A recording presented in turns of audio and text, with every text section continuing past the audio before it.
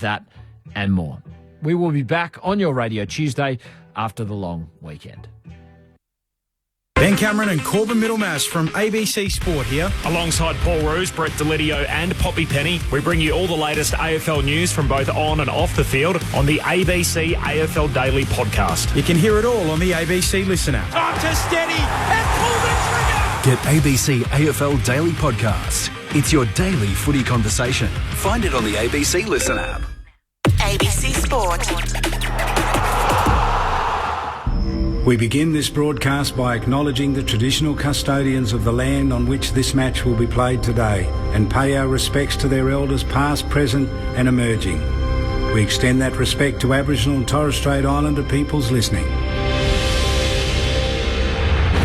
It's all on the line. Here we go. The moment of truth has arrived. What a matchup this is. What a game. The umpire holds the footy up. I wouldn't want to be anywhere else on earth. On ABC Sport, this is the AFL. Oh, there's a bit to get inside of the net. The intensity and the pressure around the ball is unbelievable. Take your moment. This is that moment of the game of footy. This is just football at its best. And that'll be it.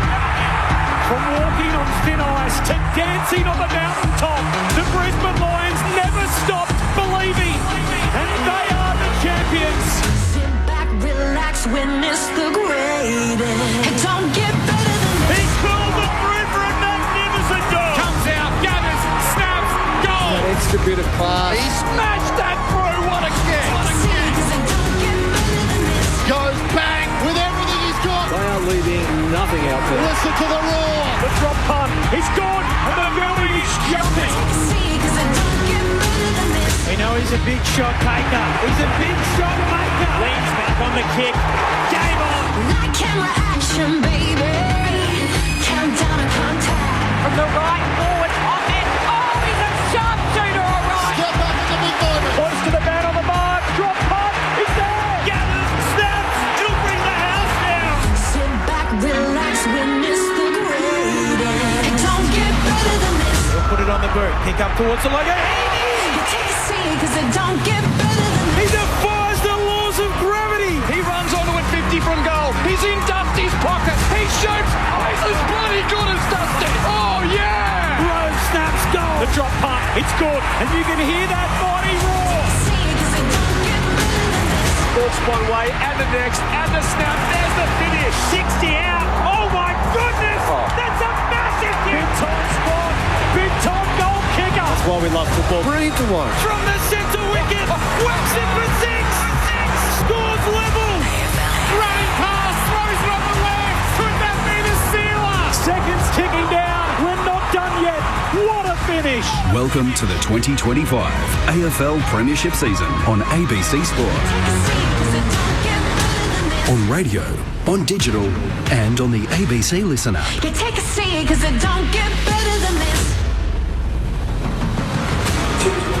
Adelaide versus Brisbane. Friday night footy in round 13. Now the top two teams alphabetically, and after 13 weeks of the season they are towards the treetops of the AFL ladder. It is second versus third, and after a lengthy and patient rebuild under Matthew Nicks, the Crows are ready to test themselves against the best, and there's no better measuring stick than taking on the reigning premiers, the Brisbane Lions, on a Friday night.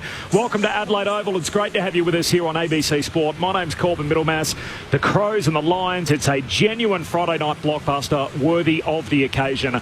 And I can tell you there is no late change. The subs are in. Brodie Smith for the Adelaide Crows, and it is Devon Robertson for the Brisbane Lions. You might be able to hear that in the background. That's right, that is rain coming off the roof of the grandstand here. It is bucketing down, a proper winter's day in Adelaide, and the rain is sweeping across the playing surface at the moment.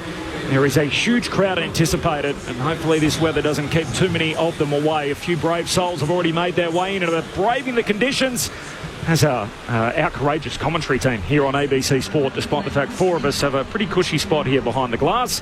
My name's Corbin Middlemass. Aaron Bryans is here to call the footy with me, the voice of South Australian footy here on ABC Sport. G'day, Az. Great to have you over, Corby. A genuine wet weather blockbuster tonight, and gee, Adelaide have had a very impressive campaign. They've been competitive in every match, tick nearly every box. The last one left is to just claim a scalp against a fellow contender. And what a better way to do it than to get the reigning premiers tonight. And for Brisbane, I'm a little bit concerned. It feels a little ominous that they're 9-2 and they're only scratching the surface of what they could possibly do. You think about this time last year, 13th at that stage, win 9 in a row, go all the way from an elimination final into a grand final. If they want to repeat their measures of last season, is there a final form still to come of Brisbane? Could they evolve to something even more threatening tonight as we go through the midway point of the season? I can't wait to see how it'll play out. It's going to be a really enticing, scrappy affair. It feels like the top 9 have separated themselves from the rest of the competition, competing for those 8 spots. Brisbane against the fellow top 9 teams, 4-1. Adelaide 1-4, the complete inverse. So can the Crows measure up this afternoon while Brisbane seemingly have saved their best for the best in the competition? We only have the best analysts here on ABC Sport, and a man who was a place getter and a Brownlow medal on a couple of occasions, all-Australian. You know his voice by now. His name is Josh Franco. G'day, Josh. Evening, everyone.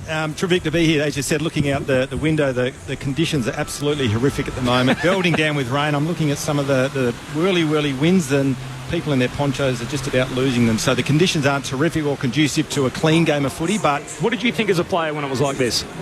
I didn't mind it. Yep. But there was a small part of me, if you're playing interstate, I remember playing at Waverley Park and it'd be 7 degrees. There was a small part of you thinking I'd rather be home in front of the heater. And we're in a pretty good vantage point at the moment. As you said, we're out of the weather. But I think the real narrative and the real story about this game is, other than the 4 points that are on the line, I think Adelaide have so much to lose and so much to gain. Ooh. They lose, the narrative changes from a top 4 side to potentially a flat track bully. And if they win, all of a sudden their stocks go up. That's a great setup from Josh Franco. Alongside him tonight in the experts chair, AFL Premiership player with Port Adelaide in 2004, NBL champion, of course, back in the day as well. So dual sport athlete and champion in both codes. So if there's a game of basketball happening somewhere, this man will be able to tell you all about it as well. In Dean Brogan. G'day, Dean. Oh, g'day. Thanks for having me. Cool. You can come anytime in Adelaide if you're going to give me an intro like that. Thank you very much. I thought big build-up, get off on the right step. I'm outnumbered tonight with the South Australians, so I thought, I'll start strong. I'm not going to lie. I'm very glad I'm sitting up here. It is horrible out there. Those 2 teams won't care. They are sitting second and third for a reason. They play anywhere, anytime. All roads go through Brisbane. They are the best team in the comp. You've got to go through Brisbane and beat them. And you're right, Josh, Adelaide, there's still question marks, isn't there? And tonight won't suit Adelaide. They're going to have to show us they can win in the wet. I mean, a few weeks ago they played the Giants here in horrible conditions, but it wasn't as bad as this. They've got a really tall forward line. We know what Brisbane can play in any condition, but there's still a lot of question marks over Adelaide. So if they can get the chocolates tonight in conditions like this, we will be talking them up as, potential prelim finalists, if not grand finalists. So cracking game of footy. Can't wait to see Brisbane live. And like you put before, Aaron, we're not talking enough about Brisbane. They're sitting second, which is scary. But yeah, glad to see them live, and both teams are pretty stacked tonight. I feel like they're a team this year that they pick and choose a little bit, Brisbane, which it depends how you look at it. Is that glass half full or is that glass half empty? That it feels like they've got so much more scope in where they can get to them. Obviously, they played their best game of 2024 on grand final day, which is clearly when you want to do it. They turned around 2 big deficits en route to make it there on grand final day. You've both played in very successful teams. Do you ever go through that as a player where you think, look, it clicks at times, but we can't do it for 4 quarters? Is there a way you can look at that somewhat and spin it as a positive as opposed to a negative? Well, I think it's a sign of a really good, talented season side, which Brisbane are currently. And as you said, obviously they won the premiership last year. They're flying under the radar. They've still got plenty of room for growth and improvement in how, and obviously shaping how the final 8 finishes. But they're just going along nicely at the moment. They're getting the job done when they need to. I think they're going to be pretty happy where they're sitting. And let's not remember, they played the grand final the year before, a couple of prelims before that. This group has been a war a lot. So they're just coasting. They know when to switch it on. They're that good they can switch it on. Now, eventually that'll catch up with them when they start to get over the hill, but they're not there yet. They've got good youth coming through. they're just the team to beat. Like now, they'll get going now. This is a big test for them tonight, and they'll know this. But round 12s to 13, 14, which we're in now, it's time to really separate yourself from the pack and grab that top 4 position. And it's going to be hard to win it outside the top 4. So Brisbane need to finish in the top 4, you would think, but they'll get going now. Inside both camps in just a moment. So Adam Kelly's going to join us, who's the footy boss with the Adelaide Crows, and likewise the footy boss at the Brisbane Lions, Danny Daly, is going to stop by. It is bucketing down, as you can hear, and as I'm sure you're just shaking your head looking at just how heavy the rain is.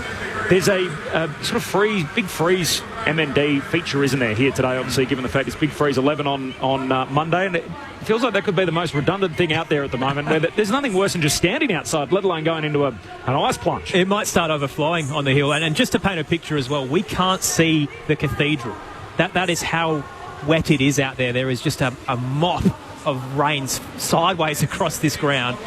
There's a couple of big name dunkers though tonight as we continue to contribute towards Fight MND as part of the big freeze this weekend. So last year they had Rory Sloane and Greg Blewett. This year they've got Mark Rasciuto, our own Ebony Marinoff, the reigning W medalist, and the great Tony Modra. So 3 of the best names you could pick out of this state on the hill tonight as part of the big freeze and taking the plunge. But she'd be cold out there, Corey. Might be nicer inside the water than it would be outside of it at the moment. The way conditions are. Just repeating, there's no late change. Friday night footy on ABC Sport. Adelaide and Brisbane, our broadcast match. We're already one game into round 13. Last night, the Hawks by 22 points over the Western Bulldogs. It's actually the heaviest defeat the Dogs have had all year. So it goes to showing their 6 losses. They have run teams close. Interestingly, their matchups against the top 8 teams, they're now 1-6, the Bulldogs, so they haven't quite measured up against the best teams in the competition. Really, the flashpoint out of last night was this moment in which Jack Ginnivan was able to run into an open goal, as called on ABC Sport. McDonald kicks up towards Ginnivan, 2-on-1. Ginnivan slaps it away from Gardner, runs onto it at half forward, takes a bounce and away he goes. Inside 50, there's no one in front of him. A third into the open goal, he shows the ball as Jack Ginnivan puts through his second of the night. And the ultimate insult into injury, streaming inside 50 with not a man inside as he shows the Bulldogs players and the fans the footy. So Brett Delidio worked with us last night. He said as part of the commentary, it's disrespecting the game. And the coach of the Western Bulldogs, Luke Beveridge, was asked about it at his post-match press conference. Here's what he had to say.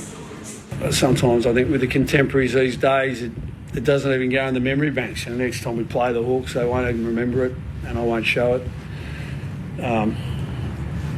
That's what he does. It's the way he rolls. That's what he does. It's the way he rolls. Dean Brogan, Josh Franco, you've both seen it. What did you think of Guinea showing the ball to his opponent as he showed him his tail lights? Look, one thing I will say is I do empathise with players, the modern footballer. We have so many restrictions on what they can and can't do. So, me personally, I don't like it. I sort of worked on a couple of provisos. Don't get personal with opposition in terms of off-field stuff if you're having a bit of a sledge. And I think showing the ball and disrespecting your opposition, personally, I don't like it. Yeah. But having said that, like Beveridge has said, that's the way he rolls. Yeah, I think Bevo summed it up pretty well. That's just how he rolls. And look, let's remember Hawthorn last year. They played their best footy when they were playing a bit like this. Now, has he gone a little bit too far with this one? Maybe, but like Bevo said, if you're going to pick out 1 or 2 players in the comp that would do that, he'd be right up on your list. So myself and Josh and I, we were brought up in a very strict Port Adelaide regime, and we would have been in some serious trouble if we'd have done that nowadays. So I know where Josh is coming from there, but I'm with Josh. The modern player now, we like to see them express themselves. He might have gone a little bit too far, but look, Bevo summed it up. But they'll move on. He's not going to show it again. They've got bigger things to worry about than what Ginnivan's, flashing the ball on the player.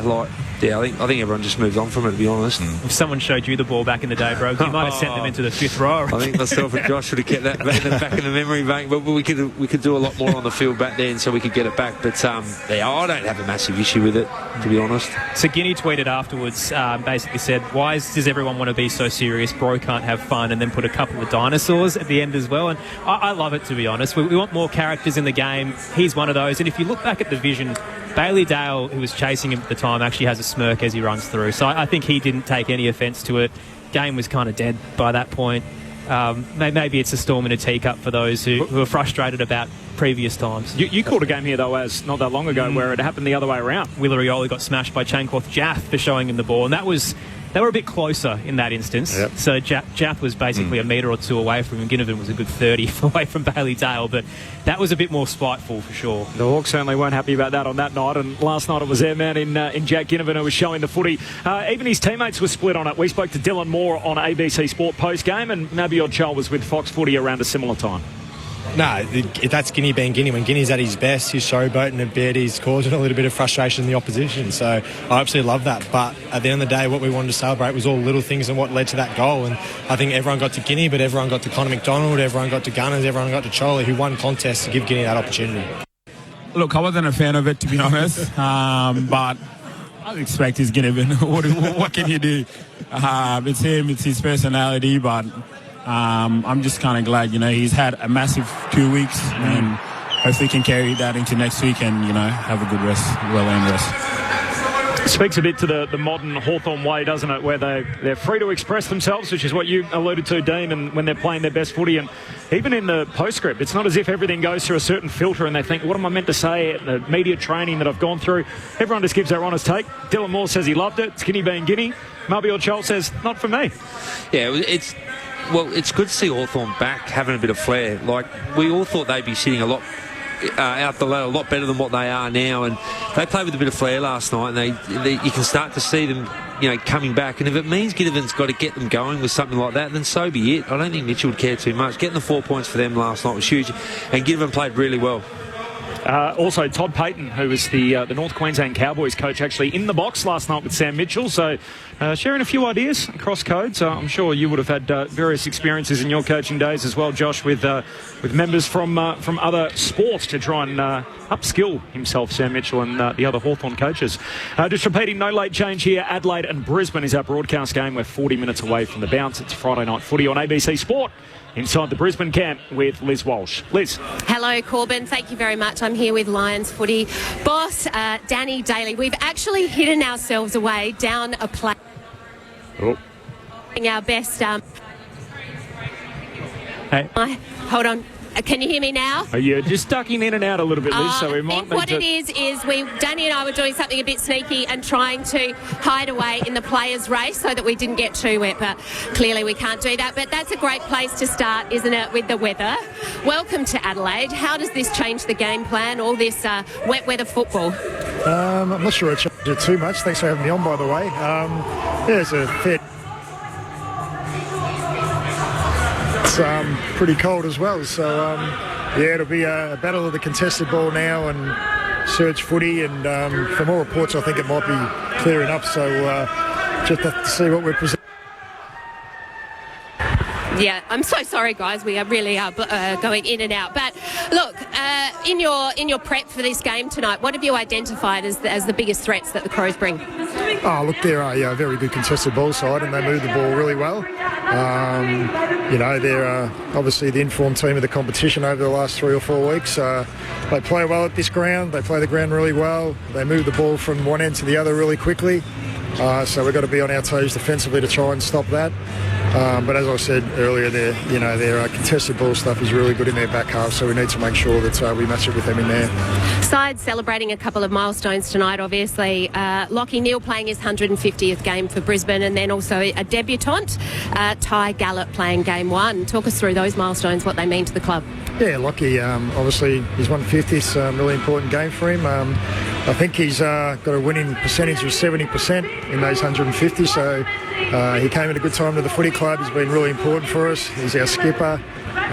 Obviously he's well decorated, we all know that, so I think these conditions will help him as well tonight, so hopefully we can get the job done for him. And yeah, young Ty Gallop is an academy boy from the sunny coast.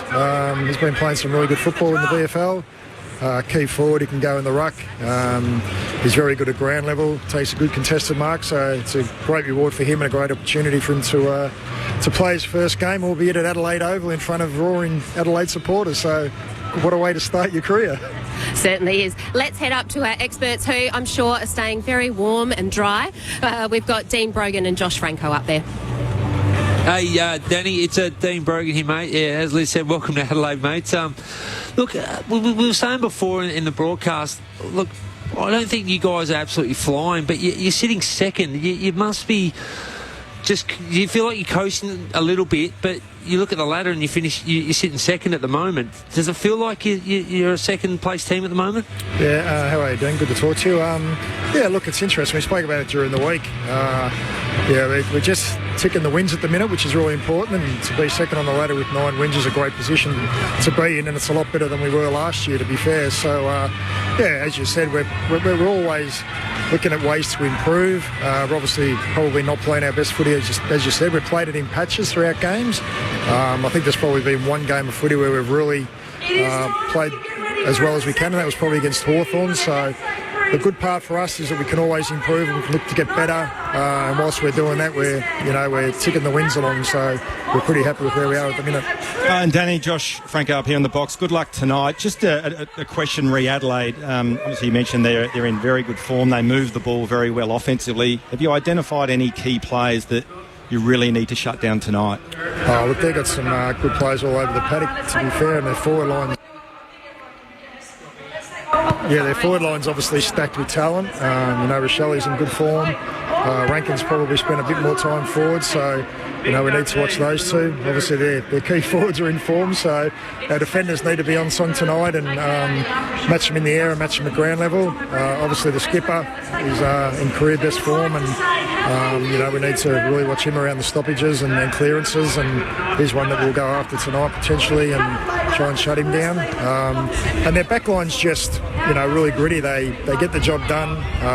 Keen's obviously become a really important intercept player for them. So we need to make sure our forwards bring a contest to every contest down there and get the ball to ground and don't allow them to mock the ball and move the ball from their back half from those intercept marks. So I've probably given you about 6 plays there that we need to look after, but that's just the reality of how well they're going, to be fair. Danny Daly, the footy boss of the Brisbane Lions, the reigning premiers, with us on ABC Sport. Danny, it's Corbin Middlemass here. Your CEO in Greg Swan is obviously departing at the end of July to go and join the AFL and head office. That has been sort of universally praised. I think the appointment by the footy world this week. You've got a new CEO coming in Sam Graham, so all the best to him. How does the change of CEO disrupt a football department in season? Oh, look, I don't think it'll disrupt us too much. Swanee generally lets me and Fags take control of the footy department and do what we do, and we've been doing that for a few years now. We're both quite experienced and been around footy a long time, so Swanee's more there as support for us and an ear if we need it. He generally doesn't get down to the footy department too much. He's done an unbelievable job in the admin area and getting the club out of debt and the new facility at Victoria Park. So, it'll be a pretty seamless change with Sammy coming in, and he'll be the same. He'll just worry about the business side of things and let myself and Fags run the footy department as we've done and just be there as support for us. When you guys won the flag last year, there were 2 men that people were talking about saying, hey, they don't get enough credit. One of them was your good self. They said Danny Daly does a lot behind the scenes and needs more credit. The other one was Murray Davis. Of course, he's now in the opposition camp with the Adelaide Crows. What are you worried about that Murray knows perhaps tonight about your team that will have an impact? Oh, well, he knows a lot. He was with us for 13 years, so he knows all the ins and outs of our players and our game plan. But, everyone knows how we play the game, so there's no secrets there. But I'm sure he'll be able to identify a few little, maybe strengths and weaknesses of certain players that he might have brought to the fore this week. But, he's a fantastic assistant coach for our footy club, and he's doing a good job at Adelaide. So I think the more they talk about us, the probably less they worry about themselves. So hopefully we can just go out there and do what we do and do it well. It's pretty dewy in southeast Queensland, and so you play a lot of sort of slippery games. Does that help you in the wet weather as well? I think it will. We do get a lot of dew up in Queensland, albeit that it's probably about 15 degrees warmer, but I think that'll help us tonight. This ground's a bit dewy at the minute, and the ball will roll on the ground and come off the packs and rolls, so I think that'll help our guys. We, as you said, play a lot of night games at the Gabba, and it gets very dewy, so we're used to those conditions. Thanks for hanging about in the rain for us. Go and get dry before the start. Appreciate your time, Danny. No worries, guys. Have a good call, and thanks for having me on. Danny Daly, the footy boss with the reigning champs, the Brisbane Lions, with us here on ABC Sport. Friday night footy. Corbin Middlemass, Aaron Bryans, Dean Brogan, Josh Franco and Liz Walsh, who's Going to earn her paycheck tonight. That is a hell of an effort. It is freezing cold and has been pouring with rain throughout the pre-game. We're probably, half an hour or so away from the opening bounce. Just repeating, there's no late change. Brodie Smith is the sub for the Crows, and for the Brisbane Lions, it is Devon Robertson. Did you ever have scenarios, I'm sure you would have in your playing career, lads, and Josh obviously as a coach, where someone has come in from a very successful team the year before, and what advantage that actually gives you? So Murray Davis is obviously the guy we speak of here, who's now the coaching director with the Crows, having previously been an integral part of Chris Fagan's staff. Does it give you 5%, 10%? Do you get much out of it? Look, I reckon it's hard to put a figure on. Yeah. I would say, and we heard Danny talk about, everyone knows how Brisbane plays. I think there's that many assistant coaches with that much knowledge of the game and opposition that there's no secrets in how sides play. So I don't think you get really any advantage from that perspective. Probably what you do from a Davis coming into Adelaide is just setting up the off-field stuff, which I guess replicates or looks similar to what the successful sides have done, whether that's, decreasing meetings, streamlining things during the week so that you get best bang for buck. But I don't think on-field stuff you get a huge amount of reward for. It's a good point, Josh. Yeah. It'd be more of a help for Matty Nix and a sounding board, because one thing Adelaide have lacked is someone senior in that department in Matty Nix's tenure. They've gone out and got Murray Davis, who's been at Brisbane for 13 years, so he's seen it all, won a flag. To have someone like that come in, that footy IP come into your footy department, that's a huge win, and that will just trickle down to the playing group, and that's where I think his value is second to none. And he might have tinkered with a little bit of ball movement stuff, the way Brisbane moved, but the sounding board for Matthew Nix, when the whips are cracking through the week, I think is invaluable. And most clubs, the good clubs, they always have someone in the background, just being a sounding board for the senior coach. Can I just say one thing there? And this sounds really cynical, so hopefully I can articulate myself well here. How much would a senior coach on average get? 500-600 grand? Would that be fair to say, a senior coach at an AFL club? Probably a bit more. Upwards of. Upwards up. So what I don't understand is why you appoint a senior coach on that sort of money and then have to pay someone to come in and babysit him. Mm-hmm. So what you mean is in a coaching director? So get Murray Davis to coach the side. Yep. Yeah. Is it just a fancy title? Is that the... Yeah, possibly. Yeah. But you would have known this from your time at Sydney and Gold Coast, that the head coach has so many different responsibilities and barely has any free time to talk to the players sometimes, because they've got to go to this meeting and this person. And if you bring in someone like Murray Davis who can just alleviate some of those requirements. Absolutely. There's definitely merit in that. But I'm thinking someone to come in to help and babysit a senior coach when the senior coach is on really good money, and obviously the interview process they go through is extensive. But to get someone to come in to babysit and mentor him, I sort of scratch my head a little bit. Yeah, it's in terms of wasted resources. It's a good point you bring up. But when you've got inexperienced assistants around you, which is what Matty Nix had when they lost the guy who went back to Geelong, James Riley. James Riley. There was a senior figure gone, and. Look, I look at footy departments are like businesses. You've got a CEO, you've got a CFO, you've got a manager, you've got lots of managers underneath. And obviously, Matty Nix is the CEO of the footy department in terms of, the buck stops with the coach. But I feel it's such a massive job. They've got conversations they need to have with someone on their level. I believe they do. And, my time at the Giants, being around Leon Cameron in the coaching box, you were at the Swans at the time. Yeah. Leon didn't have that, and he not lost his mind, but there was frustration on coaching day just to grab him and say, what do you think about this? What do you think about that? He just didn't have that because we're all inexperienced coaches. I just think for success, you do need a senior figure behind you. Now, I wouldn't say it's babysitting. It's more a sounding block, and have you thought about this? And you've gone too hard there. We don't need that meeting anymore. Have you thought about that? And I think Matty Nix will respect that more than someone who's been in the assistant game for 1 or 2 years. I think that model works. And when you've got lots of money, then why not spend it? Yeah. And you may as well purchase your advantage and spend the luxury tax. It is an interesting point, and it is one surely that only works if Matthew Nix is on board with it, because rather than thinking, hang on, is this guy sort of hovering over my shoulder, or like you said, you're somehow feeling like you're answerable to someone else in a way where you're thinking, I'm here to coach the team, and now all of a sudden there's a more senior figure. Just to answer your query, by the way, so average pay for senior coaches in 2024 was $750,000 $150,000. So that's the average salary for a senior coach. The average wage for an assistant coach is $183,000. So it's a fair drop-off from $750,000 to $183,000, the average for an assistant. What was that's fair. What was Murray Davis's role at Brisbane? Was he an assistant coach? He was just a senior assistant. So does Fagan have someone that oversees him and helps? It's a great question. I don't think so. I think Danny Daly is gone from being just an assistant to the footy boss and sort of an EGM role. Yeah. So I guess that's my point. They would work super closely together, those two. Yeah. Anyway. The comparison that I used last year with the Crows at that point, when they didn't have a head of football in 2024, was Carlton. So when you looked at Carlton, they had coaching and performance manager, who's essentially the Murray Davis role, a senior assistant coach, and then all of their line coaches and a trickle of development as well. In comparison, the Crows had about 6 on their staff. So Carlton had nearly 10 to 12 compared to the Crows, who had 6. And sometimes it's too many voices and sometimes it's not enough. But the noise out of Westlakes was that Matthew Nicks was asking for help, that he needed more surrounding him. Yeah. Friday night footy on ABC Sport. Josh Franco and Dean Brogan, your analysts tonight on ABC Sport. Liz Walsh is on the boundary. Corbin Middlemass and Aaron Bryans to call the footy. Just repeating, there's no late change on a wet and wintry night, a cool night in Adelaide. Brodie Smith is the sub for the home team and Devon Robertson is the sub for Brisbane. Let's go inside the Adelaide camp. Liz Walsh is down there. Liz. Thank you, Corbin. I'm down here with the Crows head of football, Adam Kelly. Adam, a really big game tonight, playing obviously the reigning premiers. They're sitting above you on the ladder, and yet their coach, Chris Fagan, this week called them the underdogs. How does that sit with the Crows camp?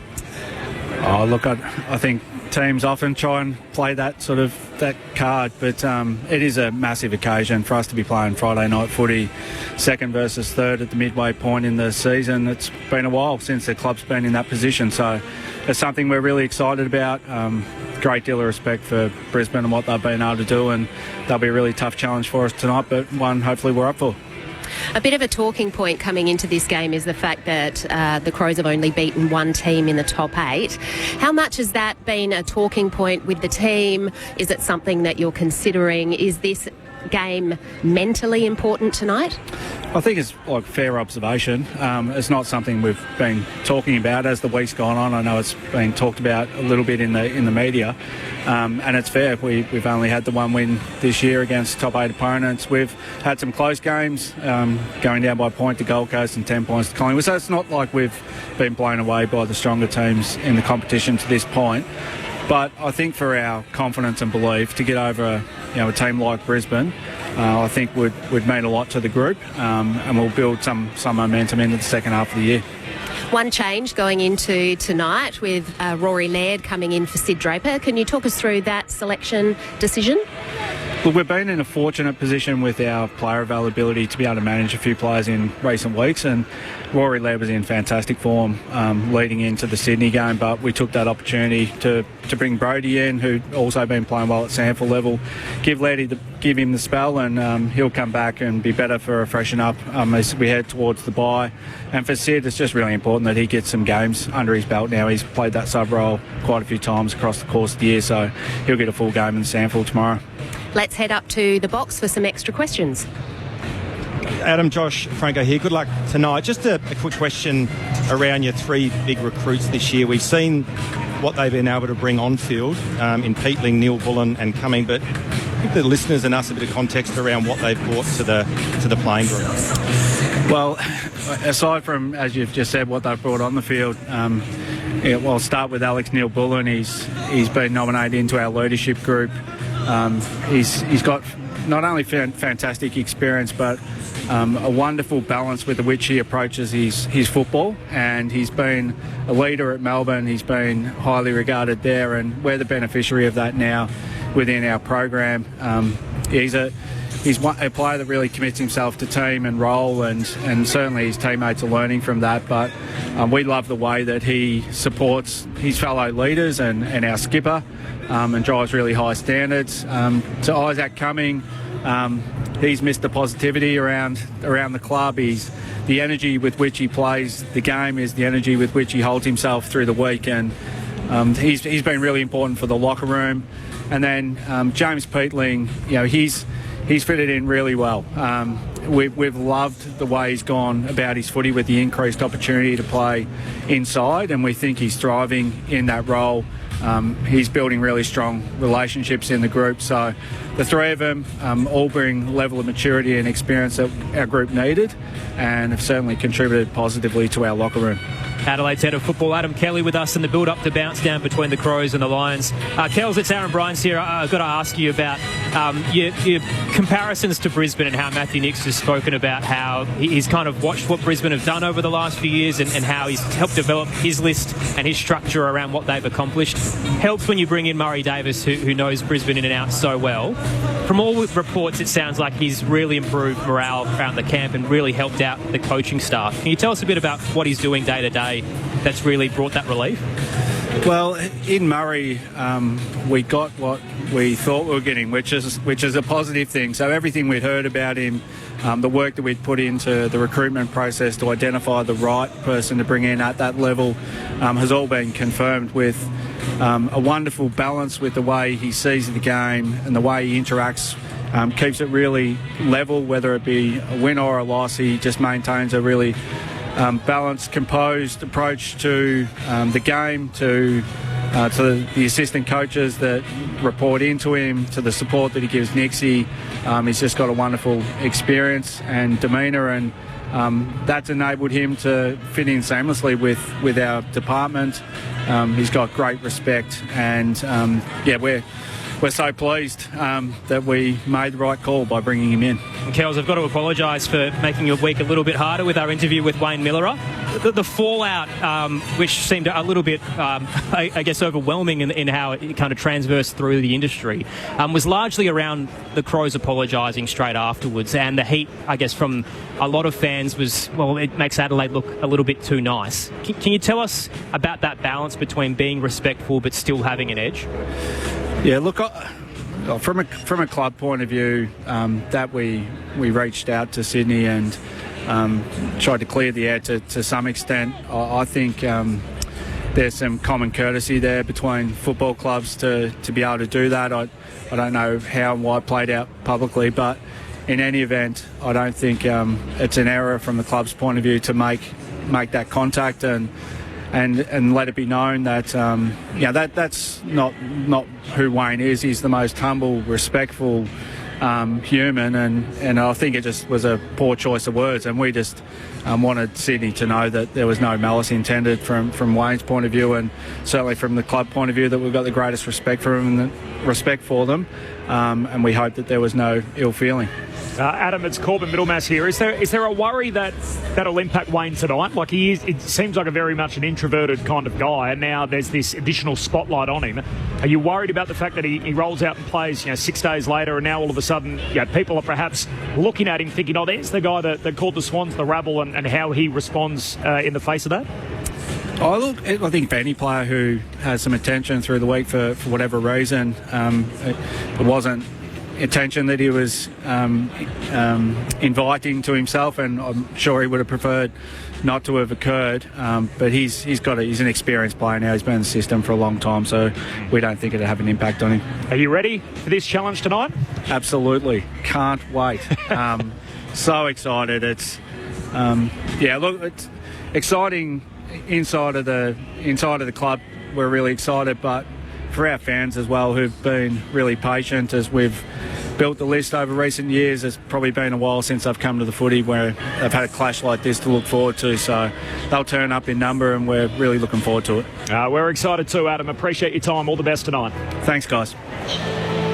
Adam Kelly, the footy boss with the Adelaide Crows, downstairs with Liz Walsh. This is Friday Night Footy on ABC Sport. It sets it up beautifully. Is it overstating it to say that now in year 7, this is the biggest game in Matthew Nicks's reign as senior coach? Do you subscribe to that, Josh? Absolutely, I do. I think it is. And as we said in the opener, I think it's a game that could potentially define Adelaide's season.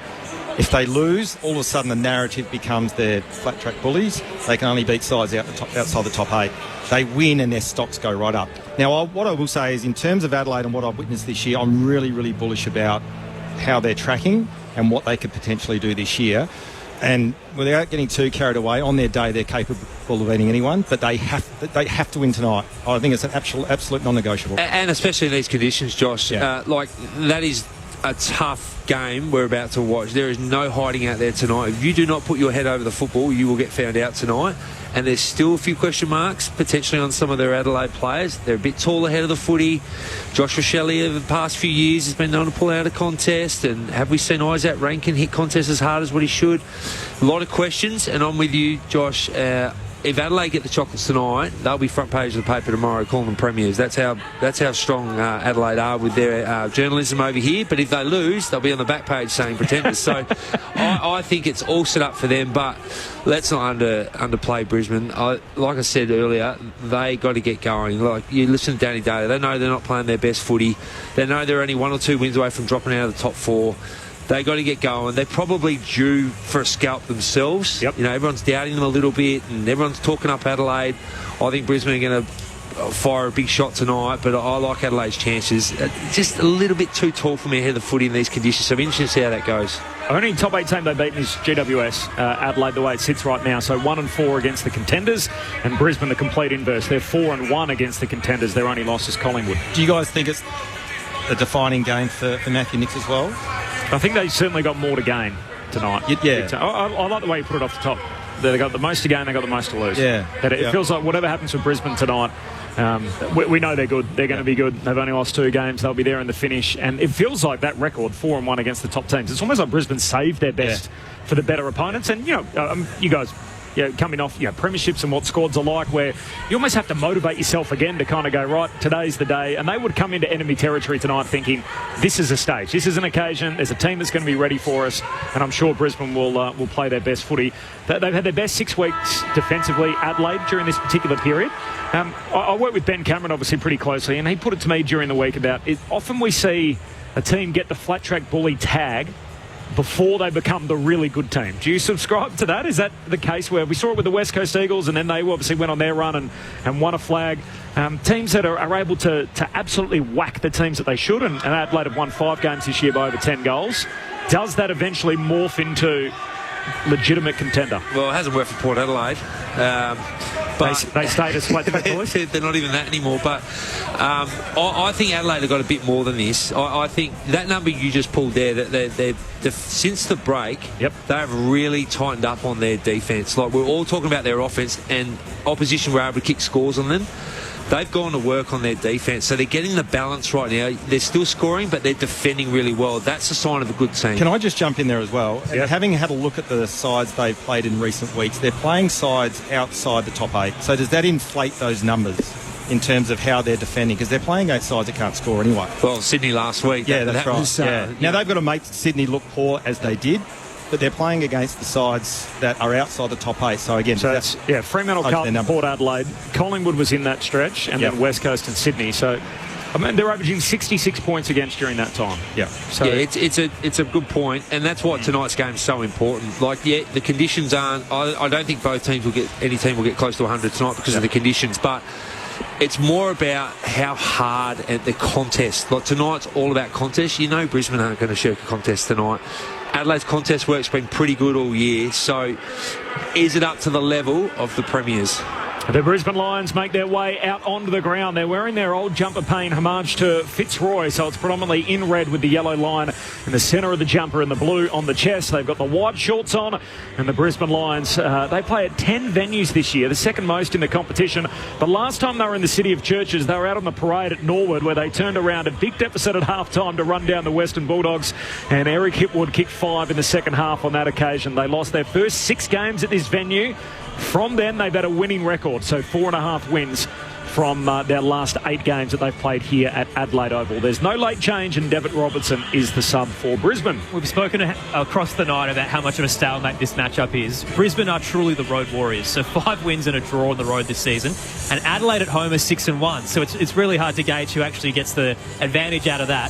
But when we talk about peaking too early, Josh, 6 of the last 9 premiers have been in the top 4 at this stage of the season, so you don't want to leave it too late to make your run. I know Brisbane did that last year from 13th, won 9 in a row and got to an elimination final all the way to a granny. But history says you want to be around the mark right now, and both these sides are second and third and sitting right in the conversation. Absolutely. No, yeah, absolutely spot on, Aaron. And I think also, too, when you look at the conditions, we spoke to Danny Daly earlier, I think the conditions will favour Brisbane. And having lived up in the Gold Coast and have done a pre-season or multiple pre-seasons up there with the Gold Coast Suns, you're almost training in wet weather conditions every week, and I think it's hard to flick the switch. We've hardly had any rain here in Adelaide until today. We've had a few showers in previous weeks, but these players would have trained in dry conditions. So is it hard or is it easy, Rose, you can probably join in this as well, to just flick the switch and change the way you want to play based on the conditions? No, it's not, and that's what separates Brisbane from the pack, because it's a real thing what you just spoke about. And I've played many a game up on Brisbane on a night game, and it's like a wet game. They play in that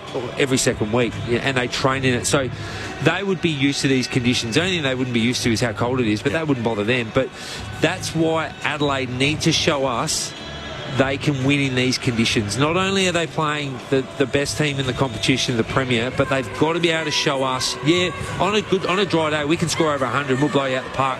But on a really crappy day like it is tonight, we can roll up the sleeves and get to work. That's what we really want to see from an Adelaide point of view. And like we said, Brisbane, you know what you're going to get from them tonight. Well, the other thing is, well, without getting too carried away, are Adelaide capable of winning the Premiership? If they get there. What's your answer to that? I think they are. Okay. That's how bullish I am with them. But again, they've got to get the chocolates tonight. I'll answer that in about 3 hours. Come on, don't sit on the Can't wait. It's a genuine blockbuster. It is Friday night footy right here on ABC Sport. The full preview next, the Crows and the Lions. The ABC Listen app has it all. The British and Irish Lions Tour of Australia, Wimbledon, the World Test Championship, and West Indies versus Australia. Oh, and did I mention we're doing the footy every weekend? ABC Sport on the ABC Listen app. ABC Sport. On ABC Sport. You're listening to the 2025 AFL Premiership season. Don't get better than this. Footy's biggest weekly stage, Friday night footy. Pulls the trigger on goal and goes bang! Lightning stuff! Unbelievable! Oh, he makes the impossible look easy! Snaps across the body and the party continues. In front of Elliott! Jamie Elliott! He launched into the night sky! Sit back, relax, witness the greatest. Don't get better than this. This is the 2025 AFL Premiership season on ABC Sport, on radio, on digital, and on the ABC Listen app. You take a seat, cause it don't get better than this. It's not often we get two non-Victorian teams on a Friday night, and yet nobody is complaining from the heartland of footy right across our great continent. It is Adelaide and the Brisbane Lions, a legitimate blockbuster under the Friday night lights, and they are on here in the city of churches. We can see the cathedral for now, and we couldn't earlier given the heavy rain and the huge shower that swept through Adelaide Oval. It is still raining, it is still cold, a proper wintry night for a blockbuster encounter. The Adelaide Crows and the Brisbane Lions, Friday night footy on ABC Sport. Great to have you with us. My name's Corbin Middlemass. Alongside me is Aaron Bryans for the call, and our expert pair in Dean Brogan and Josh Franco to take you through it. Liz Walsh is on the boundary. Just repeating, there's no late change. Brody Smith is the sub for the Adelaide Crows, and Devon Robertson is the sub for the Brisbane Lions. There's a couple of milestones. They both come in the visitors' camp. Lockie Neal, the boy from Kaiby Bowlight here in regional South Australia, who's obviously represented the Dockers 135 times and then built one of the best resumes in the game. Plays game number 150 for the Brisbane Lions. He's the 35th man in the club's history to get there. And at the other end of his career, Ty Gallop, who's going to wear jumper number 22, a 19-year-old 195-centimetre key forward, is making his debut tonight. Considered a draft bolter. He's an academy prospect out of Maroochydore. Pick 42 in the national draft. The Lions matching a bid from Geelong. So we know how high we hold the recruiters from the Cats. They had their eyes on him too, and the Brisbane Lions were making sure that he wasn't going to leave the state. All is in readiness. Both teams are out on the ground conducting their preliminary warm-up.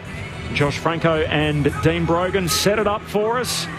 For our audience that have just joined us, what are we in for tonight in Adelaide? Oh, we're in for a slogfest. That's what we're in for.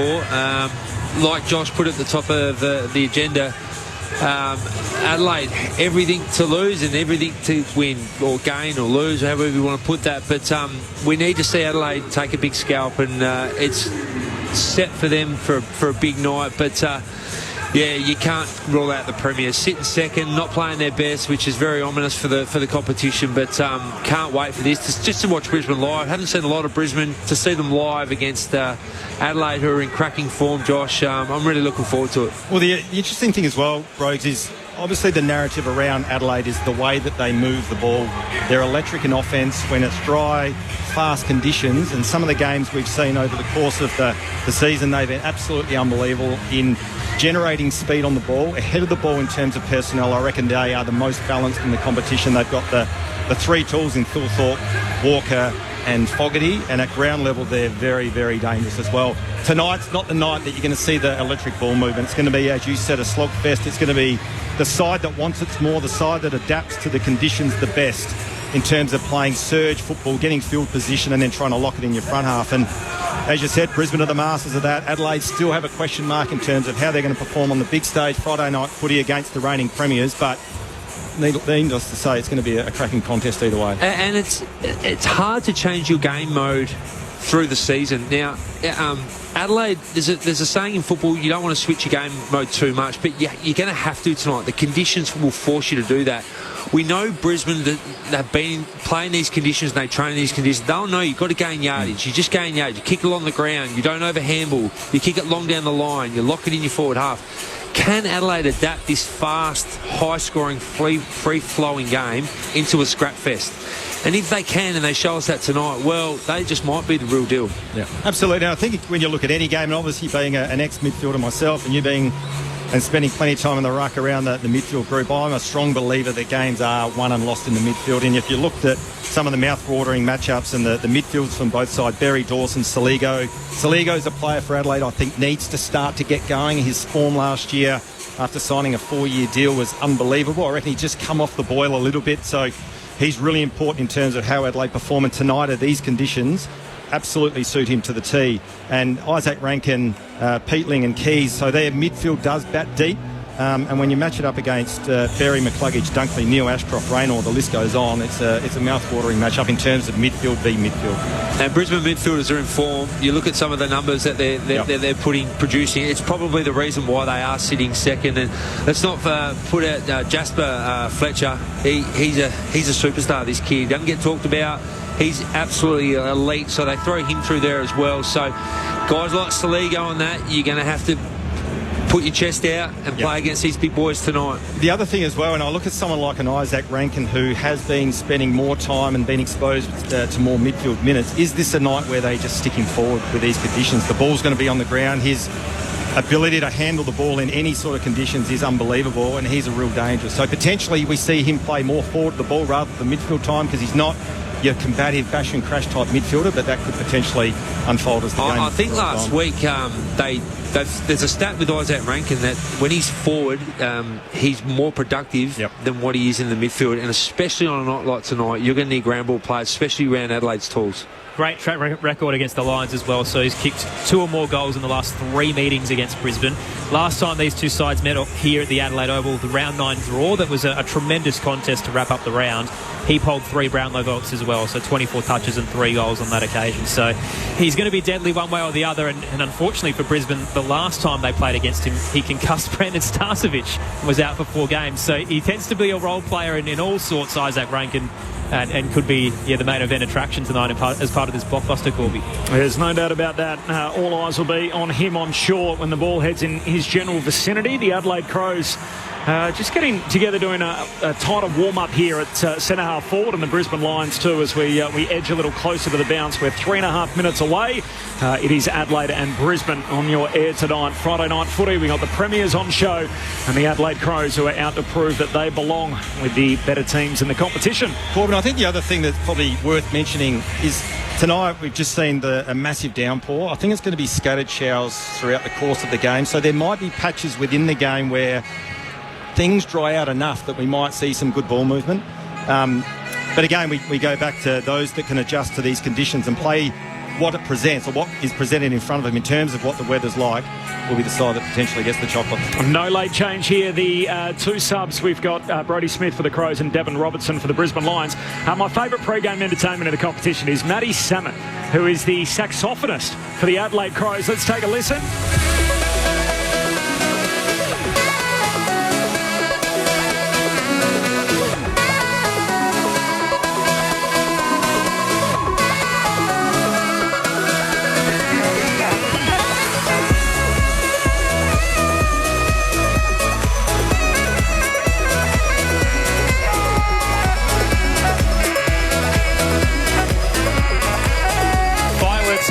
of his saxophone, Corby.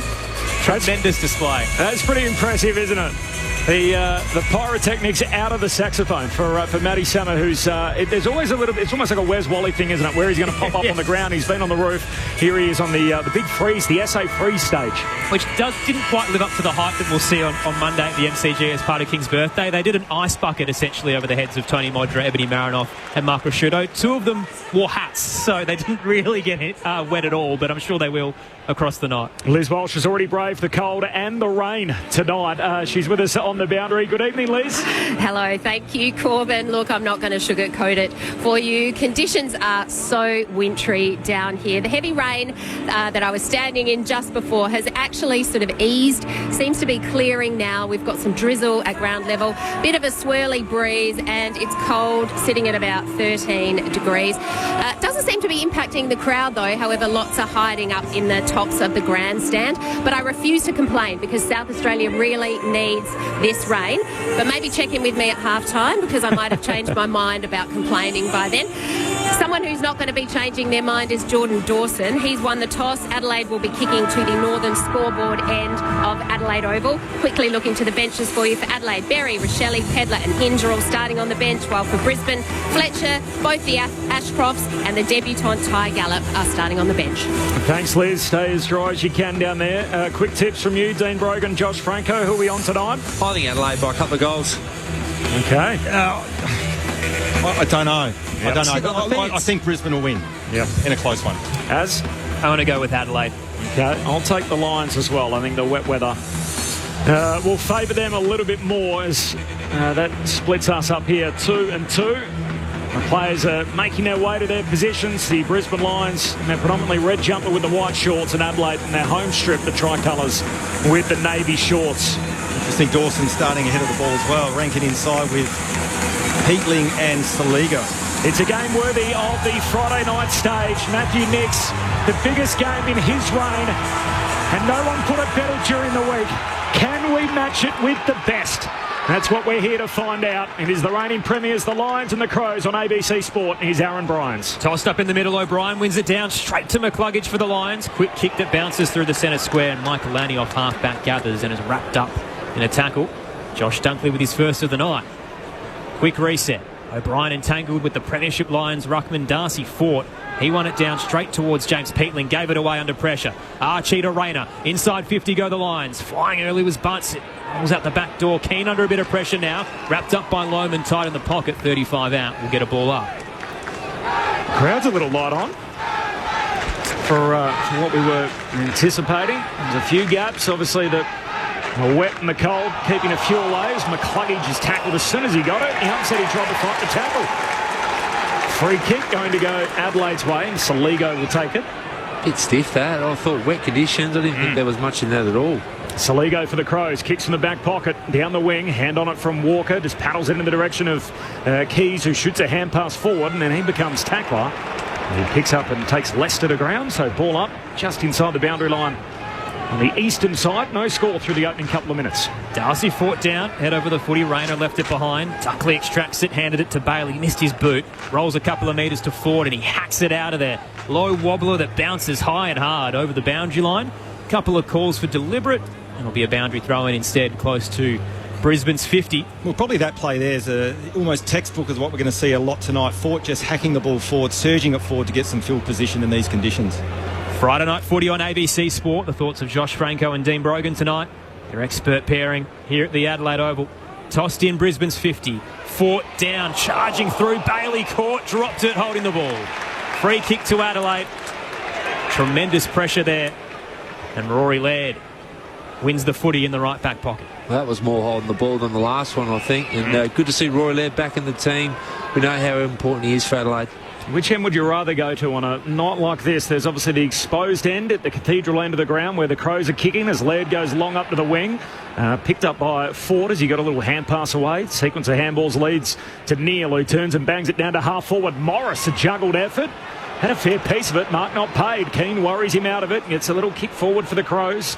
Here's Wilmot, intercepts, tackled immediately. And a ball up. Is there an end of the ground which you'd rather go to? Well, looking at the flags above the scoreboard, they're going across the ground, but I'd imagine kicking to the north. the way that Adelaide are kicking tonight is definitely the scoring end. One down by O'Brien, but charging through Bailey, then runs straight into Miller. And Miller says, come here, as he locks him up at centre-half back, wins it back for the Crows. 3 minutes in, no score. Plenty of headlines this week for Wayne Miller. That looks to be lively early. Beautiful kick up towards Walker, who drops down with the slips catch on one knee, pops up, spots Thilthorpe, and hits him lace out. Tight in the pocket, 40 from home. Well, I tell you what, Taylor Walker, he's known for his beautiful field kicking. That was on his opposite foot and dropped it in a bin, just to the advantage of Thilthorpe. Taylor Walker, is there anything he can't do by foot? He's amazing in front of goal. His ability to hit the scoreboard, but his field kicking is just as impressive as his goal kicking. The two bigs combining early on a wet night. Possibly some good signs for the Crows. Riley Thilthorpe comes in. 27 goals, 15 this year. He gets close to the man on the mark, starts it right and can't work it back. And a minus score for the Crows to get us underway here at the Adelaide Oval. We're currently 3 minutes in. It's Friday Night Footy on ABC Sport. Oh, that's a shocker from Zorko as he turns it over from the kick in. Picked up by Curtin, sells the dummy, shoots but misses. He got away with one there, Dane Zorko. Really lazy with his kick out. And Curtin should have done a bit better there. Could have ran a little bit more, but got away with one then, Dane Zorko. 2 behinds for the Crows. The Lions yet to score. 4 minutes travelled opening term. Friday Night Footy on ABC Sport. Wilmot plays on from the defensive goal square, sends it up to the broadcast wing. They converge on the drop. Fist comes in from O'Brien. Front and square, Peatling Colin. High tackle, free kick against Josh Dunkley, who lets him know all about it. It was Dane Zorko, the offender. Gets stuck into Peatling, who thought maybe he raised a shoulder. Absolutely he did. And he's lucky there, Peatling. I'll take the free kick. Adelaide inside 50 off Peatling's kick. Thilthorpe had 2 to beat. Brushed off Payne, but charging late was Andrews, and he knocks it over the boundary line. Left forward pocket, 20 out for the Crows, who are up by 2 points. Friday Night Footy on ABC Sport. Throughout the 9, 0437 774 774, the SMS number. 0437 774 774. Forward 50 stoppage for the Crows. O'Brien wins it down. Neal tackled and ripped into the ground by Peatling, and the ump says that's a dumping tackle. It definitely was. I thought his head hit the ground as well. I'd like to see the replay of that. It was just unnecessary. Just mark that one down. So overtly aggressive. Yeah, 5 minute mark. Peatling on Neal. And that heavy tackle. Oh, yeah. Grabbed his head immediately too, Lockie Neal. I'm just watching the doctor for Brisbane. They're already looking at that. And that is the action we thought we'd got out of the game, and that's basically why the crackdowns happened. And that MRO, as the kick from Neal comes wide, it's broken up and knocked out of play. So we'll have a boundary throw in as led. It's the applause from his teammates. So boundary throw in just forward of the wing for the Crows. And I've just been watching Peatling. It looks like he does have the job on Lockie Neal. At every single stoppage, he's gone to him quite aggressively. And as we said, he was involved in that aggressive tackle on Neal on that occasion. Big job on the man who holds the records for the most disposals in a game here. 46 for Lockie Neal against Melbourne 4 years ago. Boundary throw in. Here is the 2-time Brownlow medalist. He gives it off to Harris Andrews. Kick up forward through centre wing. 4-on-4 awaits there. It hits the deck. Butts gathers for the Crows. Hands it to Kern. Loopy one over the top to Laird. Dangerous ball off to Berry. Brushes off Will Ashcroft. Rolls a kick through the logo and over the boundary line just forward of centre wing. Might be a free kick here as Shelley combining with Berry. The line tucked a shoulder in. I reckon Adelaide just a little bit guilty of over-handballing on that occasion. Just the one too many caused the turnover, but again, in these conditions, surge the ball, get some field position. Rochelle dropped him in a tackle without the ball, but no free kick. Tossed in once again on the broadcast wing. Fort wins it down. Will Ashcroft away to Berry. He gives it to Zorko, who's pushed off his kick as it goes tumbling down the wing. And there's a contest further afield, and the ump says, I'll have it after the heavy tackle laid by Mitch Hinge. Locks up Lohman. He saw Zorko after that. He got crunched as he kicked that ball. He's really sore. Cold, wet night in Adelaide. The Crows with the first 2 scores, both behinds. And again, we're going nowhere fast. Another ball up. This could be a record for stoppages. It could be. Already 12 for the game. It could be. A lot of numbers around the footy as well. Up it goes. O'Brien swats it down. He's led. Tumbles a kick down the wing. Clean pick up from Neil Bullen. Hand pass over his shoulder. Keys got it. Tackled. Hand pass away to Fogarty. He gives it further wide to Neil Bullen. Trying to get back onto his right side. Kicks inside the forward arc. Good vision. And finds Berry, who takes the mark right on the 50 left half forward. Tell you what, I've set it up here numerous times throughout games. You marvel at the hands of these guys. That handball from Neil Bullen. Couldn't see anyone. Just had that sixth sense that he had support. Berry runs out to his right looking for the extra metres. It's a good decision. He's got the trip, but it's wide left. So first 3 scores, all behinds, all to the Crows. 8 minutes in. Adelaide 3 behinds. Brisbane yet to score. David in Launceston, topical this week. Bloody hell, it's raining at the footy and the stadium doesn't have a roof. A bit of a sore point at the moment for a few of our Apple Islanders. The Lions have moved the ball to the eastern side. Charlie Cameron to Cam Rayner. Thumping ball through the logo. Up towards the Bashir stand. Too long in the end for the two Crows waiting for it. So Brisbane will pounce. Gathered by Bailey. Arches the back towards the 50. Low dart towards Archie. Knocked away from him. Bailey gets a second bite. Gathers. Gives it off to Ashcroft. Tight in the pocket. Rolls it towards goal. And Curtin sitting back as the goalkeeper to knock it through. Minor score. Brisbane on the board. 3 points to 1. Adelaide's lead. 8 minutes in. Just looking behind the ball, it looks like Archie a little bit slow to get up to the ground. It must have been bit of high contact on that occasion, but we'll keep an eye on him. Hinge with the kick-out duties against his old team. Sends it to half-back, and Saligo takes a sharp mark and immediately moves it. Kicks back inboard, trying to link up with Philthorpe. Didn't see it coming. Brisbane win it back. Here's Fletcher, who's tackled straight away, and Taylor Walker makes him feel it as he drives him into the ground. Oh, just that kick there by Saligo. He's trying to hit a 50-50 in these conditions. Just kick it long down the line and gain yardage. You get the ball inside your 50.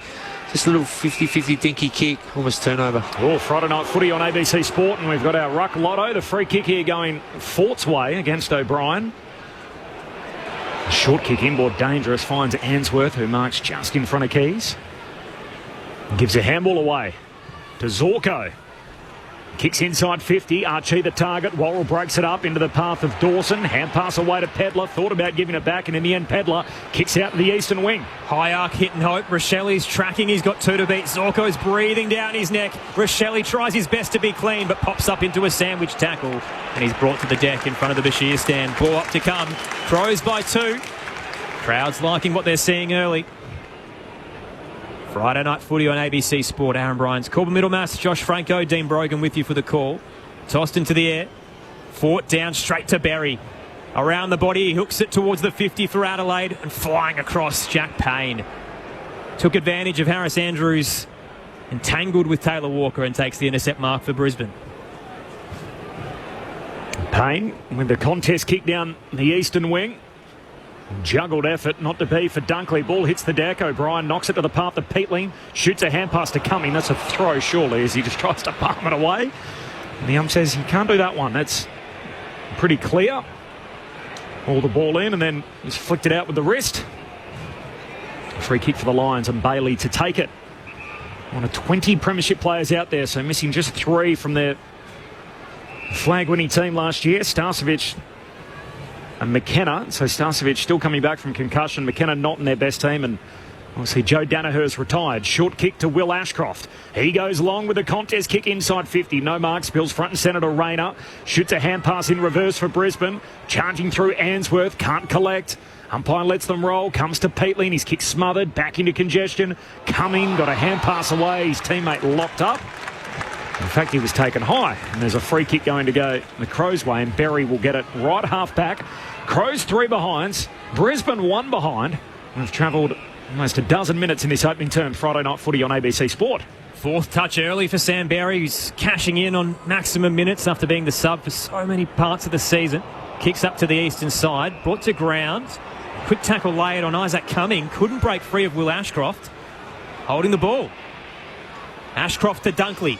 Inside 50, looks for the left forward pocket. Fist comes in from Butts. Spilled down. Gallop hands it off towards Archie. A rolling footy from 15 out. Cameron keeps it in on the behind line. Beautiful back slap to Levi Ashcroft. Loman's bowled over, possibly front on contact. The umpire kicks the whistle away, and the ball was escorted over the boundary line in the right forward pocket. Gee, that was smart footy from Charlie Cameron. I think both teams are feeling themselves out at the moment. They don't know if it's dry or it's wet, and commentating the game, it looks dry, but obviously at ground level it's really wet. But both teams just are up for the contest. There's a bit of spice in the game. Very even contest at the moment. That save was clean from Charlie Cameron as well. Always remaining dangerous as he reels it back in on the behind line. So whatever happened thereafter will stand, and that means we've got a boundary throw in deep forward for the Lions. I think I might have a blood rule. Okay. With a pause in play. I think the pause might be for the arc. A little score review. Back underway now. Right forward pocket for Brisbane. Kicking to the Riverbank stand end. Spills to Archie. Tries to throw his boot at it unsuccessfully. Will Ashcroft goes and gets it. Pack forms around him now, and the umpire says, I'll have it again. So another ball up, right forward pocket for the Brisbane Lions. 3 behinds to 1 behind. Crows by 2. 13 minutes into this ball game on a Friday night. It's the arm wrestle we expected it to be. Fought down to a surging Rayner. Quick kick off a step. Under pressure. Through for a minor score on the right-hand side. 3 behinds the Crows. 2 to Brisbane now. 13 played in the opening term. It's Friday night footy on ABC Sport. Worrell with the kick-out duties. Runs to his left, drives it long to the wing, and Fort had a fair piece of it. Broken up on his way down. Collected by Peatling. Does a full 360 and then turns and kicks his way out of it to Curtin. Defensive side of the wing. The high pick from a couple of years ago. Slams it into Levi Ashcroft on the mark. He keeps it alive for Brisbane as he wins possession. Hand pass to his mate Fletcher. Floats a kick down the wing. Puts it out on the full. Well, I tell you what, it's not pretty footy at the moment, is it? As we expected coming into this contest, it's wet, it's slippery. Skill level has dropped, but it's just a dour contest at the moment. Laird takes the free. Crows by 1, 14 minutes in. Kick flirting with the boundary line. Sitting underneath it was Fletcher and cleaned up for his trouble by Fogarty. Ball knocked over the line. Will be tossed back into play. Rory Laird with 5 touches already on return after being managed last week. The 31-year-old.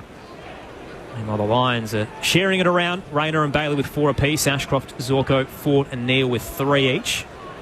Tossed in, Adelaide by a point. Thilthorpe down looking for Rankin. He left it behind. Neal puts his head over the footy and turns straight into a Dawson tackle.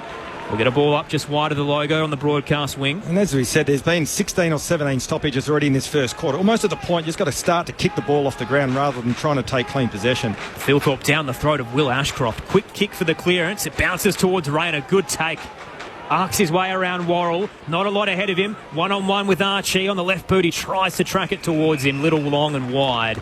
And Hinge cuts it off and knocks it over the boundary line. Just inside the 50 for Brisbane, who are down a point at the 14-minute mark.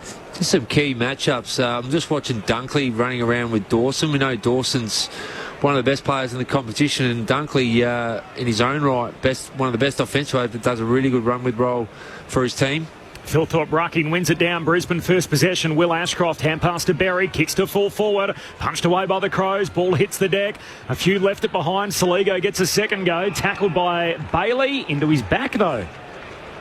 And a free kick for Saligo. Will get up and kick wide. Finds Worrell left half back.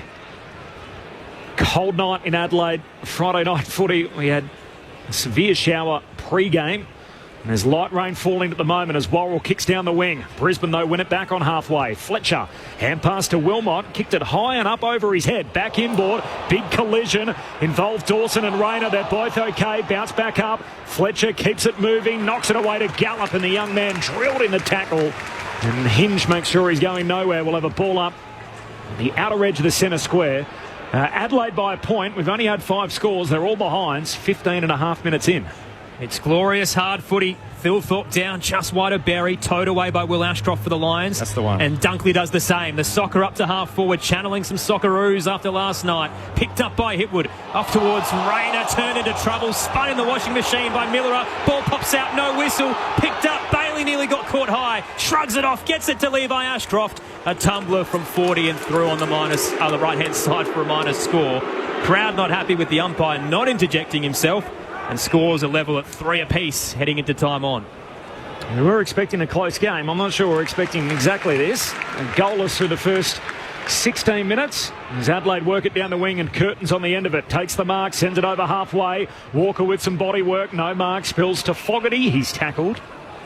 Corbin, just some of the numbers in terms of kicking efficiency. Brisbane at the moment are running at 31%. Adelaide at 56%. So wow. Again, just shows the tricky conditions out there. We've got some stoppage number precedents for you as well, which I know you'll love. Josh is a hard-running midfielder in your days. Thilthorpe down towards Keys, kicks down to half forward, finds Fogarty, who's tackled and taken out of play. And the blindside umpire comes in and says, hang on, he was taken high and all of that, and there's a free kick going Fogarty's way, left half forward. Well, we mentioned earlier in this quarter which is the end to kick to, and it's the way that Adelaide are kicking to the northern end, and obviously Fogarty's going to roll around here. No, he's not. He wants to pass. He looks for Walker. Top of the goal square. They come from all directions. Gallop knocks it away. Off hands a second time. Rochelle trying for a bit of magic. I think he almost claimed that. The goal umpire's not confident. It looked from our vantage point that he missed near side. He's missed that. And now there's going to be a conference. I think Shelley was trying to fool the umpire. So was the crowd, yeah. At least it worked to make sure we're going to get a second look, but this will be a behind near side. Well, I thought initially Fogarty probably should have had a shot. He got to roll around on his right. He's a beautiful kick for goal, but decided to pass off. We can see the ball passes on the behind side of the post. Decision on the scoreboard. The run of behinds continues. It's enough to give Adelaide back the lead. So they have 4 behinds. Brisbane have 3. We've travelled 18 minutes in this opening term. Friday night footy on ABC Sport. There was a game between North and Richmond a few weeks back in round 10 where Alistair Clarkson said it felt like going to the dentist. There was 139 stoppages, which was almost 50 above AFL average. So AFL average is about 90. How are we going so far, Josh? We're up to 20. Up to 20. Still 8.5 minutes of game time in this first quarter. So 139 is the magic number, the high water mark this year. Fletcher exits to Dunkley and now up the eastern wing for the Lions. Dawson rises across the pack, couldn't bring it down. Losing his feet is Michael Lanny. Picked up by Lohman, caught too high. They'll take the advantage. Morris, though, turned into trouble and now they're under pressure. Gave it to Ashcroft, brought to ground immediately. And we'll get a ball up true centre wing in front of the Bashir stand. Brisbane could have been out there. Just a little bit too eager to move the ball forward. Tossed up, the Crows by a point. And the Ruckies gallop the debutant. He wins it down. It's not going too far, though. Dunkley wrapped up by a couple, and we'll get another ball up. Almost at the point too, bros. You almost need the ruckman to belt the ball forward to clear it out of that sort of layer 1 contest zone to get it into open space, because at the moment it's just so congested and we're getting repeat stoppages. Crows by a point. Hurried kick forward. Bounces once. Ends up out of play. And the ump says touched on the way through. And the ineffective kick from Riley Thilthorpe. So another boundary throw in as they all move forward another 20 metres. And I think, Josh, too, it's the way you set up around the stoppage too. Both teams are setting up like it's dry, so I reckon they'll address that at quarter time. And I think this quarter was all about what are the conditions going to do and play out. And I think both teams know you've got to play this like full wet conditions. Rankin gives him a spark at the stoppage and got it out. Released it to Hinge. Kicks inside the centre square. Kicks to full forward. Sprawling effort. Payne spills it. Walker collects the loose footy. Shoots goalward but misses across the goal face. In fact, missed everything. Puts it out of bounds on the full from one pocket to the other. Doesn't score. Adelaide 4 behinds. Brisbane 3 behinds as we tick into time on in quarter number 1. Friday night footy on ABC Sport. Wilmot to Payne, the academy product. Drills it low and hard. Fletcher waited and darting across was Rochelle with the fist. Knocked it straight to Berry though. Fletcher gets another crack and the rundown tackle catches him this time. Coming with the desperation. Free kick Adelaide forward of the logo. He wants to play on quickly. Arcs around but under a bit of pressure. The late dive across from Hipwood forces a turnover. He only found Payne. Brisbane now look for the slingshot. Berry up towards centre wing on the broadcast side. Lohman launched. Did enough to bring it down. Dunkley on the run, streaming by, spots Cameron at centre half forward, marks and plays on, 3 to dance and dodge around, gets it to Rayner from 35, on the left, beautiful finish. Charlie Cameron's magic winds up with Cam Rayner's class, and Brisbane have the first goal of the night. 1-3-9 to Adelaide's 4 behinds. Time on in the opening term. Friday night footy on ABC Sport. Liz Walsh downstairs. Just a bit of a conditions update for you down here. So the rain has largely stopped now, and while there are absolutely noticeable puddles sort of at the feet of all of the players who are down here sitting on the bench, and definitely the Adelaide Oval grass is really glistening with rain, of course there's such good drainage down here that they're certainly not playing on waterlogged grass down here or anything like that. Well, that was an outstanding bit of play there from Brisbane. Charlie Cameron, I think you called it, Aaron, was outstanding. Just his lateral movement to evade the tackler, and a great finish there by Rayner. But when you look at the conditions, you look at the way the game's going to unfold, it's going to be goals are going to come at a premium. Appropriate night for him to kick the first. Rayner gets Brisbane going, and a 5-point advantage for Brisbane as Neal gets the centre break. Kicks out to half forward. Morris just buffeted off it as Keane removes him. Picked up by Hinge, half back for the Crows. Dangerous handball. Dunkley clever. Knocks it to Will Ashcroft. Hand pass to Morris. Gives it to Archie, who shoots goalward. Slides through. So when it rains, it pours. Brisbane, having waited 20 minutes for the first goal of the night, they've kicked 2 in a minute. And Archie adds his name to the goal kickers list. 2-3 to 4 behinds. It is the Lions by 11 points. Friday night footy on ABC Sport. Dean Brogan, Josh Franco. Well, Hinge he did really well to get over there to get the ground ball from the centre bounce, but he went to handball in these conditions. We spoke about it pre-game. It's wet conditions. He went to handball to someone when he was getting tackled, and Brisbane will punish you if you turn the ball over in your back half. I was just about to say before that goal, I think Brisbane are handling the conditions a lot better than Adelaide. If you look at Brisbane's stats, they're +8 in ground balls, which is a huge number on a night like tonight. +6 in contested ball, +17 in uncontested possession. They've had almost 30 more possessions, so they're just starting to flex their muscles now, the Lions. Brisbane by 11. Fort taps it down in the middle. Peatling tracks, wrapped up quickly in the tackle by Ashcroft. Ball up to come, and we've spoken a lot about it through this year, Brogues. Red time goals against the Crows. They've conceded 2 in a minute. Tossed up, Fort down looking for Zorko. Bounced off his shin. Levi Ashcroft gathers, gets it back to Fletcher. Off a step, high hit and hope towards left half forward. Morris out to meet it, couldn't get low enough. Sliding in Archie, lays a tackle. No one really knew where the ball went as Neil Bullen had it lost between his legs, and will get a ball up in front of the Williams stand. Up it goes. Reaching over the top, Fort. Pinballs around. Dawson in the end to Sockers it forward, trying to clear congestion. Peatling had a play on it. It slips out in the end to Berry. Sockers at 30 metres further afield, and an intercept mark for Leicester. Immediately goes across the half-back line to Berry. Short kick down the wing. Wanted Lohman over the head of he and Millerer. Spills its way through towards Dunkley. Trying to slap it back. In the end, turns it over. Dawson to Millerer. Tackled, lost it. Says keep going. McCluggage to Berry. Hand pass chain. Now to Lohman. Short kick finds Gallop. And here's the debutant. The crowd saying that wasn't 15. Not a chance. And yet the umpire was happy with it. Gallop from the slow play inside 50, and Riley O'Brien gets back to take the intercept mark for the Crows. That's what we like the big men doing. Where all good ruckman should be. Yeah. That'll help his stocks, that's for sure. Hands it to Hinge on the lethal left, back to the broadcast wing. Andrews in the pack, knocks it down to Fletcher. Brisbane get the turnover. McCluggage up to half forward, straight to Neil Bullen. He cuts it off for Adelaide. Through centre half back. Premiership Demon has Dan Curtin available and left half back, and the crowd were screaming for him to spot him. Finally turned around and hit the youngster in game 20. Down the line to Fogarty. On the logo. Wheels around towards the 50.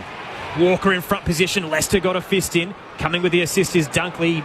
Bangs his body with Ben Keys there. 2 hard hitters. And they pile in on top of the footy. A ball up to come. Brisbane by 11. Still 4 to play in this opening term. It's Friday night footy on ABC Sport. That's Aaron Bryans. I'm Corbin Middlemass, Dean Brogan, Josh Franco, Liz Walsh, your call team. Great to have you with us at Adelaide Oval as Berry from the stoppage. Hurried kick forward. Hinge intercept mark and goes immediately. Gave it to Curtin, who wasn't ready. The Lions win it back. Neil, hand pass through to McCluggage, coming off a career high last week. All the Crows fly. Keane went to spoil. Turns out okay. Peatling gathers for the home team. Hand pass to Laird. That's a crude hit as Cameron collects him after getting rid of the footy. Got him in the back, and it's going to be a free for Laird in the middle of the ground. 2-3 to 4 behinds. 26 minutes in. It's the Brisbane Lions now on top by 11, having kicked the only 2 goals in the last 2 scores in the game. Down to half forward, the kick heads. Rankin gets there on the hop. Hand pass away to Peatling. Tackled immediately by McCluggage, but McCluggage fell in his back. So we often see on a wet weather night the push in the back goes away. We haven't seen it much all season, period. And yet the push in the back is there tonight.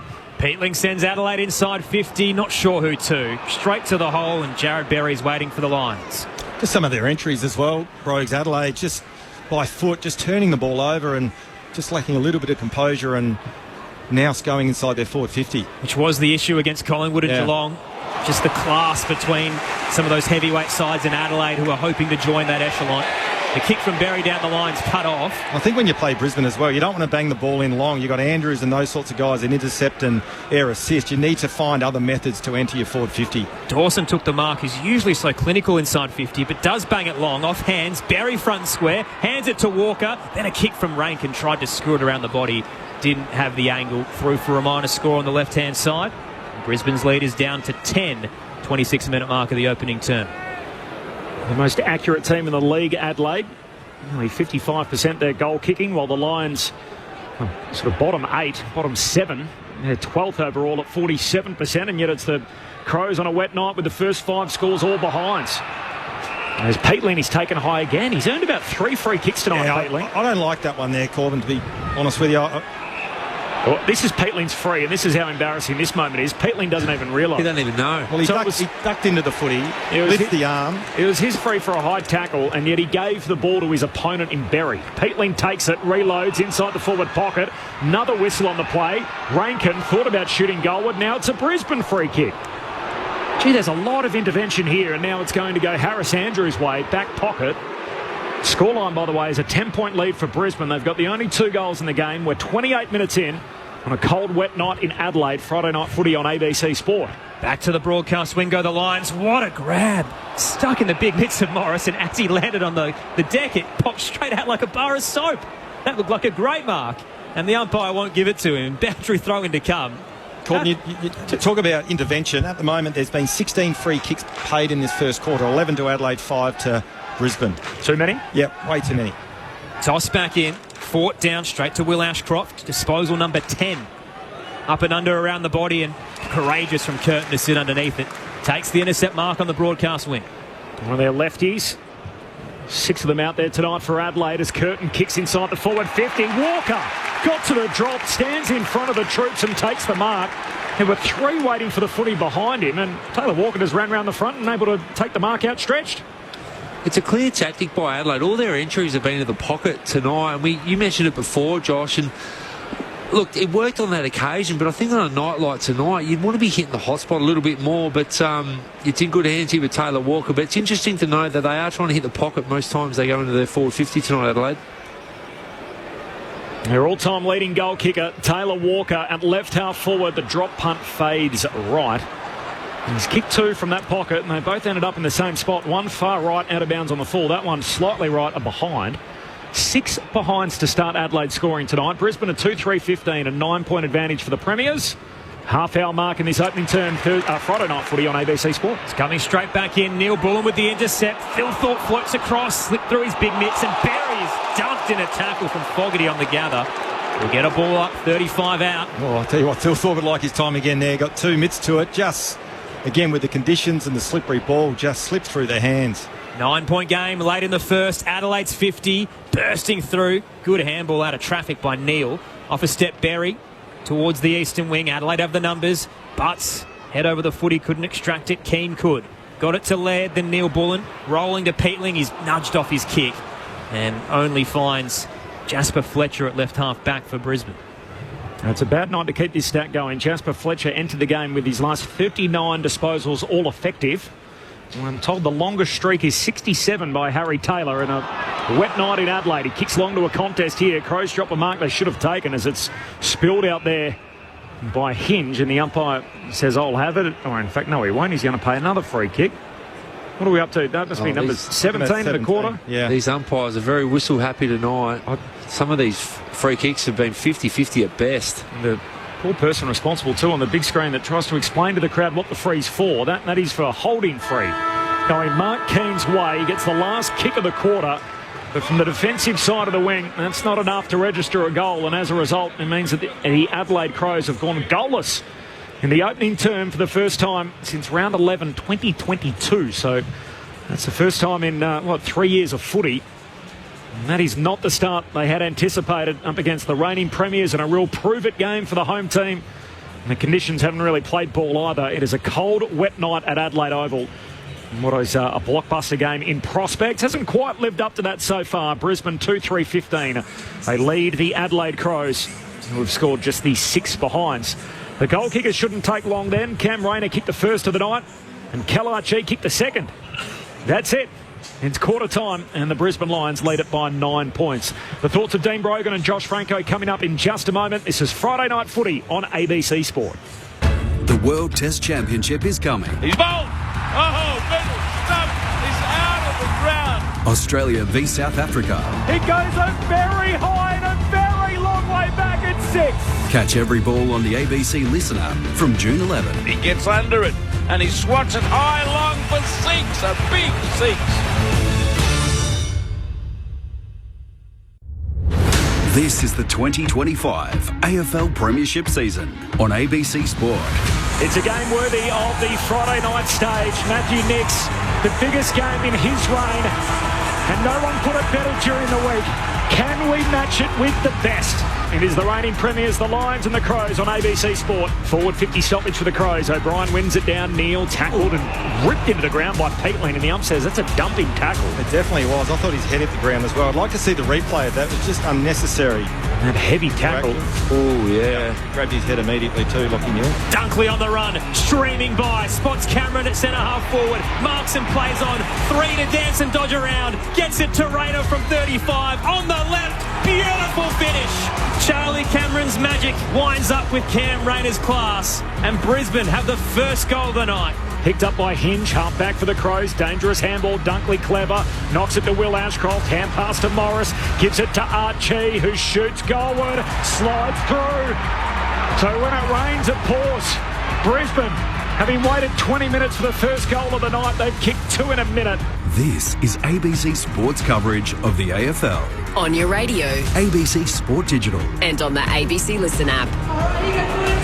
That's where the goal scoring ended. Brisbane by 9 points. It's quarter time, and this is Friday Night Footy on ABC Sport. You heard in the highlights there the moment between James Peatling and Lockie Neal. So there was a similar incident, if you remember, going back a couple of years ago, where Callan Ward tackled Lockie Neal, and Neal was actually criticised by the footy world for saying, he went limp in the tackle and exacerbated the contact. That didn't matter. Ward went to the tribunal and ended up getting 1 week for what it was. So if Peatling gets the same ban, it'll be careless, high and medium impact under the potential to cause injury, and as a result he would be missing 1 week. If they want to elevate it even further for the action, if they feel like the action was worse, it could come back at 2 weeks if they want to bump up the impact to high. So I think I'm very reticent to do this, given the fact last week I retired briefly from preempting the MRO after the Lloyd Meek incident, and he was cleared after the sequence of events the following week with Alex Pearce, and I was left scratching my head, but I assume that'll be a 1 or 2 week ban as it sits at the moment for James Peatling, who was reported on the spot. So that's one for the Crows to sweat on. The thoughts of Josh Franco and Dean Brogan. It's quarter time here, the Lions by 9. Well, Brogue, it's been a dour contest, hasn't it? We obviously talked about it at length with the conditions. It's slippery, it's wet, but I totally agree with you. I think you mentioned in that first quarter, I think Brisbane have actually handled the conditions better. And just looking at some of the numbers, there's not enough of the Adelaide midfielders getting hold of the footy. If you look at Brisbane, Ashcroft's had 10, Berry's had 9, Lockie Neal 8, Reynolds 7, McCluggage 6. But then when you look at Adelaide, guys like Saligo, just the 3 disposals, Dawson just the 5, Rankin's only had 3. Not enough of the guys where the action's happening, because we've had 30 stoppages in that first quarter. Not enough of the Adelaide midfielders getting hold of the footy. And the other area of concern, no doubt, for the Adelaide coaching staff, when we look at the clearances, Brisbane are +6 contested ball. The ground ball gets, Brisbane are dominating at the moment, and that's also translating into uncontested possession. So at the moment, Brisbane are handling these conditions really well. They're looking like a side that has adapted to these conditions, and playing Adelaide, who are struggling at the minute. Yeah, summarise that really well, Josh. And also on an Adelaide front is when they're entering, they've kicked 6 behinds, but they've all feel like they're from the pocket. Not really good scoring shots, and it must be a coaching plan. And like you just said in the call, that you don't want Brisbane backs coming over and marking the footy. So maybe they've had a plan all week to go to the pocket, but in conditions like this, you just hit it to the hot spot, you lock it in, you keep it in your forward 50, and that's what Brisbane were doing. So I think Adelaide, they're going to change anything. They've had enough inside 50s, but kicking to the pocket all night, you are going to kick 0 goal 6 or 1 goal 7 or something like that, whereas you've got to go direct line of goal on conditions like this. Even kicking it to space, get your forwards up the ground and get back running the goal. When Brisbane had their 2 goals, it looked open for them because they're getting up the ground and they're getting you back towards goal. But Brisbane definitely handled the conditions better. Adelaide were a little bit punchier towards the back end of the quarter, but no doubt Brisbane flexed their muscle through the most of that quarter and probably won the quarter on all statistics, really. The other thing I'd like to see from Adelaide this quarter is be a little bit more daring with their ball movement. Obviously, they've been told to play to a plan, and they are happy to kick long down the line, and you talked about their entries inside 50. They are long to the pocket, but with their ball movement, particularly out of their back 50, I'd like to see them play their natural style. I know the conditions aren't probably conducive to it, but at the moment what they're doing is not working. Just a few off the SMS. Graham from Canberra, Adelaide lost to Collingwood because of inaccuracy. I did that game. It was 23 scoring shots to 18 Collingwood's way, so they had 5 more scoring shots. The Pies kicked more behinds than goals, and Adelaide kicked 10 goals 8, but I'm open to it. Adelaide certainly came home strong. They kicked 3 of the last 4 that night. From Andrew in South Australia, listening to the call in the crowd, poncho on and snow jacket for warmth. Go the Crows. Have a good call, boys. Thanks, Andrew. Nice to hear from you. As the second term's underway, the Lions by 9. O'Brien wins it down. Berry edged off the drop. McCluggage gathers. Little wobbler. Spiral up towards Ashcroft, who takes it in the centre square. Releases Neil. Drills it into the 50. And Butts puts his body on the line to cut it off for Adelaide. That was a terrific mark. Great mark, wasn't it? Not knowing what's coming behind you. It was Rayner bearing down on him. That's terrific courage. Kicking to the right-hand side of your radio dial, the Crows. Butts targets his fellow tall timber, and O'Brien with a couple of juggles sticks the mark at right half back. It's been in good form, O'Brien. Last sort of month or so, he's had a couple of scalps and been a really good ruckman for Adelaide this year. Kicking's not his strong suit. It's a long way from the drop to the foot for the big man, but that turns out okay. An effective kick down the wing to Fogarty. Turns and sends to right half forward. Finds Thilthorpe. So long kicks down the line and contested marks for the Crows. The big men link up in the greasy conditions as Thilthorpe kicks to full forward. In the box seat is Dunkley. Can't complete the mark. Ball spills front and centre, and McCluggage held up by Neil Bullen. So ball up 20 metres out here from the Crows attacking goal. They're going to the river end. The Riverbank stand end here at Adelaide Oval in quarter number 2. O'Brien crosses it forward straight to Ben Keys. Masterful craft there from the big ruckman. And Keys cashes in, rolling it through from 20. Adelaide has their first of the night. 1-6-12. Brisbane 2-3-15. 90 seconds into the second term. Friday night footy on ABC Sport with Dean Brogan and Josh Franco. Go Josh. I was going to say some terrific ball movement in terms of the way they played. It helps when you get a couple of critical contest marks in Thilthorpe and Fogarty. They're able to enter their forward 50, and I'd like to see that stoppage again in replay. I'm sure the Brisbane coaching staff, the midfield coach, wouldn't be all that happy. They looked very nude on the defensive side of the stoppage there, Brisbane, and it left the channel open for Keys to kick an easy goal. Well, it was built up because Thilthorpe went line of goal. They got a stoppage 20 metres out right in front of their goal, which is what they weren't doing in the first quarter, and that's what can happen. You hit the hot spot, you get a stoppage, you cause a bit of chaos, and you catch Brisbane napping in their back 50. Back to a 3-point game. Friday night footy on ABC Sport. It's the Lions who lead it, kicking the only 2 goals in that opening term. Brisbane win it back in the middle after Saligo dispossessed. Hand pass away there towards Rayner. Got it from Dunkley. Kicks inside the forward pocket and the ball slides out of bounds. So we'll have a boundary throw in left forward pocket here for the Lions. They're going to the Cathedral end, the open end of the ground where the grass bank and the scoreboard is here at Adelaide Oval. It's always a popular spot, even in the driving rain. That grass bank's so well populated. There'll be mud out there tonight, I'm almost certain, as Fort palms it down. Adelaide win the footy though. Laird shoots a hand pass back to Michael Lanny. Kicks out to half-back. Thilthorpe is being hung on to in a free kick. I think Riley's going to get it right half-back for the Crows. They've kicked the only goal in this second term, which is 3 minutes old.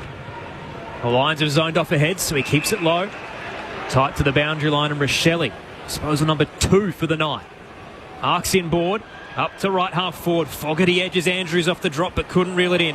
Rankin gathers and quickly wrapped up by Lester holding the ball. Couldn't break free of the veteran. Ryan Lester wants to move it quickly for Brisbane. Up to the attacking edge. 2-on-2. Rayner copped a big shove and collapsed into the pack.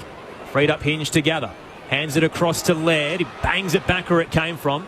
The fist from Andrews over the top of Fogarty sees it over the line. Brisbane by 3. 3 minutes into the second term. It's a great story, Ryan Lester, isn't he? So tonight he's playing game number 220. It's his 54th consecutive game. I had him on ABC Radio a couple of years ago after a Brisbane win, and he said, this is actually my first radio interview. He played 150 games, and not usually the guy that too many people ask for, and there he is giving a little ABC radio interview post-game, and now he's got a premiership medallion around his neck. Integral part of the team from what looked like a certain boundary throw-in here as the ball was trickling back out. It might have bounced inadvertently off the boot of Dunkley. One boundary umpire said out on the full. The other one surely was too far away, who only arrives now for the umpire conference. And in the end, the field umpire is going to overrule and say, too much doubt, boundary throw-in. That's not a bad call in the end. Even looking at the replay, it was hard to tell, but not a bad result. And also, just make a decision and move on like you did. It was really good umpiring. We did have that one Friday night a few weeks ago, didn't we? That cost Carlton a goal. Controversially, Michael Voss wasn't too happy with that when Heaney snapping it through. Lions by 3. It's tossed in and ricochets off a couple of shins up towards the northern end. Saligo puts his head over it. Gallop, a bit of horsepower, drives him over the boundary line and to be tossed into play. Marcus in South Melbourne off the SMS. As a neutral observer of this match, the AFL should crack down on the blatant pushes in the back and the throwing the ball rather than the roofs on stadium. Thanks, Marcus. Appreciate that. 0437 774 774, the SMS number. It's been hard footy in the wet in Adelaide tonight. Tossed in, O'Brien down. Neil had 2 to beat. Missed his target. Saligo thrusts it forward with a handball, looking for Dawson. Became the tackler on Gallup, who came out of the 50. Ball up to come. Left half forward for Brisbane. Currently leading by 3. Aaron, we're up to stoppage number 37. Fort down for Brisbane. Berry there. Knocked it away from Neil and over the boundary line once again. 38. 38 now. Yeah. We had high hopes coming tonight, and we're still hopeful. Two teams ranked 2nd and 3rd on the table leading into round 13. Adelaide trying to prove their credentials. We know Brisbane have had 4 top 8 wins already this year, and obviously the reigning champs in the competition. From the boundary throw in, Neil close to the boundary line, tackled. They got a hand pass back into the field of play. Says keep rolling. Brisbane win it through Dunkley. Slick hands to Will Ashcroft. Sets up Rayner. Rayner hooks it through for his second. And Brisbane makes something out of nothing. And the Lions with a little bit more breathing room. They get it out beyond a goal again. It's the Lions by 9 points. 6 minutes gone in this second term. Friday night footy on ABC Sport. The Lions 3-3. Adelaide 1-6. Well, Bros, one player it's obviously well documented that he does so much touch and craft after training is Lachie Neale. And probably if you blinked, you would have missed it. That ground ball that he took one-handed in the wet to set up that scoring opportunity for Rayner was outstanding. And I bet you's got Ashcroft with him in the nets doing extra hands too. Those two there, that was elite. In these conditions, that's one of the best goals you'll see in the wet. That was brilliant. Geez, Ashcroft is a good player. And that handball to Rayner to draw the opponent and just hit Rayner at full speed, that's Brisbane at their best. And they're just starting to get away a little bit now in the contest and the clearance work. Ashcroft's up to 13, Neil's up to 10, and Rayner's up to 9. So they're starting to get on top through the midfield. Thoughts of South Australian great Steve Brogan, Josh Franco, 5 showdown medals between them. Towed out of the middle up to half forward. Peatling out to meet it, knocked it to Berry. Around the body, high kick up to left half forward. Keys tracks it well. Marks too far out to score. The reigning Malcolm Blight medalist, Adelaide's only goal scorer. Centres the kick looking for O'Brien. Walker rises late, tapped it straight to Rankin. Turned into trouble as he's tight in the phone box. 3 tacklers to beat and wrapped up straight in front. 25 from home.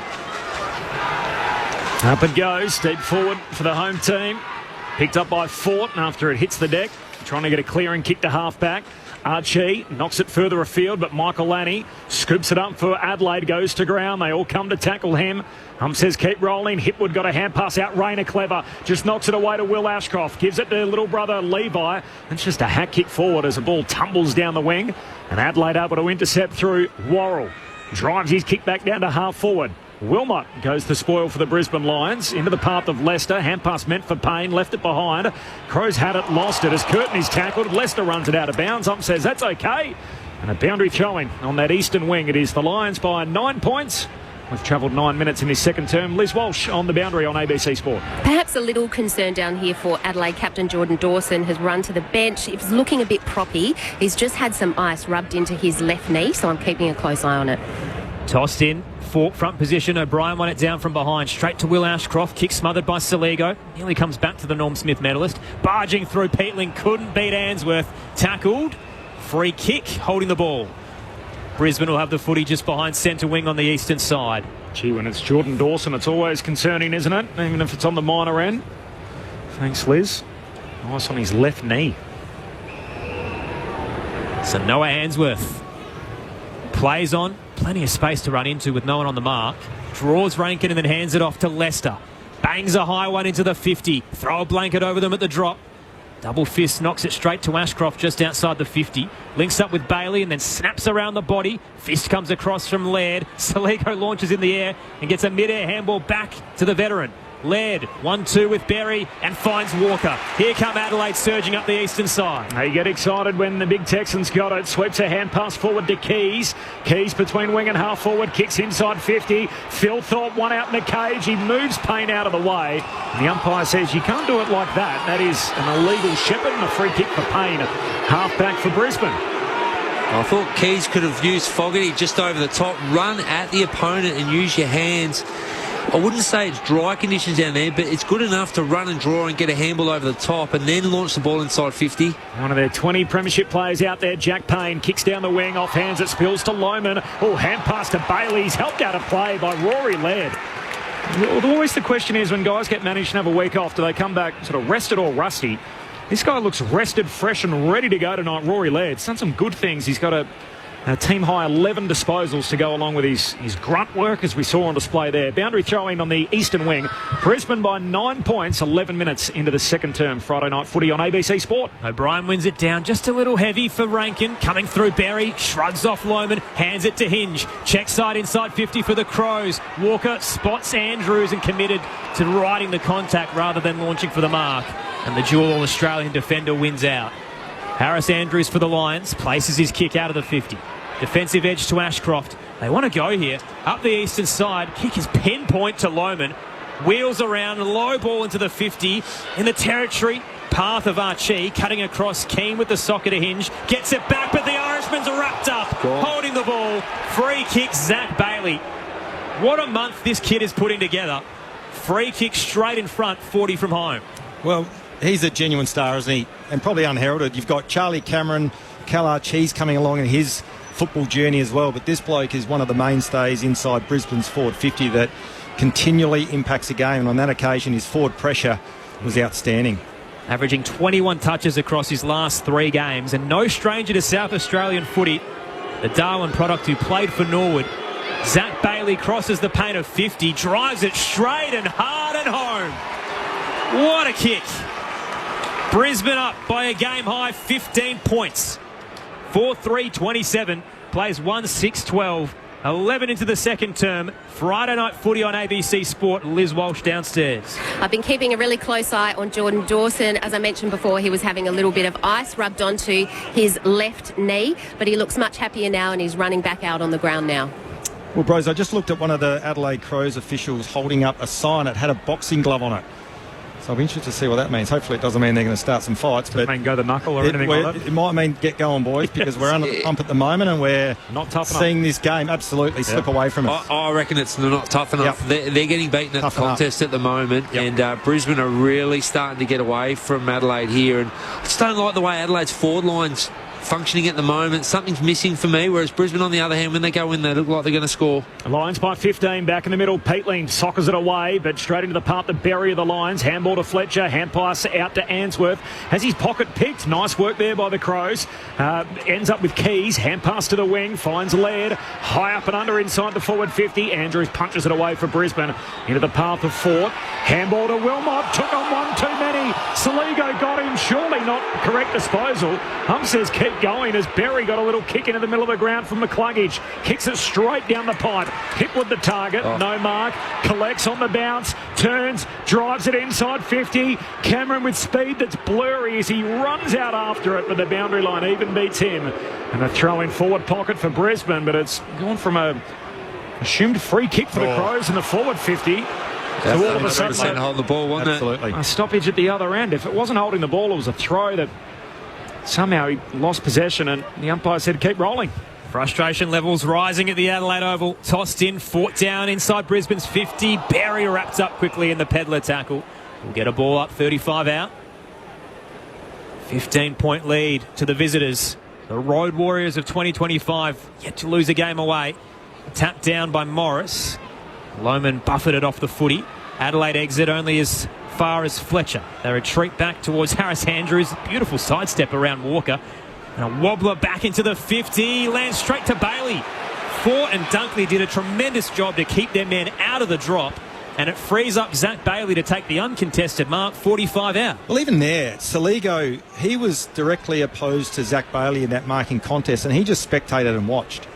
Had absolutely no impact on the contest, and he just said, Zach Bailey just takes an uncontested mark. That's a horrible edit for Saligo. Just didn't go at all. Didn't go. Bailey starts at left half forward. Looking for consecutive goals at the northern end. On the paint of 50, his kicks wide and short. It'll drop in front of the scoreboard. Lohman attempts to mark. Laird with the fist knocks it over the line. Brisbane by 15. 14 played second term. Friday night footy on ABC Sport. 4-1. 4-3 to 1-6 the scoreline on a cold, wet night in Adelaide. Corbin Middlemass, Aaron Bryans, Dean Brogan, Josh Franco, Liz Walsh, your call team. Friday night footy on ABC Sport from the boundary throw-in. Miller had a play on it, not to be. Peatling likewise pushed off it, and then McCluggage just taken high. A loose tackle from O'Brien. It's a long way down for the big man. And Hugh McCluggage drew that superbly, and now he'll get a look at the sticks from 30 out. Well, they just want it more at the moment, Josh. That Brisbane are really starting to get away from Adelaide. And who else but McCluggage, the absolute superstar. Put your nose over the football, especially in your forward 50, and you'll get a free kick. Off a career high 41 last week, the man that they are calling McDamage. And that is exactly why, as he punishes Adelaide on the scoreboard. Hugh McCluggage with the Lions 5th. And the Premiers have kicked 5 of the first 6 tonight. 5-3 to 1-6. 16 minutes gone in the second term. The Lions' game-high lead grows. It's out to 21 points. Friday night footy on ABC Sport. Well, Bros, what I will say, in looking at some of the numbers, the trend is continuing in this second quarter. So the contested ball, the uncontested possessions, the ground ball gets the clearances, all in favour of Brisbane. They're beating Adelaide at the contest, and the game just seems to be starting to open up for the Brisbane Lions, and some of their ball movement. They're looking really dangerous ahead of the footy, and as we said at the start of the call, this is a make or break contest for the Adelaide Football Club, and they are, at the moment, the red lights are flashing. They've got to arrest momentum here, whether it's hitting the scoreboard or just restricting the Brisbane Lions from scoring, but they've got to somehow manufacture a way to get into this contest. The Lions with the last 3 and a 21-point lead. Thilthorpe in the middle, battling with Gallup. Ball hits the deck. They pile on top. Ball up to come just outside the centre circle. And what they need is a lift from their midfield group, not getting enough of the footy. Thilthorpe down straight to Dunkley, had an arm pinned and missed the boot with the other. Play continues. Lohman becomes the tackler as he wraps up Luke Pedler. Another ball up, closer to the broadcast wing. Look at the numbers around the footy here. And So's kick level footy right now. Tossed up, Berry, gathered. Lohman over the shoulder, too high, free kick Adelaide. The crowd so stunned at the moment, they don't even respond. Berry has a runner. Dishes it off to Michael Annie. Full stride. Penetrating kick into the 50. Keys used the body out the back but put it down. Picked up by Gallup. Thrust to hit and hope. Sweeping handball. Rochelle toes it away from Ainsworth. Exits the 50 though. Picked up by Archie. Dawson crunches him holding the ball. They've been hot tonight, the umpires. Gathered, tackled, holding the ball. Free kick to the skipper. Dawson directs traffic. Puts it into the pocket. Kick was a little long. Over the top of Thilthorpe and rolls into the left-hand behind post. It'll be tossed in. Adelaide's 50. The Riverbank stand end down 21. Do you reckon they've been told, look, it's going to be wet and greasy, so probably we don't usually do it, but we might do pushing the back tonight and holding the ball will be pretty hot. Let's just keep the ball moving. Yeah. Make it a little bit of a better spectacle. The Crows still looking for their second goal more than halfway through the second term. One down by Morris to McCluggage. Kicks to centre-half back. Leaping up Rayner. Good conditions for him, and he's kicked 2 goals, and now he's got a mark at centre-half back. He kicks out to the wing as Butts and Hipwood fight on for it. Bounce favours Hipwood. Is he taken high? The ump says yes. Michael Lanny got him high, and a free kick for Hipwood. And even the most one-eyed Adelaide fans aren't going to try and contest that. Hipwood. Contest kick down to half-forward for Brisbane. Floating through, good intercept mark, Rory Laird. He's been among the better players out there for the Crows tonight. He's got it at half-back. 21 points is Brisbane's lead. That's further reinforced when you look at the scoreline. 5-3 to 1-6. 18 gone in the second. Laird searching kick up to the wing. Thilthorpe, 3 to beat. Out muscles and sticks the mark. Turns and spots a target at half-forward. Directs it towards Pedler. Had his eyes for the footy. Zorko didn't. Play on advantage. Rankin gathers a tumbler from 40. Audacious.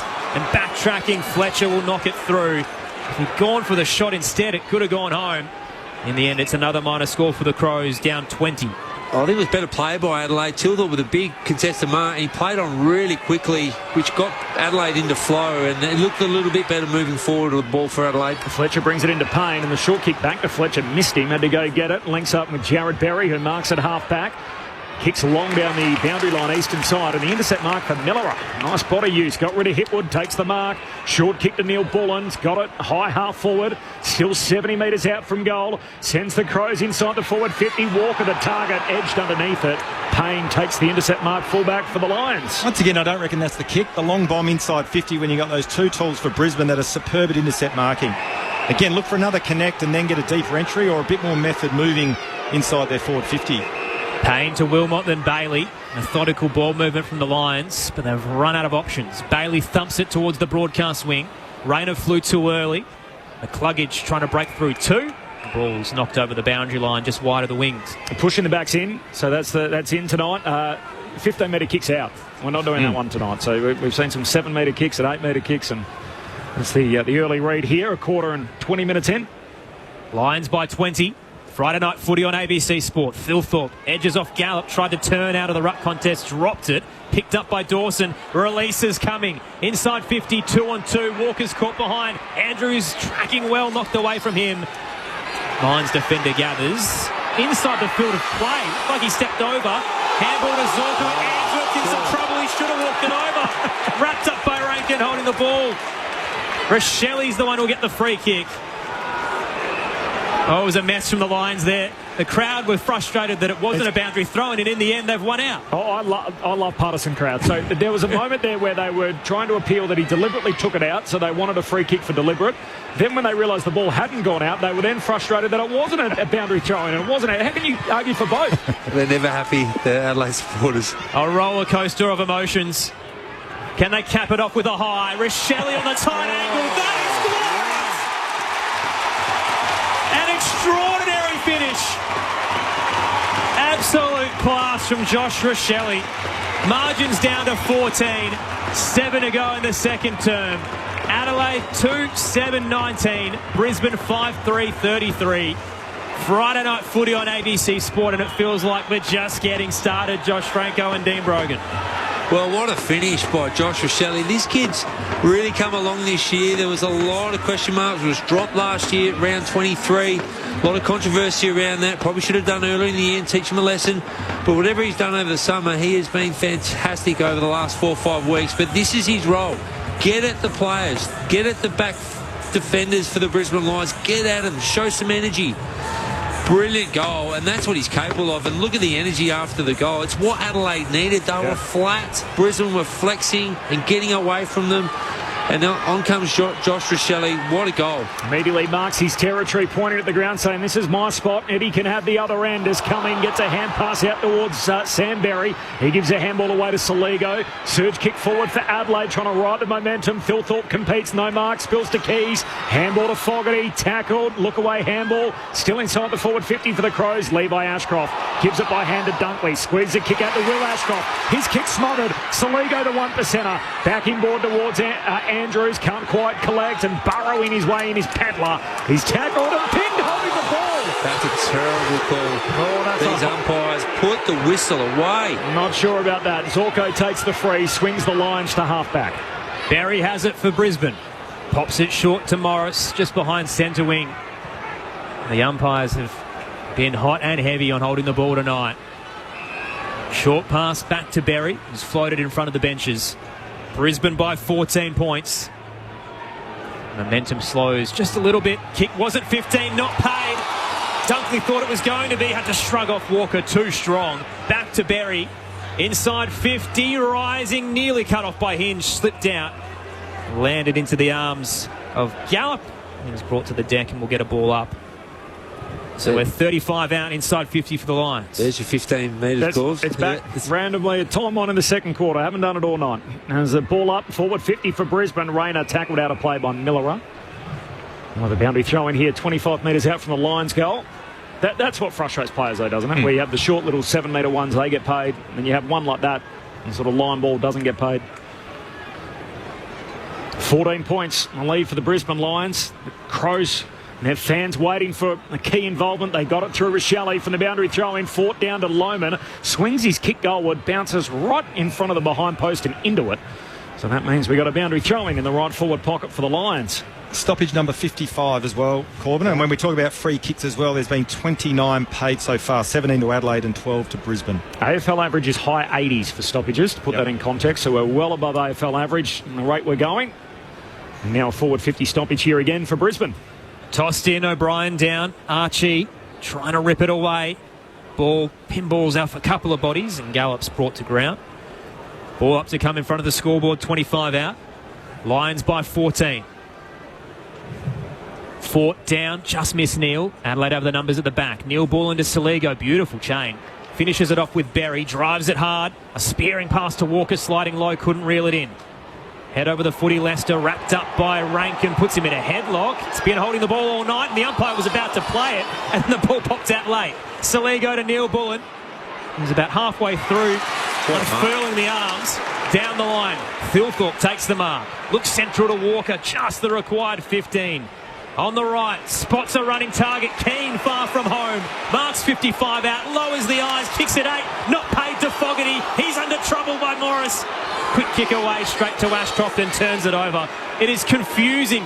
No one knows what's going to happen every disposal and what the umpire will pay. Brisbane ship it around and Barry now has it at left half back because he's pushed over the boundary line by Miller. Well, that entry from Adelaide was better, though. Thilthorpe looked inside to Walker, switched the ball to the open side, then changed the angle. As you said, it wasn't 15, but better ball movement inside 50 for the Crows. Jared Berry contest kick down the wing, punched away by Keane. Back inboard, Saligo collects, tries to shake the Will Ashcroft tackle, got it out to Cumming. He's ripped into the ground. Game's gone up a notch. Definitely has. Brisbane by 14 points. The Crows for the last goal through Rochelle, which they needed. It was a spark of magic. Long-range drop punt from out wide at right half forward in the wet. Miller through traffic. Hand pass goes forward, feeds Keys, turns, hooks it into an open forward 50. Thilthorpe had a play on it, no mark. Dawson tried to soccer it away, but Brisbane with support. And the numbers went out. Payne to Fletcher. Kicks out wide, and Answorth marks at left half back for the Lions. It is a 14-point game. Brisbane lead it, 27 gone in the second. Answorth. Bullet pass down the line and floating in front. Worrell cuts off Archie. Big night for him. The last time he played Brisbane was when he fractured his forearm, ended up missing 9 games. Back up to half forward. Fogarty caught behind Leicester. Ball hits the deck. Saligo tried to get a boot to it under pressure from Neil. Towed away by Fogarty. Rolls up to Rankin. Clean take on the arc. Gave it to Peatling too high. That's his third for the game, I reckon. Yeah. Yep. That one was there against Andrews. Peatling now looks to centre the kick for Adelaide. Walker has 2 to beat and wins. Cameron and Ashcroft stare at each other in disbelief as the Texan rises above.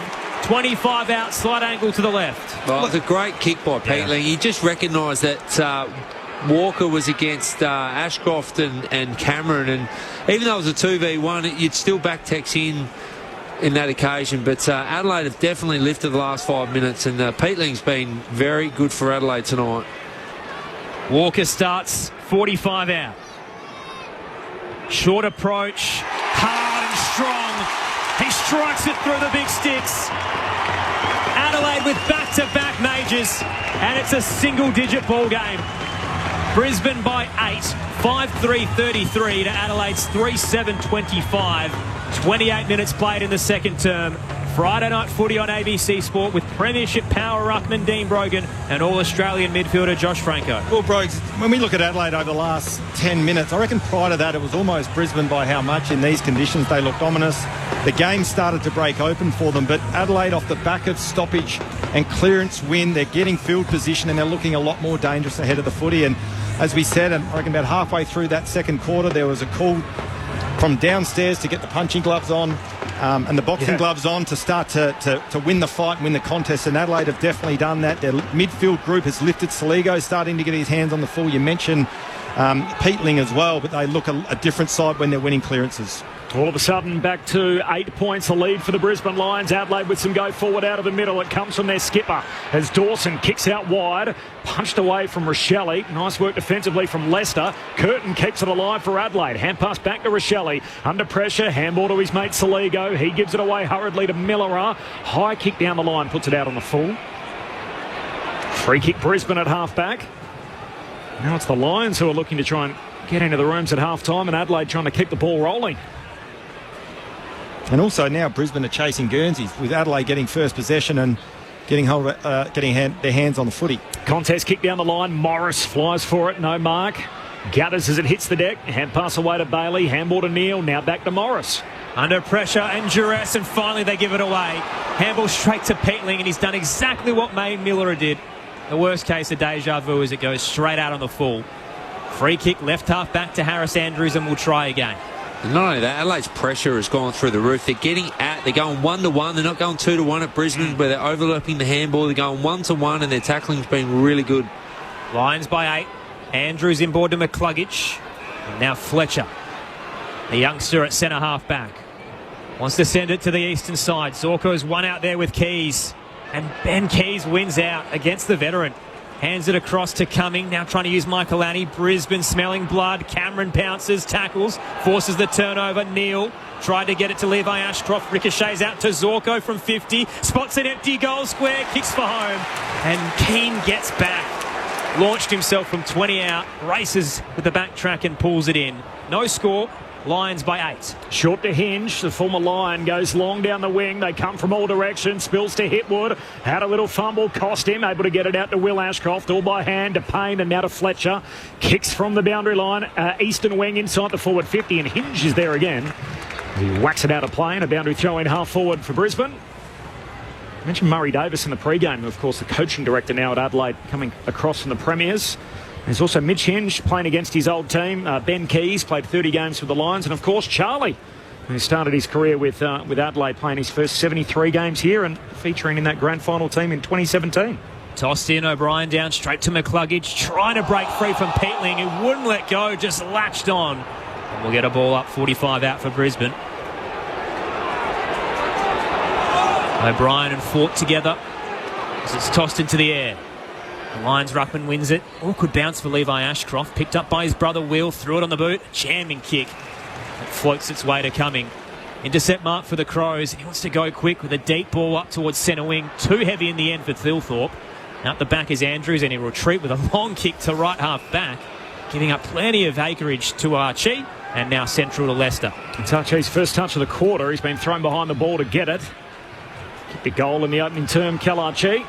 Of course, outstanding in last year's final series. Big roles in the prelim and on grand final day. Leicester out to Answorth. Short kick to Andrews. Just a dozen seconds left in the quarter, and Brisbane will be pretty happy to peel the last of these seconds off the clock as he goes short and wide out to Payne. And a long contest kick down the line will just about do us. Down to 70 out from half forward. At half forward for the Lions. An intercept mark right on the bell, so that'll count for your fantasy team taken by Mitch Hinge, and that'll do us.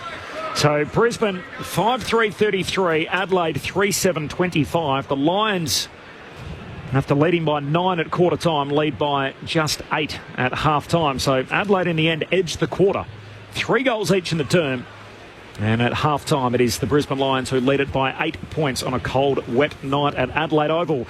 2 goals for Cam Rayner, 1 in each quarter so far, and then singles for Archie, McCluggage and Zach Bailey. Meanwhile, for the Adelaide Crows, 3 individual goal kickers, 1 for Keys, Walker and Rochelle. Kicked the best one of the night so far from a set shot, wide out at right half forward. Able to pop it through to spark a little revival for Adelaide time on in that second term. Corbin Middlemass alongside Aaron Bryans, Liz Walsh on the boundary. And on ABC Sport, our analysts, 2 of the best in the game, Dean Brogan and Josh Franco. Friday night footy on ABC Sport. Their thoughts to half-time with the Lions on top by 8. Well, Bros, we've predicted coming into this contest with the weather conditions it was going to be a bit of a dour affair, and it's definitely proven to be that. We haven't seen a lot of slick ball movement as you would expect with the conditions. Adelaide have never been able to really get their game going tonight. We saw in patches of that second quarter, particularly early in the second, Brisbane's really threatened to break the game open. They were really ominous around the contest. They were winning clearances. They were getting field position off the back of those clearance win, and they looked dangerous ahead of the ball. And it almost, as we said, it was almost the red light started to flash inside the Adelaide Crows coaches box in terms of not being able to get their hands on the footy and wrestle the momentum back. But we saw a shift. They started to win clearance. Their midfielders started to get hold of the footy. They started to win the clearance and then get field position off the back of that, and they got themselves back in the contest. And as we said, we go into the halftime break. What is it, 8 points at the moment in terms of the margin? We've definitely got a game in our hands. I like to imagine that the boxing gloves have some sort of hidden meaning to an attachment to it. So not just go harder, but maybe there's like a punitive result. So if you don't roll up the sleeves, it's an early morning beach session or whatever it turns out to be. Last week. Yeah, something like that. But they certainly got a response, didn't they? They did. And off the back of contests, you win contests, you're going to be in the game. And Brisbane's contest work all night's been very consistent. And they started to get ahead of 4, got out to, I think, 3 or 4 4 goals, and it looked like they were actually going to run away with it a little bit. But to Adelaide's credit, the boxing glove sign came out, and whatever it triggered, it got them going again. And they started to win a bit of contest, get the ball forward of the ball. And Rochelle's energy and kicking a goal from the boundary, it's amazing, isn't it? One big moment, and all of a sudden the team just gets a bit of energy from that. And that's, it's all about momentum in football. It's a big word in football these days, isn't it? But look, Adelaide, they challenged, they came back. And Brisbane are playing at a pretty consistent level tonight. But look, I think it's really interesting in these conditions. I think the team that can, at the moment, it looks like you can play some dry football with ball movement. Yep. Now, the ball on the ground, you're going to have to put your head over and it's going to be a bit greasy. But ball in hand, you can actually get a couple of handball receives and start to go a bit quicker at the game. And I think the team that does that in the second half will start to break the game open a little bit. And I think going in at half-time, both coaches will be saying, we need to get going offensively because you can play the ball dry. Does that make sense? Absolutely, it does. And we mentioned that even pre-game. Even though it was bucketing down with rain, it looked like it's going to be a wet weather contest. The ground is still a bit damp and no doubt the ball's a bit slippery, but I totally agree with you. I even mentioned it at quarter time where I'd like to see Adelaide a bit more daring with the ball. They're kicking long down the line and playing the train tracks, whatever you want to call it. Phil Thorpe's been outstanding with some of his contested marking ahead of the ball, but I'd like to see Adelaide play a little bit more daring in terms of moving the ball off the line, changing the angles of the kick and get back to their natural game that we know that they can play in the way that they move the ball. And I think the same with Brisbane as well. We saw glimpses of it until Adelaide was able to wrestle that momentum back. But I think in terms of what you just said, Rose, you're absolutely spot on. Sometimes you can get hoodwinked by what you think the weather's going to do, and you forget to play a dry weather brand of football. And I definitely reckon there's opportunities out there to move the ball with some speed. And even out of stoppage, instead of dump kicking all the time, maybe just look for that one handball and get on the outside and see what opens up. And you might be able to get 1, 2, maybe 3 handballs, and then you get a better inside 50. So the team that can adapt to that, because right now there's no rain, but it's probably going to rain now. But right now, I reckon you can play a bit of dry footy. Yeah. Well, we've had 61 stoppages to half time. So if you just tuned in, you'd think it'd be bucketing down here at Adelaide Oval. It's not.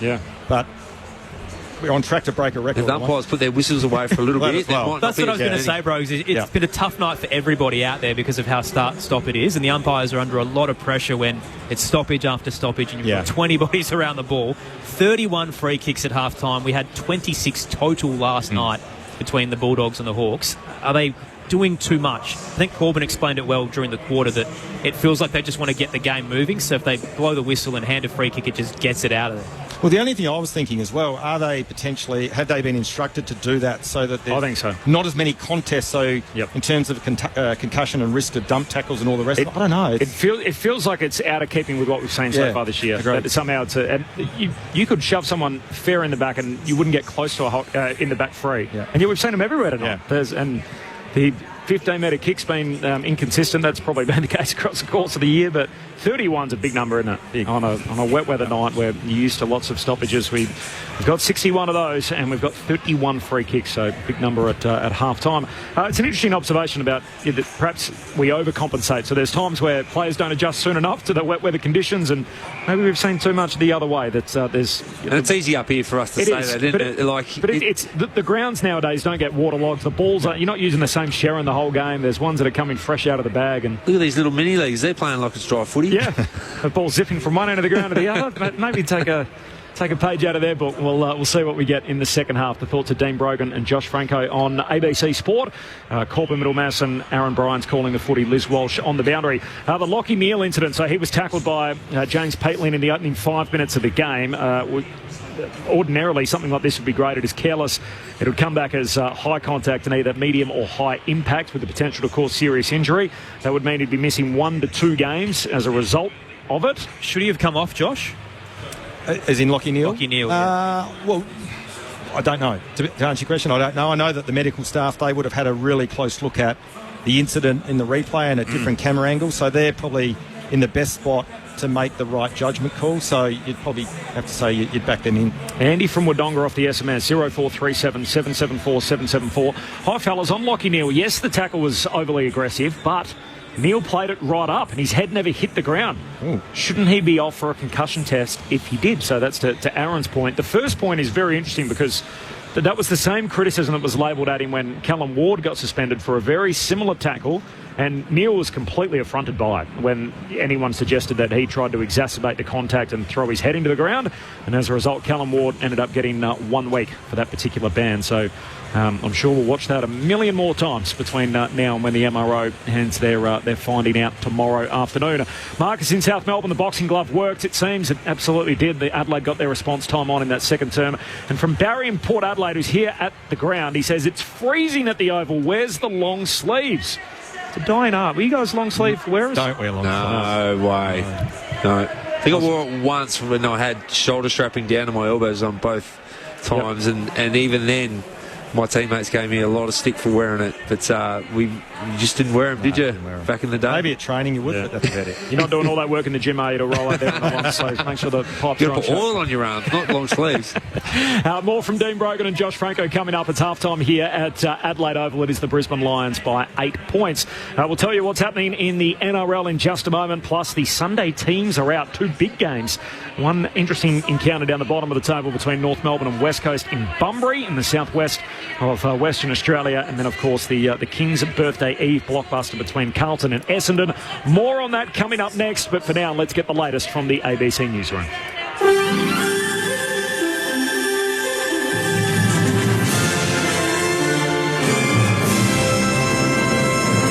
Good evening, Tim Wharton with ABC News. Australian scientists are calling for better traceability systems for beef imported from foreign countries. The federal government is reviewing whether to allow cattle from Mexico and Canada that was slaughtered in the US to enter Australia as part of trade negotiations with the United States.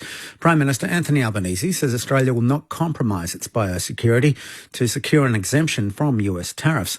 Dr. Robin Alders from the Australian National University says current country of origin labels do not clearly specify whether beef imported into the US from Canada or Mexico is the original source. You can't guarantee what a risk is of a product potentially being contaminated unless you know the history of that product.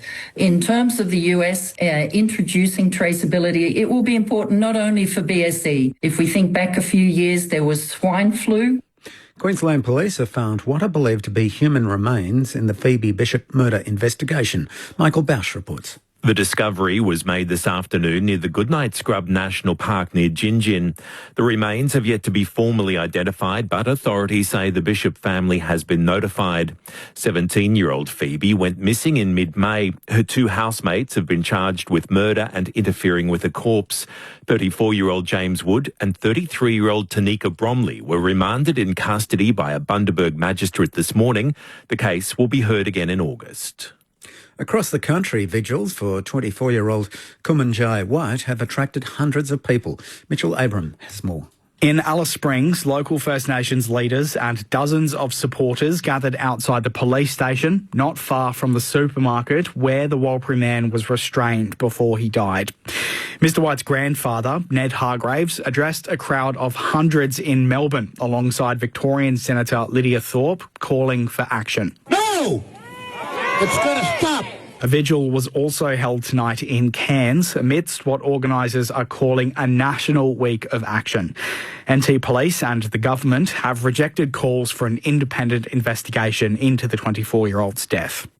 The triple murder trial of accused mushroom cook Erin Patterson will stretch well into next week, with Miss Patterson to return to the stand when court resumes on Tuesday. Jared Whittaker reports. Prosecution lawyers have accused Erin Patterson of having 2 faces, publicly pretending to have a good relationship with her parents-in-law while complaining about them in private, an allegation she denied. Ms Patterson is accused of murdering her in-laws and another relative by deliberately serving them a meal containing death cap mushrooms in July 2023. She's pleaded not guilty. Ms Patterson told the court she loved her parents-in-law, rejecting allegations she was angry at them for failing to get involved in a financial dispute with her husband. The trial was scheduled to conclude this week, but the judge earlier told the jury it could stretch into late June, with Ms Patterson to continue facing cross-examination next week. New South Wales Police are investigating 3 separate fatalities on the state's roads as they urge caution over the long weekend. A woman in her 40s was killed in an alleged hit and run in Penrith yesterday evening. A 16-year-old boy died in a crash at Greenacre in Sydney's southwest, and a 20-year-old man was also killed when his ute hit a tree in the state's south. Traffic and Highway Patrol Commander Superintendent Anthony Boyd says double demerits are in place to deter risky behaviour. Don't bring yourself under attention. There's a very strong likelihood with the amount of police we have on the roads this weekend for this operation that you will come under attention of one of my officers out on the road, and we will take the appropriate action for that. New South Wales outgoing Police Commissioner Karen Webb will become a special advisor to the state government. 9 newspapers report that Commissioner Webb has been appointed to advise the Minister for Prevention of Domestic Violence and Sexual Assault. She's finished up her last day as Police Commissioner as she goes on leave before her official resignation date in September. In the AFL, Sydney defender Dane Rampey says his side is desperate to turn around its season around for the sake of coach Dean Cox. The Swans sit in 14th place on the ladder following a 90-point drubbing by Adelaide last weekend. Rampey says the players are highly motivated heading into their next game against Richmond tomorrow. We're really feeling for Coxie. As players, we feel like we've let him down. It's probably hard to see this now, but he's been nothing short of exceptional coming in. We're really loving what we're seeing from him, and I think now it's on us as players to kind of row the boat for him and show us, what he means to us, and give him something that a little bit of reward for what he deserves. And in Super Rugby, the Crusaders have beaten the Queensland Reds 32-12 in this evening's qualifying final, and Christchurch, the home side, ran in 5-2. You're up to date with the latest in ABC News. For more news at any time, you can download the ABC Listen app. Hello, Patrick Stack here. Do you like sport and good conversation? Then we've got a great podcast for you. One cracking story, in depth, every day, in under 15 minutes. It's called ABC Sport Daily, and you can find it on the ABC Listen app. This is the 2025 AFL Premiership season on ABC Sport. O'Brien crosses it forward straight to Ben Keys. Masterful craft there from the big ruckman. And Keys cashes in, rolling it through from 20. Adelaide has their first of the night. Brisbane win it through Dunkley. Slick hands to Will Ashcroft. Sets up Rayner. Rayner hooks it through for his second. And Brisbane makes something out of nothing. Cutting across, Keane with the socket to Hinge. Gets it back, but the Irishman's wrapped up. Holding the ball. Free kick, Zach Bailey. He's a genuine star, isn't he? And probably unheralded. This bloke is one of the mainstays inside Brisbane's forward 50 that continually impacts the game. The Darwin product who played for Norwood. Zach Bailey crosses the paint of 50, drives it straight and hard and home. What a kick. Miller had a play on it, not to be. Peatling likewise pushed off it, and McCluggage just taken high. They just want it more at the moment. Brisbane are really starting to get away from Adelaide. Off a career high 41 last week, the man that they are calling McDamage. And that is exactly why, as he punishes Adelaide on the scoreboard. Hugh McCluggage with the Lions' 5th. Lions defender gathers inside the field of play. Like he stepped over. Handball to Zorko. Ainsworth gets some trouble. He should have walked it over. Rochelli's the one who'll get the free kick. Can they cap it off with a high? Rochelli on the tight angle. That is glorious! An extraordinary finish. Absolute class from Josh Rochelli.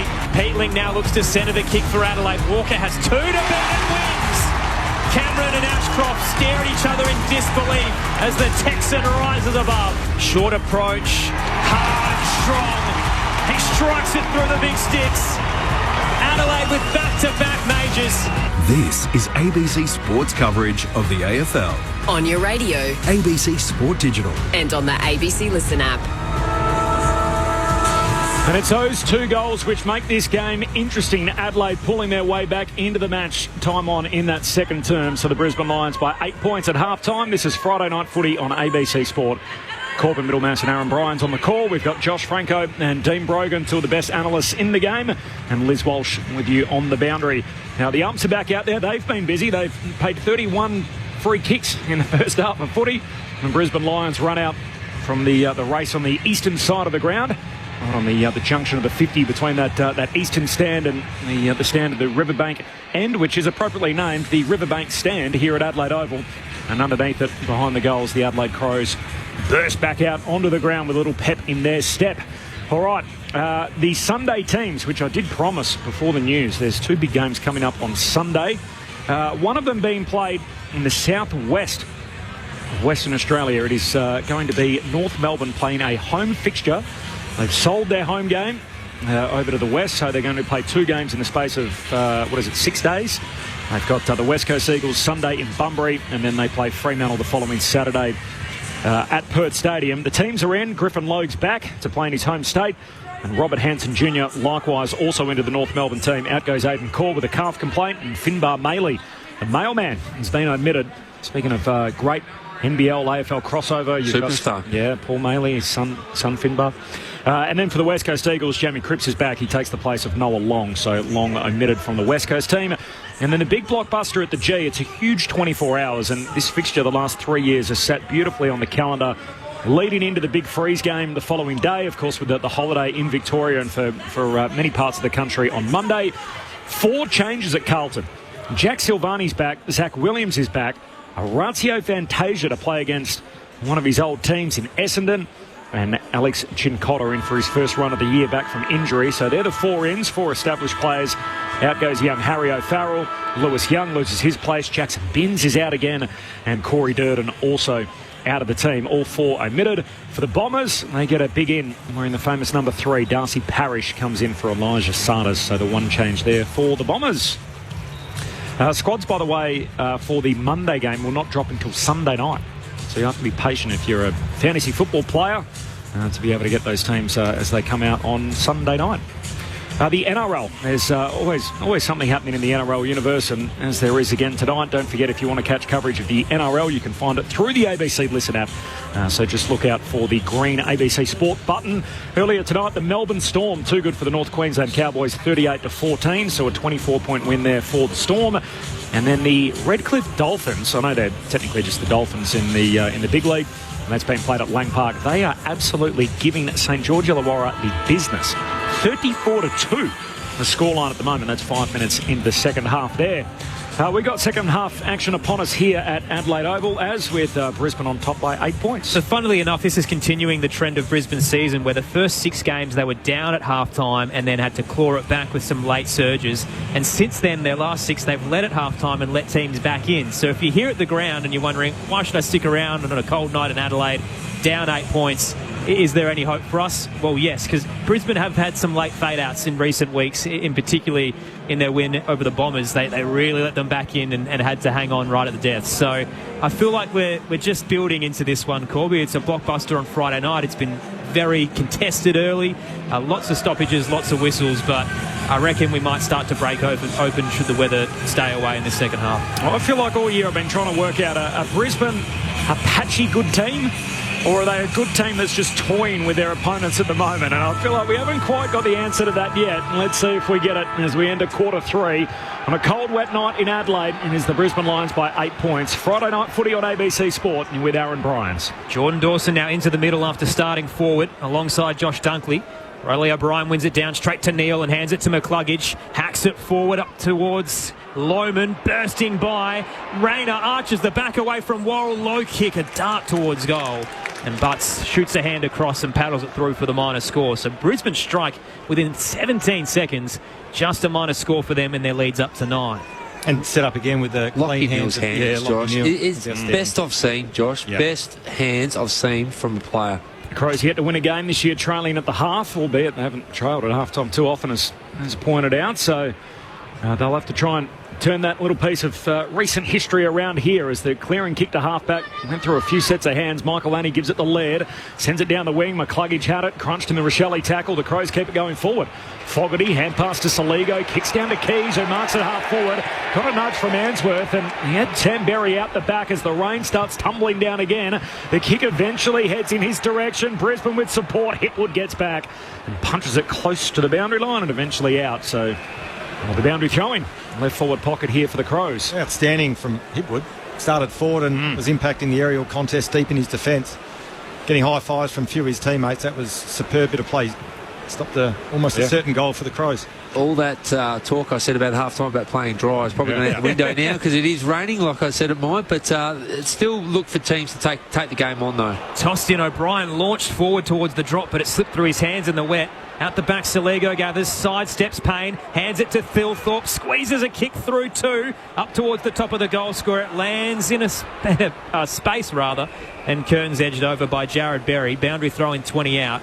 It's not light rain either, so in a matter of seconds, poor old Liz Walsh has had the heavens open up on top of her, and the crowd is flooding for safety as well through the grandstands. She's fuming with you, Brogues, as well, for mentioning that there's the dry weather conditions and everything else. There's boundary throwing. O'Brien grabs it out of the ruck, gives it to Rochelle, hooks it through for a goal. And this man can make something happen suddenly. And he does again here, Josh Rochelle. And Adelaide continue to claw their way back. Brisbane's lead cut to 3.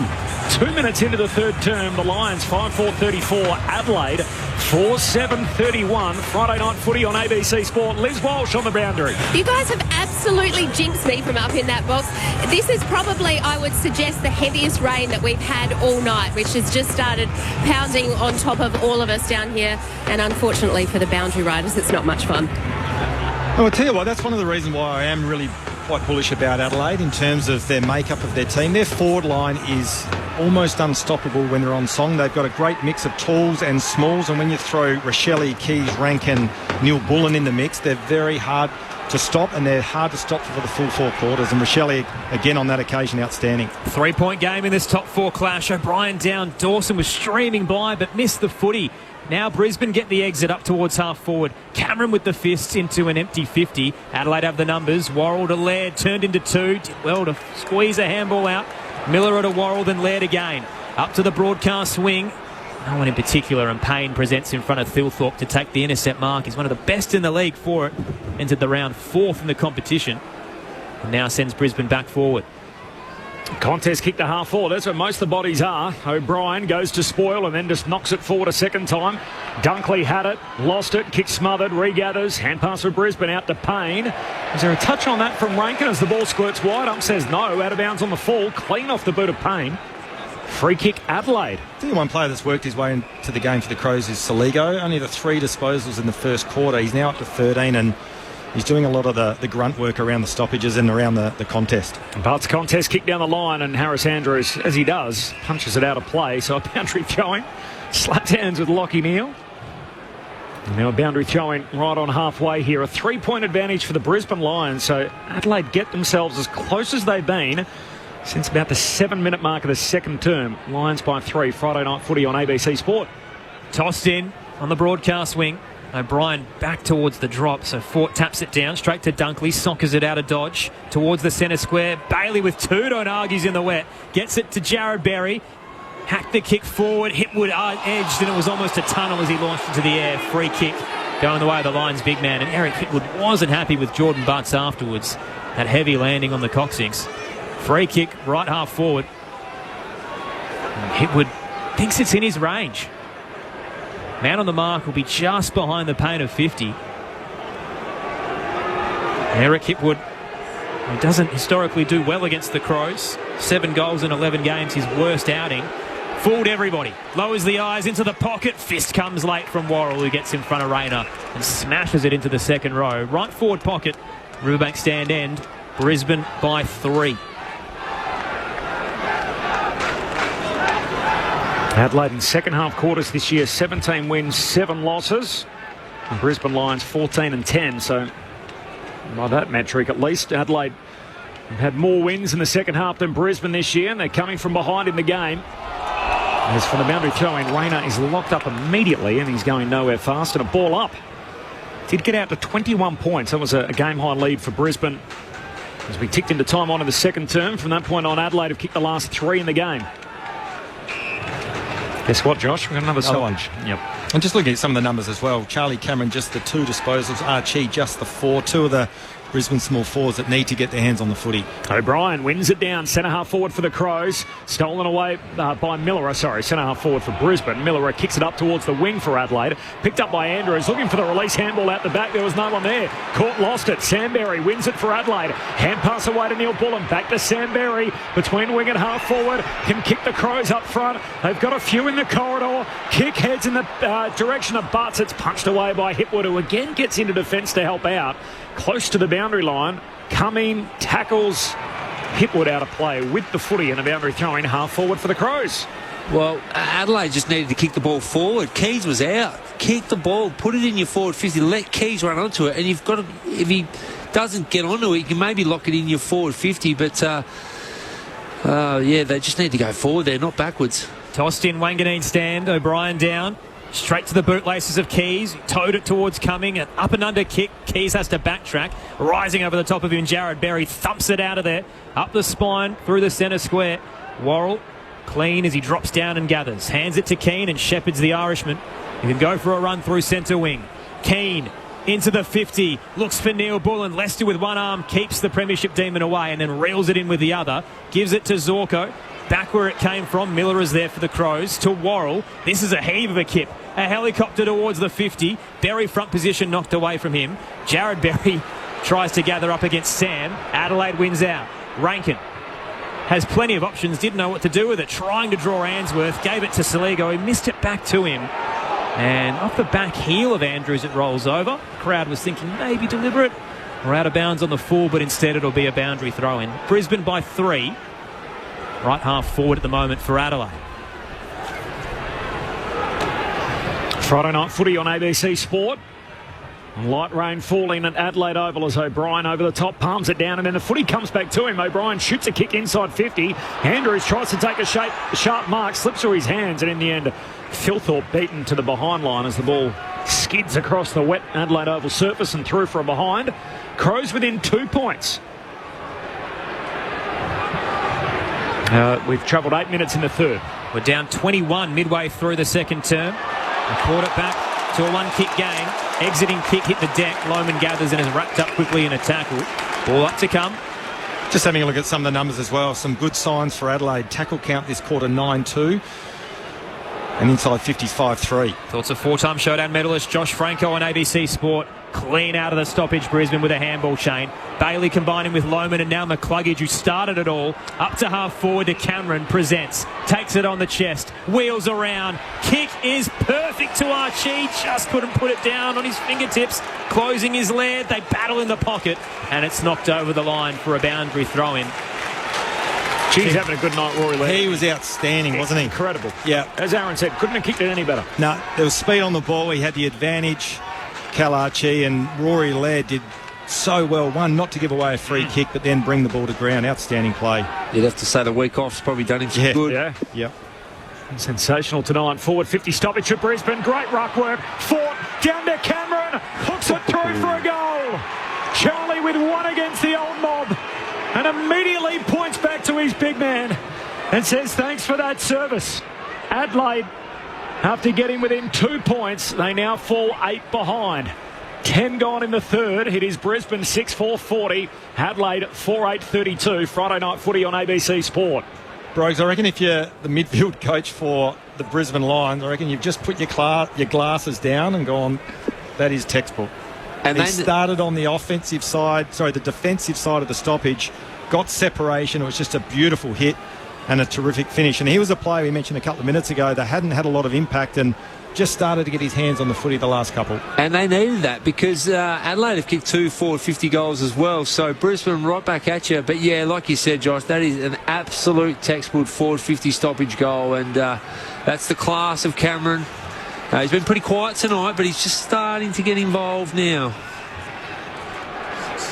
666 warning in the middle here for Brisbane.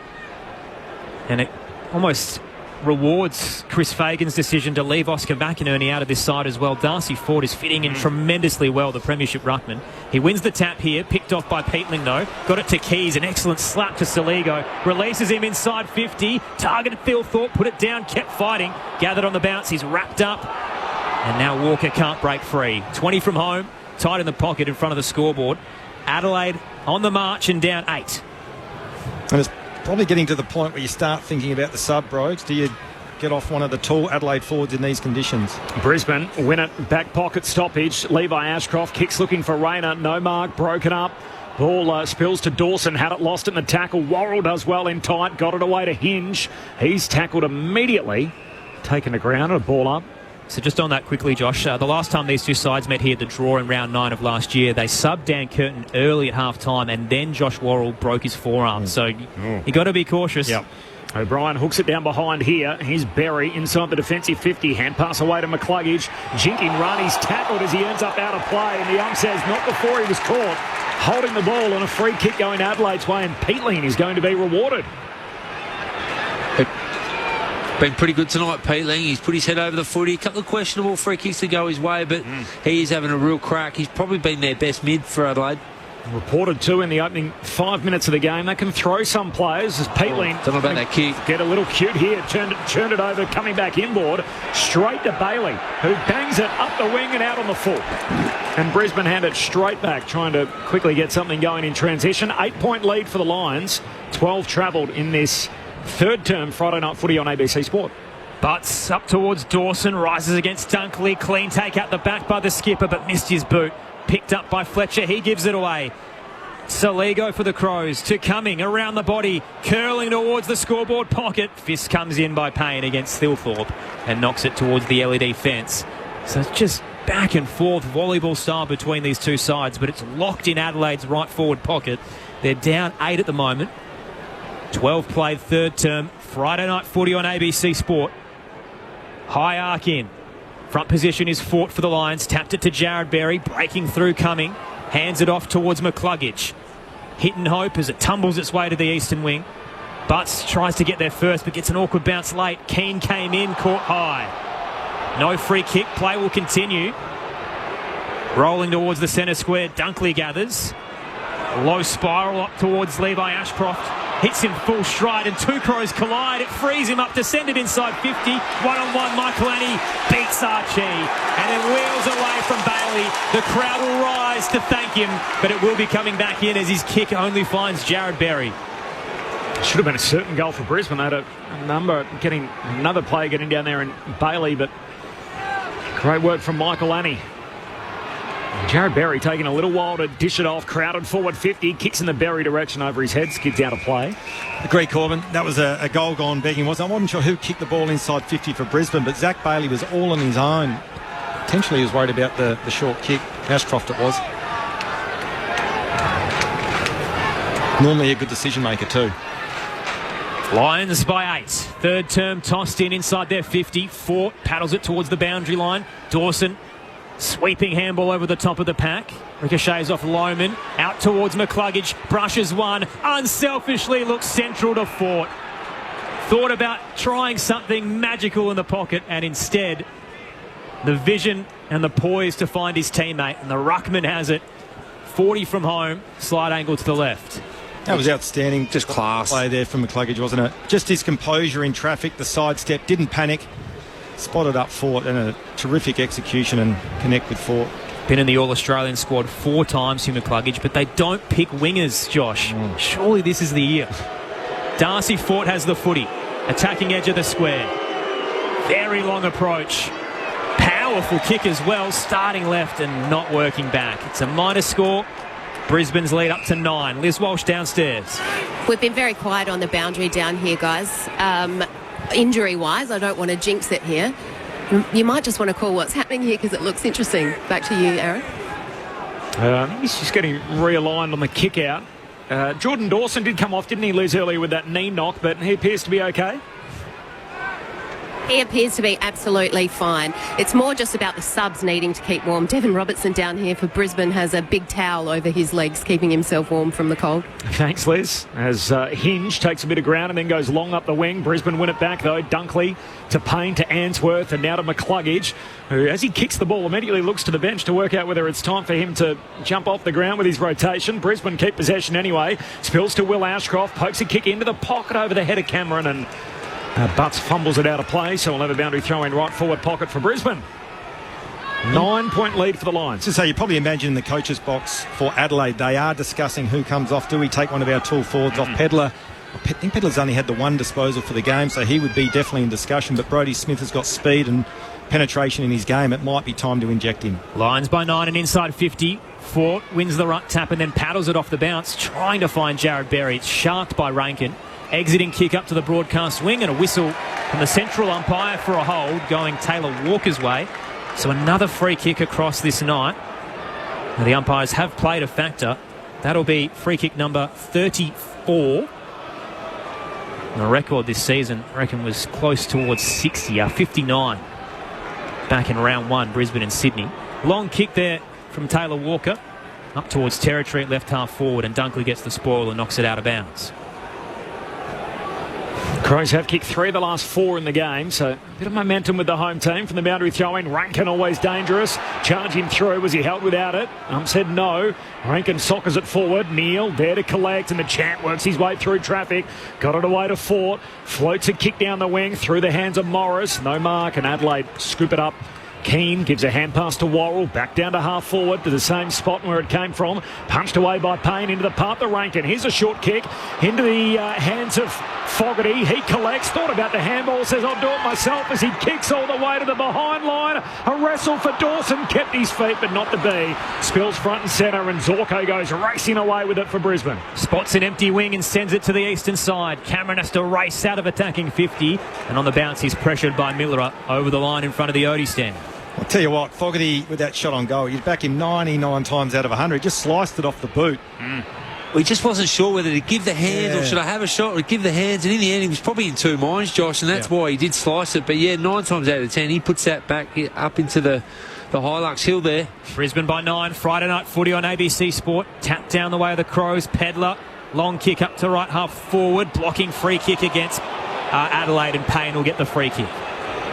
So he has it at left half back in front of the Wanganeen stand.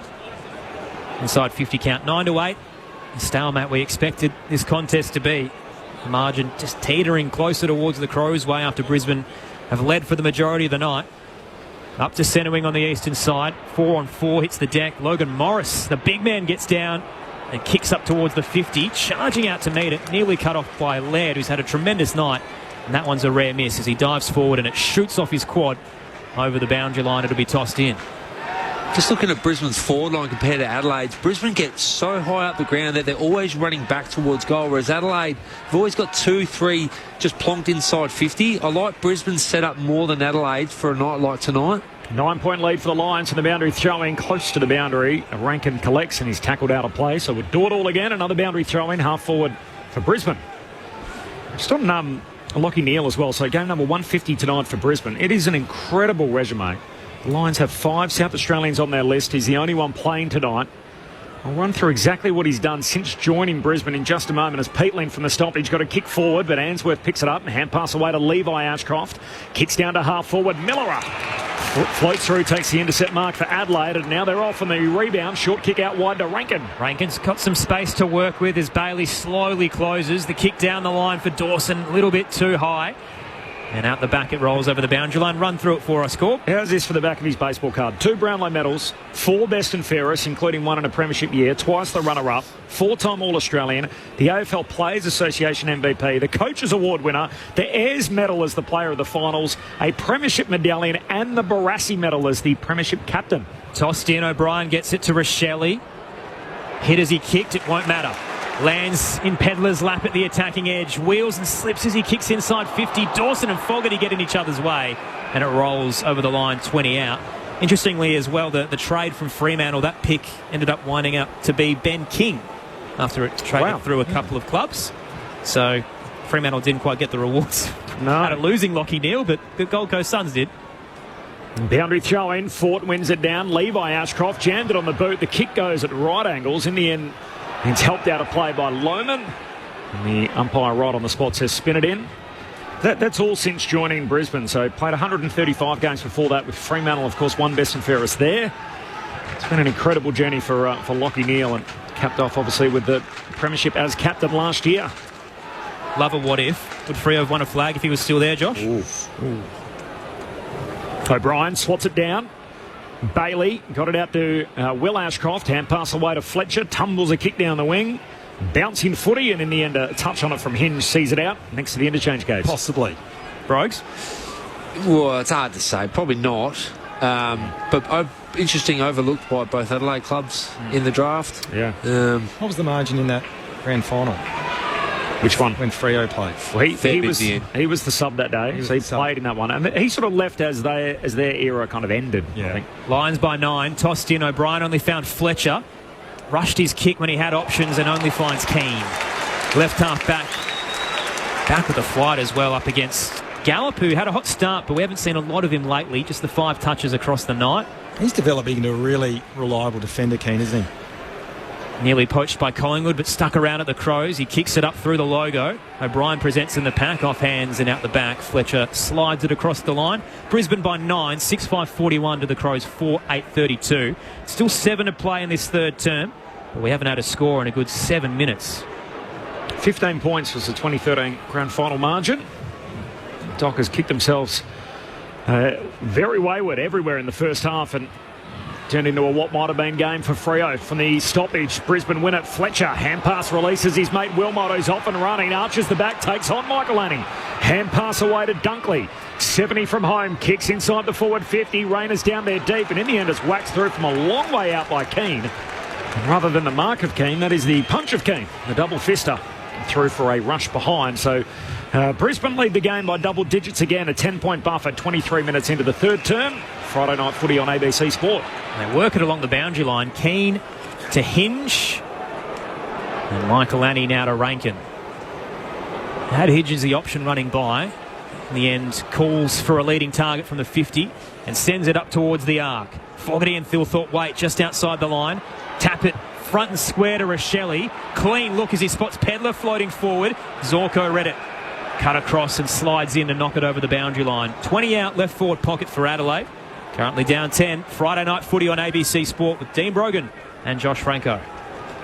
I like that look by Adelaide going inside 50. They played on really quick and they were running back towards goal. Like if Brisbane get an awkward bounce, then that was a certain goal for Adelaide. Fort wins it down. Unkind bounce for Rochelle as he came charging through. Sam Berry goes and attacks it. Slips the tackle from Answorth. Ball ends up with Fogarty. Kick smothered. Nice work, Levi Ashcroft. Collected here by Charlie Cameron. Deep in defence. Kicks wide and calms it down. Finds Bailey, who marks at halfback for Brisbane. Short kick down the line and a sprawling mark. The young man Gallop on debut gets himself in there to take the mark for Brisbane. Short inboard to Neil, not 15, told to keep it moving. The dual Brownlow medalist up towards half forward. Morris, he's developing well. Rises above Butts, takes the mark and then screws the ball central. No one knew where it was going. Charlie Cameron did very well with the agility to pop up. Just couldn't take the mark. Gathered by Warrell to Dawson to no one. Uncharacteristically, kicked it straight to Hipwood on the logo broadcast wing. Back towards the 50 for Brisbane. Morris rises above Butts, who was backtracking in the right forward pocket. Morris read it well. Hipwood's worked hard in the quarter, hasn't he? So I've never seen him get so much of the footy sort of halfway and in the back half. Well, we saw that first spoil he did. He was deep in Brisbane's defence, but he has worked very hard and had an influence in this quarter. But we look at this shot now. I reckon Rochelle kicked the goal in the second quarter from a similar spot, so not out of range, but obviously accuracy is probably going to be the only issue. 2 goals, 3 for Logan Morris last week as well. Yet to hit the scoreboard tonight. We'll start on the fence at right half forward. Man on the mark's 45 and never a chance. Straight line kick, but in the wrong direction. Out on the full. In the Riverbank stand, free kick Adelaide, Liz Walsh downstairs. Bit of a concern for Adelaide down here with Josh Rochelle on the bench. He's pointing to his right quad, so it seems to be a bit of a problem there. Thanks, Liz. But neither sub made so far. Dev Robertson and Brodie Smith, the 2 subs for the Lions and the Crows. And after that exiting kick for Adelaide, we got another stoppage, been the theme of the night. Half forward for Brisbane, 1 down to Neil. Hand pass away to Bailey, fighting through the tackle, got it away, and the hand pass, but picked off. Hinge knocks it down to Peatley, and his kick smothered too. Sam Berry whacks it out of defence. Oh, Gallop tries to keep it going forward, ends up in the path of Rankin. Surge kick forward down the wing. Still no clean collect. Fogarty takes a body, then wins the footy. Hand pass away to Curtin. Tumbles a kick up front. Rankin's got a man over the top. He gets it to him. Runs onto it. Pedler into the open goal. Show him your tail lights as he pops it through. And this game's got a fair bit to play out yet. Brisbane's lead cut to 4. 26 minutes gone in the third term. The Lions 6-6-42. Adelaide 5-8-38.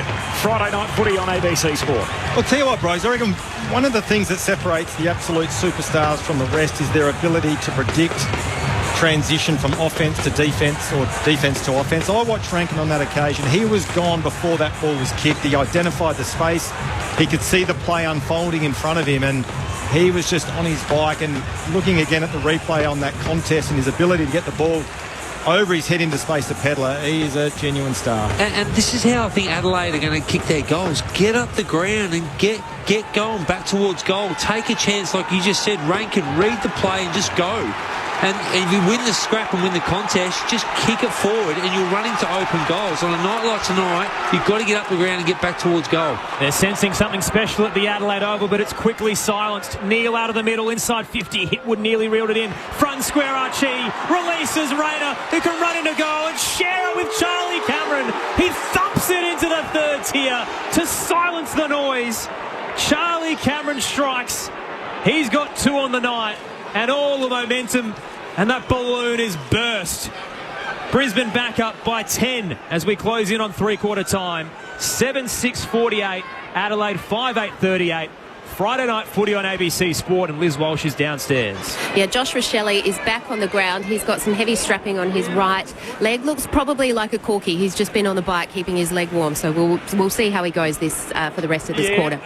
Well, it's interesting as well, Bros, looking at that centre bounce, I reckon the Adelaide midfield coach and coaching staff would be really annoyed with their players there late. They left the sweeper position open. On Lockie Neal, of all people. Of all people, absolutely. Left the front door open, and then the entry inside 50 was difficult to defend. He's kicked the only 2 goals for Brisbane in the quarter. Charlie Cameron comes at a timely moment to settle it down as O'Brien tries to get a kick forward, turns it over. And the intercept mark for Zorko, who's got it back edge of the centre square, kicks out to the wing for Levi Ashcroft. 10-point game again. Brisbane on top, 28 gone, third term. Friday night footy on ABC Sport. As Levi Ashcroft, a half forward, and a good one-on-one win for Sam Berry.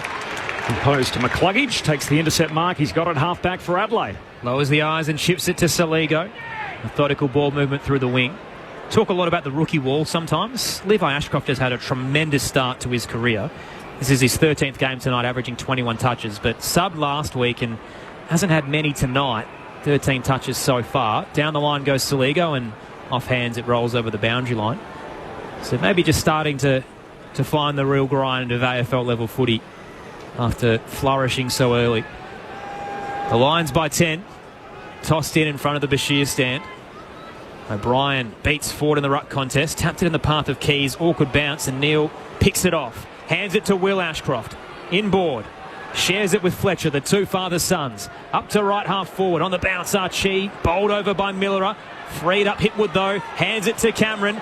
Then Will Ashcroft, a little 1-2 with Archie. Arches the back away from Keane. Hands it across to McCluggage. Turns, pushed off his kick and has to keep tracking. Will Ashcroft's there with the assist. 35 out. Will Ashcroft chips a high hospital ball towards Jared Berry. Fisted away. Outside the 50 for Brisbane now. Hitwood retreats to Archie. Fletcher sets it up. 30 from home. Early fly from Hinge out the back door. Keane under some pressure. And the Hinge launch was due to a push. Free kick Adelaide in defensive 50, down 10. Had his own umpire, had to step in for that. And Brisbane by 10 points, as Aaron mentioned. Friday night footy on ABC Sport. Hinge goes long with the contest. Spills out the back to Thilthorpe. Ground opens up upfield. Pokes the pass out in front of Saligo, but Ainsworth leaves his man to intercept. Kicks Brisbane to centre half forward, and now the Lions are on, and there's McCluggage, who marks uncontested true centre half forward for Brisbane. Oh, it was chance gone begging for Adelaide. They were out. Thilthorpe just had to find a target. He's kicked it straight to the Brisbane player. We had Rochelle and I think it was Saligo out, and Thilthorpe just made a poor decision, and off the back of turnover, Brisbane are having a shot. Gee, what a kick this is in the context of the game, with Adelaide really coming. McCluggage, his drop punt fades left. It's a let-off, an 11-point lead for the Lions deep into time on in the third term. Friday night footy on ABC Sport. Liz Walsh. Yeah, a bit of a concern for Brisbane. Ty Gallop has gone down into the rooms with a doctor. I'm just checking in with the club to see the issue. Fingers crossed for the debutant. Hinge, pinpoint pass to Miller at left half back. I did notice that, actually. I was a little worried at the time, as that he just looked a little unstable on his leg in that last involvement he had. Miller down the line. Andrews charges in front of the pack, cuts it off, looks inboard, and here come Brisbane. Big counterpunch. Zorko off towards Morris. Into the 50, in some space, Lohman. How is he free in the left forward pocket? Adelaide had the outnumber, but they were all central. And Kai Lohmann takes it 20 from home on a tight angle. Well, I'll tell you what, just looking at the replay, Charlie Cameron was outstanding on that occasion. Just did enough. Didn't give away a free kick on Hinge, but put enough of a block that Hinge couldn't close the gap on Lohmann and affect the spoil. Well played, Charlie Cameron. Mixed campaign for Kai Lohmann. Goalless in his first 6. And subbed in 4 of them due to injuries. Then kicked 3 last week. Those are the only 3 majors he has this season. Lohmann comes in, couple of steps, leans back casually and threads the needle on the tight angle. Brisbane with 2 late goals, again in red time, to push their lead out to 17 points. 8-7-55, Adelaide 5-8-38. Right on the stroke of three-quarter time. Liz Walsh downstairs. I've just heard from the Brisbane camp. Ty Gallop is down in the rooms having a head injury assessment, an HIA they have called it.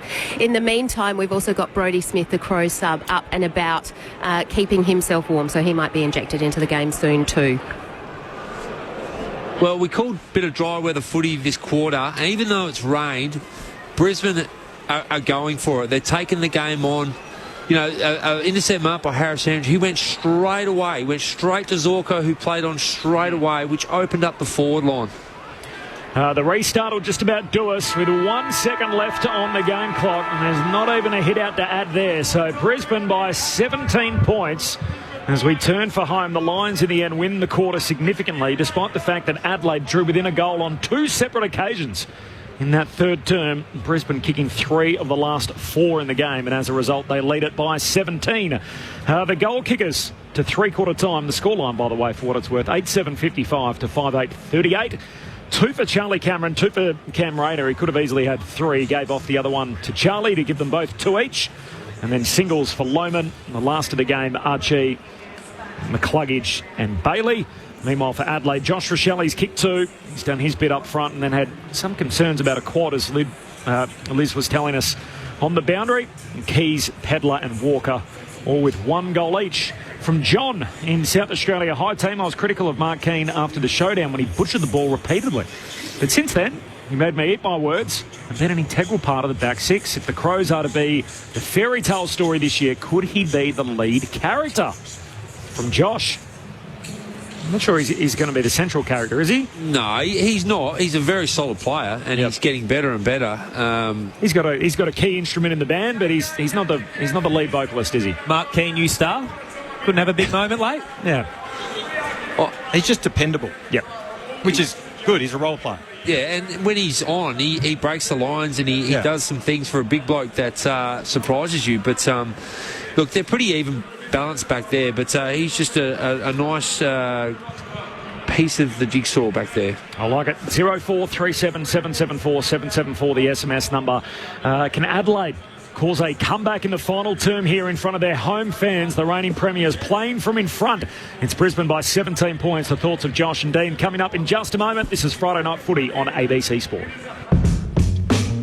Hi, I'm Corbin Middlemass. And I'm Ed Cowan. He played Test cricket for Australia. And Ed Cowan gets his first Test match century. And he commentates the cricket. Stark tries again. He runs in straight through it. Together, we're giving you your weekly cricket conversation. We're pulling apart the biggest stories in the sport and delivering them to you each and every week. It's called the Grandstand Cricket Podcast. Find it on the ABC Listen app.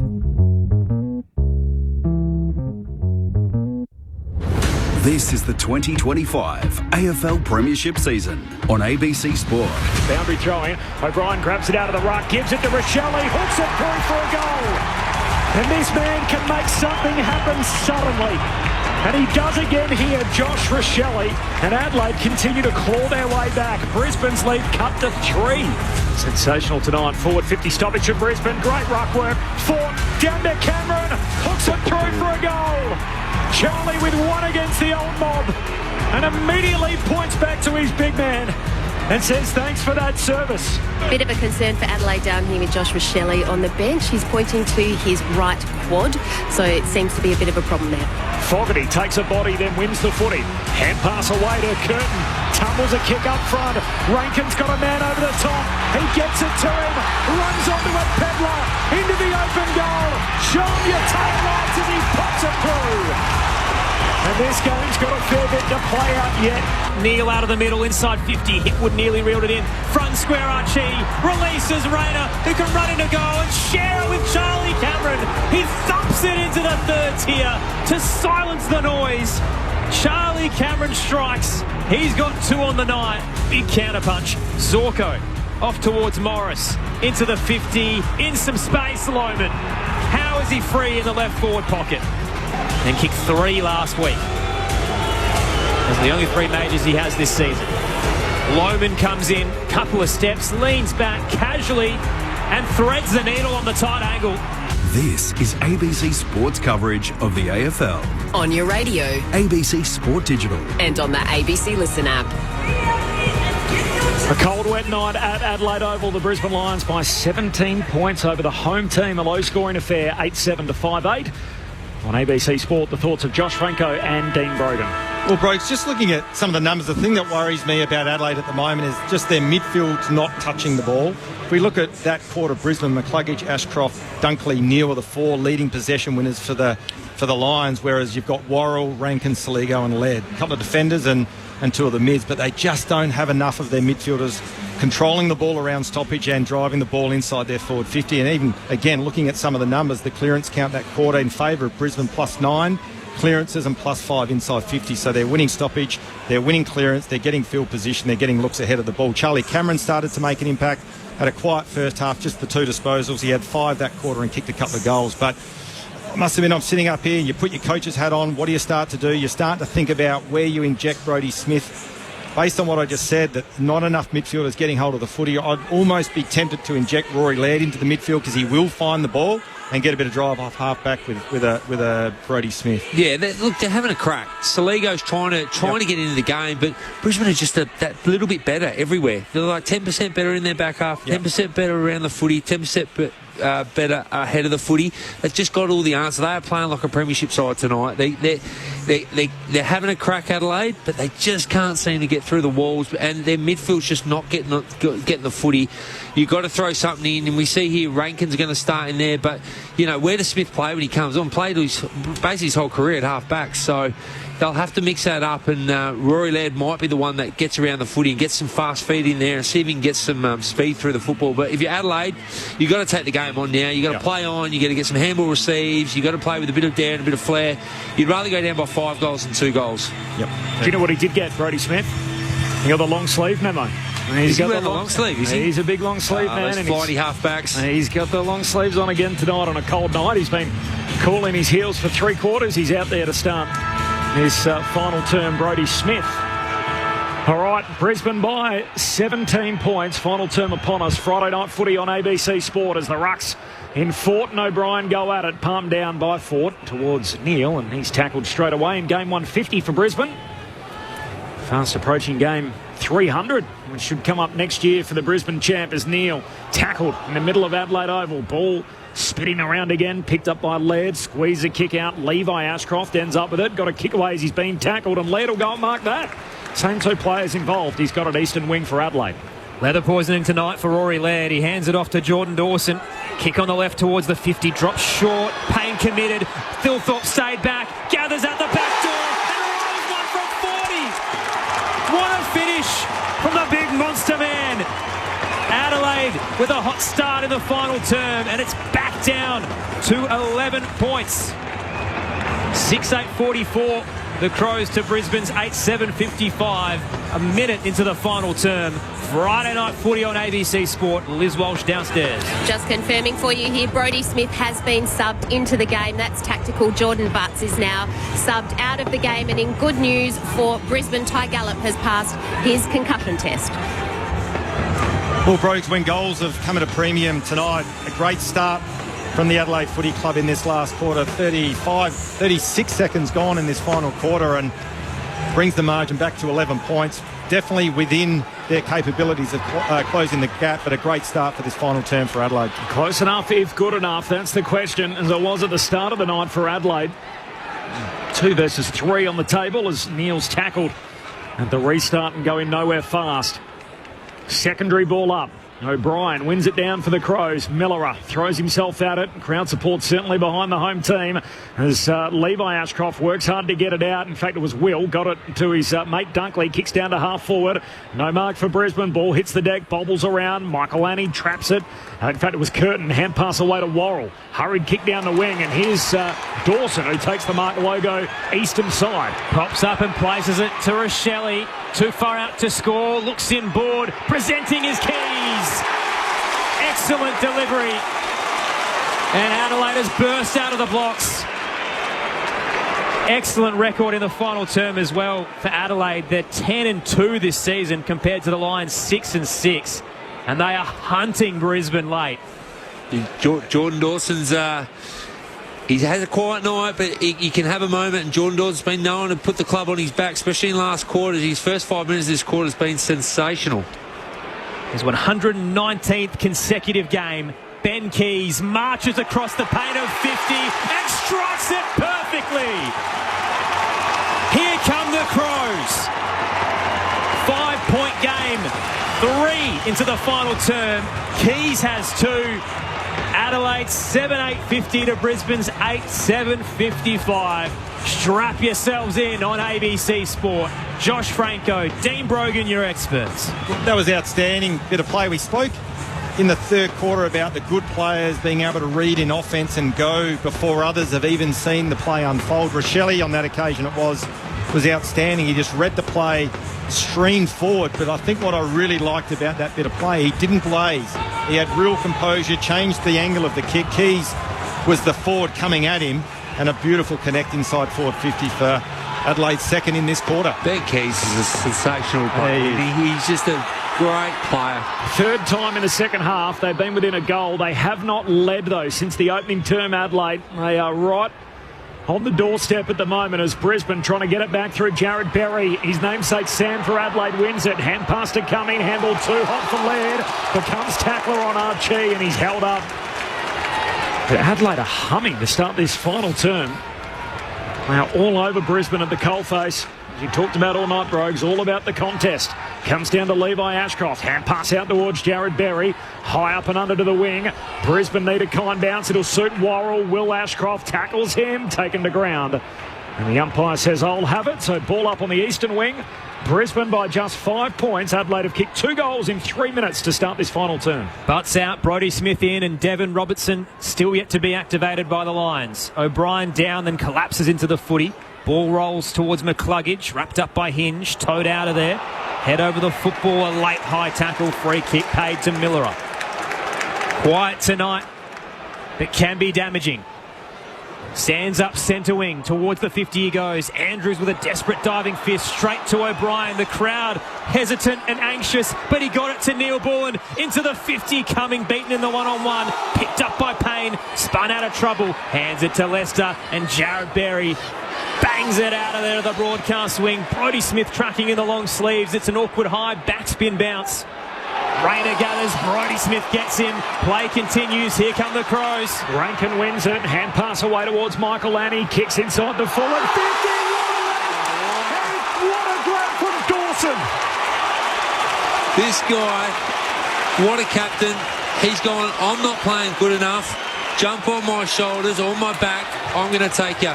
I'm going to win this game for my football club. He has started this quarter. What a mark. You've heard of a captain's mark. Can you have a captain's goal? Can you have a captain's mark? And Jordan Dawson in a pack comes down with the towering effort. And now to try and finish it off. Already more shots than any other season in his career. The left-footed drop punt is superb. The captain's mark and goal. And Adelaide have their nose in front for the first time since quarter number 1.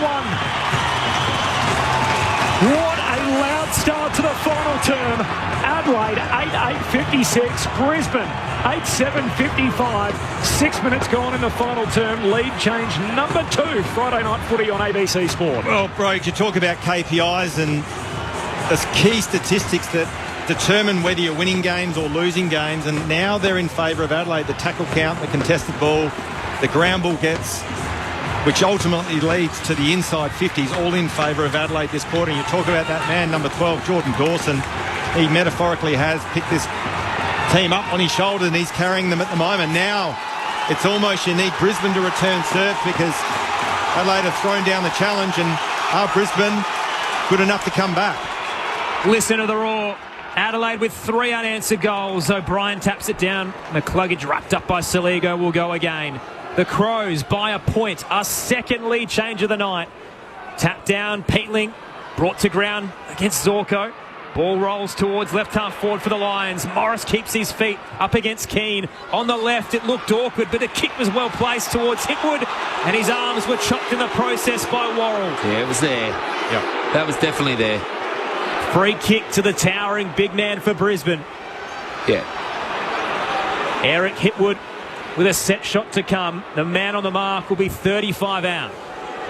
We saw this last week, by the way, when they fell behind against the Bombers. It almost jolted them into gear. They had 5 of the last 6 scoring shots in the game from that point on and kicked the only 3 goals. Scoreless tonight, Eric Hipwood needs to stand up in a big moment. Hipwood with a slow, methodical approach, and the kick is wayward right. It'll sit up on the behind line. Big fly from Rayner, slipped through out the back to Keane. Didn't know what to do and has stepped off his line. Called to play on. He has to rush the exit straight to Fletcher. It'll come back in for Brisbane. Jasper Fletcher has not missed since debut. Game number 54 consecutively tonight. Son of Adrian kicks into the forward pocket. They come from all directions. Punched away by Keane. Down in front of Bailey. Had it, lost it. Well, Curtin gives it away to his teammate under all sorts of pressure. Eventually comes to Rayner. Slick hands to Archie, who shoots but misses. A behind, Liz Walsh on the boundary. That behind ties the game. 56 points apiece. Liz. And Brisbane are about to inject Dev Robertson into the game. He has his training top off. He's wearing his jumper. He's sitting on the front bench. I think would be waiting for the next rotation. Round 9 last year. Brisbane with the lead for the majority of the night. And then Adelaide kicked the last 2. It ends up being a draw. Could it be the same tonight? Exiting kick from the Crows. Picked off by Neal. Off towards McCluggage inside 50. Bailey launched late.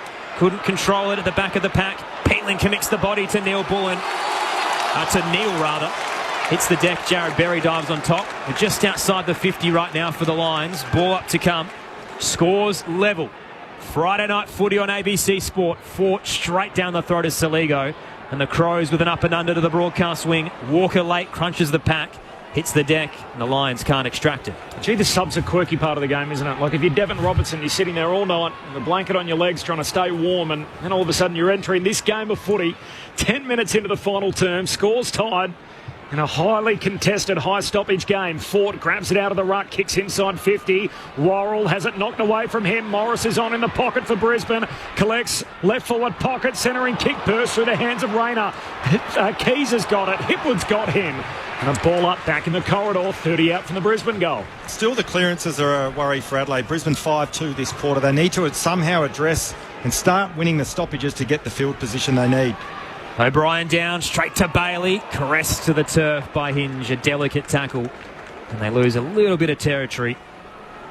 35 out straight in front, Brisbane. Adelaide's run them down late. Can they get back in front?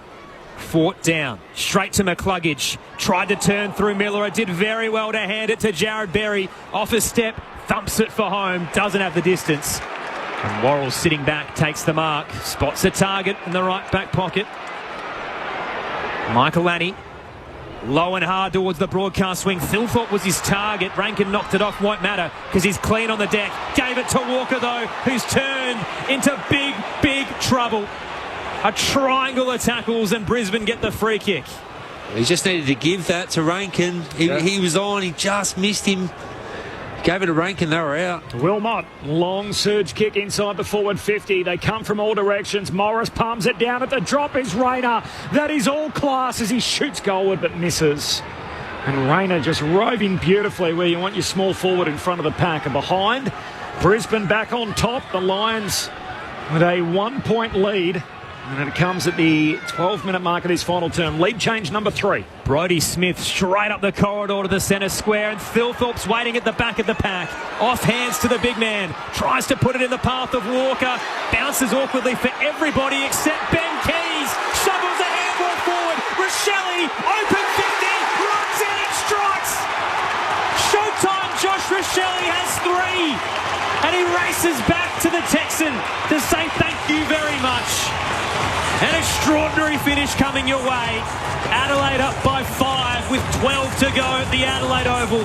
9-8-62 plays 8-9-57. Friday night footy on ABC Sport.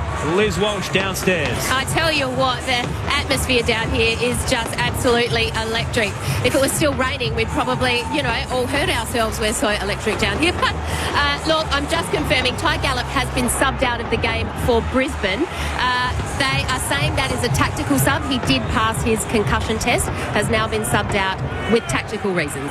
Tell you what, one thing I will say, and I thought I'd never say this, Brodie Smith's 2 kick-ins have been outstanding, getting distance. He's playing on from the goal square. He's almost launching it into the middle of the ground. Adelaide with the only 4 goals this final term. They were 17 points down at three-quarter time. They're in front for the second time in this final term. Lead change number 4. Going nowhere fast at the restart, so toss it up a second time. Thilthorpe palms it down. Will Ashcroft to Levi by hand.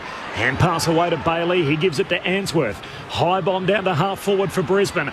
Dawson throws his body at it. Ball hits the deck. Chasing out after it. Jared Berry has lost his shoe in all of that. And the exiting kick from the Crows ends up out on the full. With the boot of Mitch Hinge. So the Lions will be able to bring it back in. And young Levi's going to get it just forward of halfway. Adelaide by 5 points, 14 minutes into the final term. Levi Ashcroft towards the 50. Loman Flyers couldn't quite pluck it. They're going to give it to Dunkley, who stayed down. Sends it into the scoreboard pocket looking for Cameron, and Michael Annie closes, paddles it over the boundary line. Adelaide by 5. 42,921 in attendance. There was some discussion that maybe they'd cracked the 50k mark, but I think the weather's hurt those odds tonight. Right forward pocket, 20 out. Tossed in. Front position, Thilthorpe towed it towards Berry. Back, only found Fletcher. Tackled as he kicked, and it bounces towards the scoreboard, and will start all over again. The Crows by 5. It's got more energy at the moment. Obviously, when you kick 4 goals in a quarter, you're going to have more energy. But it looks like Brisbane are out on their feet at the moment. Adelaide, other than the clearances, Adelaide are smashing them everywhere at the moment. Ford palms it down. Cameron throws his boot at it. Ball pinballs around, but Curtin in the back pocket clears for Adelaide up towards half-back. But Payne takes a sprawling mark. Keeps it in the front half between wing and half forward for Brisbane. Jack Payne. Kicks to the hot spot. They come from all directions. A leap over the top from Curtin. Can't come down with it. Slick hands from the Lions. Got it out was Dunkley. Kept it going forward. The ball never went out. Worrell. Hand pass away to Laird, and that is a complete clanger. He's had a sensational night, but kicked on the outside of the boot. And in the end, the check side ends up out on the full. Missed by about 6 metres. This is kickable for the modern player. So run out and snap here. It's very kickable for the Brisbane player. So it's Dev Robertson who's going to get it. What would he be? 30 metres out, right against the boundary. He's going to hook it across the body towards the cathedral end. Devon Robertson kicks into the man on the mark.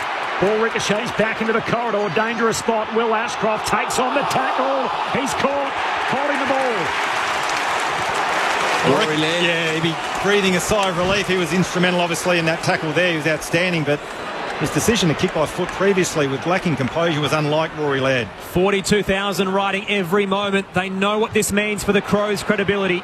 Laird to the broadcast wing, volleyed up the deck, straight to Dawson, wants to go. Disposal 5 in the final term. Little bit long for Rochelle. And charging out to meet it is Payne. He'll cut it off at left half back for Brisbane. And they'll slowly spread it across defensive 50. Harris Andrews now. 30 out from the defensive goal. Calls for Payne to come back to him. Rochelle's too close. Andrews panicking a bit. Kick had to be perfect across the face and hits Answorth. Answorth, short kick, finds Leicester. A long way from goal, Brisbane. And they've conceded 4 goals in this final quarter. They haven't kicked one themselves. Leicester long down the wing, turnover, and Worrell takes the intercept mark. And Worrell trying to start something on the rebound. Heads back down to half forward. Keys the target. Slides through to Sam Berry. Berry gets a Con Shepherd. He eyes the sticks. Sam Berry misses wildly out to the left. It's out on the full. No change to that score. 5 points Adelaide's way. 4 lead changes. 3 of them in this final term. 17 minutes played. We've ticked over the halfway mark in this final quarter. It is Adelaide by 5. Friday night footy on ABC Sport. Answorth, long exit up to the eastern side. Thilthorpe battling with Morris and a plethora of bodies around them. Shot out towards Fort and juked it to McCluggage and rushed the kick down the line. Hinge marks on the logo right in front of the Bashir stand. Adelaide by 5. Good kick as he shares it forward. Dan Curtin too far out to score. He'll place it 35 from home. Fogarty's in space. Late spoil. Came in from Dunkley, hits the deck. Ashcroft gave it straight to Rankin. Check side towards Thilthorpe. Front position was Fort. Bowled over. Andrews has 3 to beat. He's set upon by the Crows. And a ball up to come. 10 out, left forward pocket for Adelaide. Well, I'll tell you what, I know we don't get pressure rating up here on the champion data stats, but the tackle count at the moment is 20 to 8 in favour of Adelaide, and the contested ball there +4. All over the Brisbane lines at the moment. Forward 50 stoppage for Adelaide. Fort wins it down. Tunnel ball out the back. Fogarty to Keys. He kicks it. Keys has got 3. And Adelaide have 5 in the final term. They have come home with the proverbial wet sail. And Adelaide lead it by 11 points. Their biggest lead of the night at the 18-minute mark of the final turn. Adelaide 10-8-68, Brisbane 8-9-57. Friday night footy on ABC Sport. Well, when Adelaide are in this mode, Josh, they are almost unbeatable. When they got their tails up and they run and they carry and they play tough, and your Energizer Bunnies in Keys, Dawson, Rochelle, they are almost unbeatable. When they put the foot down, like they are doing right now, they are putting the competition on notice right now. They are putting the competition on notice, all led by their captain, Jordan Dawson. And I'll tell you what, bit of context as well for the listeners. Adelaide have 5 goals to three-quarter time, and they've kicked 5 in 10 minutes. Amazing. So you're right, when they get their ball movement going and win the contest, they're unstoppable. O'Brien down out of the middle. Saligo tries to gather, towed away by Fort to Zorko. Brisbane out to the eastern side. Fletcher gathers. Bit of time to hook it around the body. Up to right half forward. Too long for Cameron. Laird at the back. Gives it to Smith. The veterans linking up. Laird to O'Brien. Now Neil Bullen running out of room. Fletcher will escort him over. Boundary throw in. The sheer stand. Eastern side. Adelaide by 11. Friday night footy on ABC Sport. And tackle count this quarter 21 to 8. So +13 in favour of the Crows. Remember, Brisbane got overrun a couple of weeks ago against Melbourne at home with a handy 3-goal buffer at three-quarter time. They've coughed up a 17-point lead here, down 11. And Adelaide all over them at the moment from the boundary throw in. A stoppage win for Brisbane. Levi Ashcroft gives it to Zorko by hand. Back to Dunkley. Hurried kick to half forward. In from the side comes Hinge. Punches it away. Straight to Morris though. Shakes Worrell on the in front of him, the defender. And then Morris kicks laterally across the ground. Rochelle left it behind. Robertson cashes it in. Kicks goalward. And the goal saver. Deep on the line again from Mark Keane. His fan club is growing. I'll take it back. Maybe he is the main the lead singer back there. But Rochelle, I love how he got back. But geez, I bet you he wishes he had that moment again, because he almost mucked it up. And Brisbane, that was a certain goal. But well done by Keane to get back and stop that. Adelaide by 10. Time on now. Final term. Friday night footy on ABC Sport. Monster kick from Brodie Smith all the way to centre wing on the broadcast side. O'Brien nearly stuck the mark. Umpire didn't give it to him as it slipped out late. Gets another crack. Kick smothered by Neal. Coming back for a high tackle on Dawson. Free kick Adelaide. Jordan Dawson thought about Fogarty. Stepped off his line and now has to rush inboard. Kick on the left inside 50. Read well by Fletcher. Keys and Pedler didn't know where it was dropping. And the young man for Brisbane cuts it off in defensive 50. This is the tough task. Can they go end to end down 10 points. They're now racing the clock to 7 minutes and change to go. 10 points the deficit. Andrews off the back flank, kicks down the wing.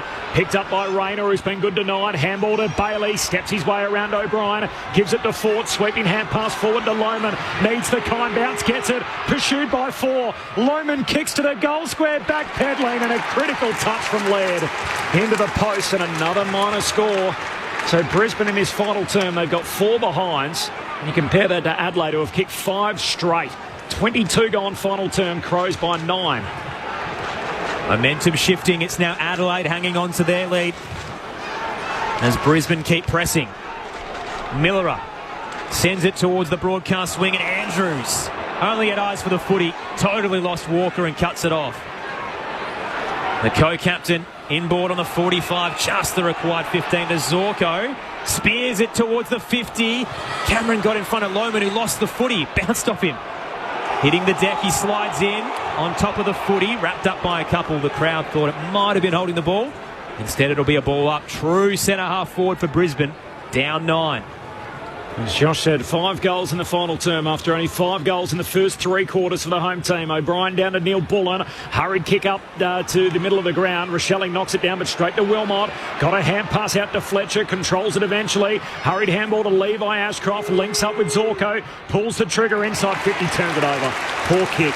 And Worrell takes the intercept mark. Half back for Adelaide.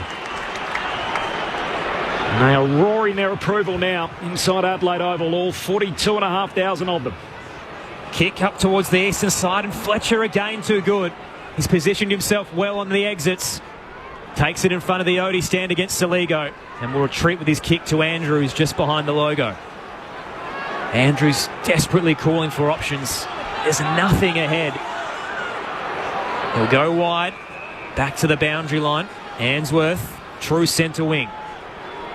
Lions down 9 points, looking to go inside 50.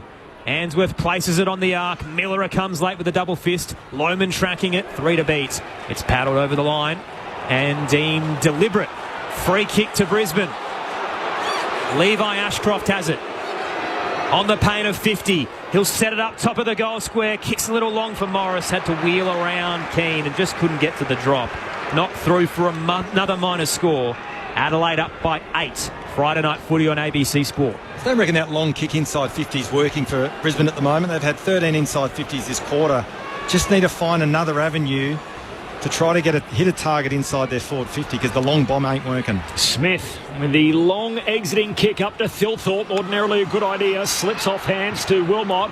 Brisbane reload. Some repeat entries. Kicks to full forward. Worrell got separation. Takes another intercept mark.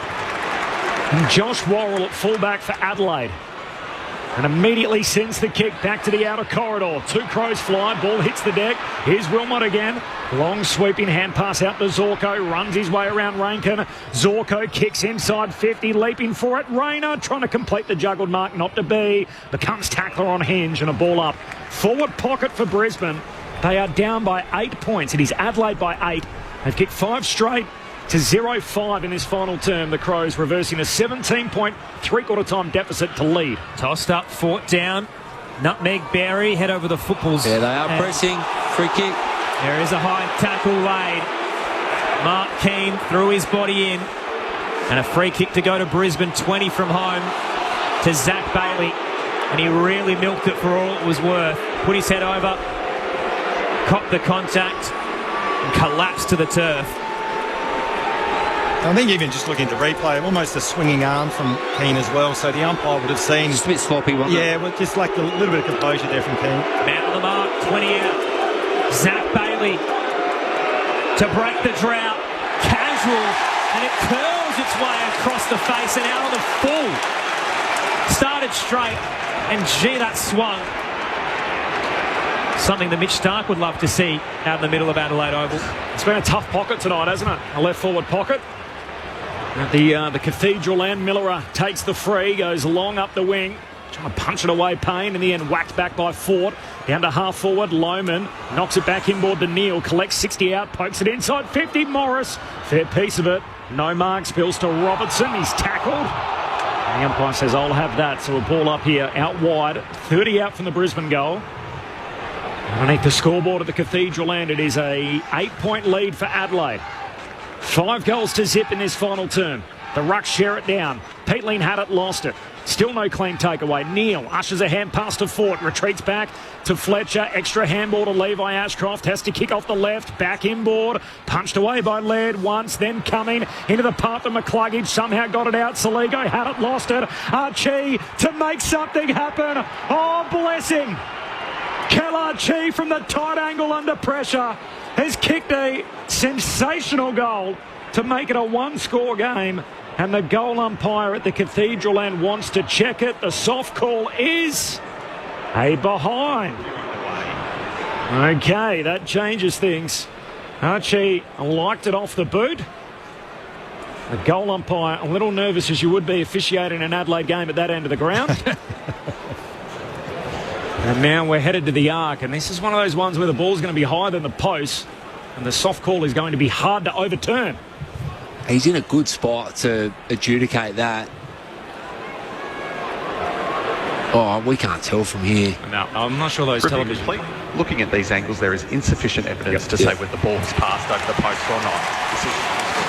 There we go. So it'll count as a behind, which is the soft call. And to be fair, nobody in the stadium watching the replays or where we are, anyone else has a better view than the goal umpire.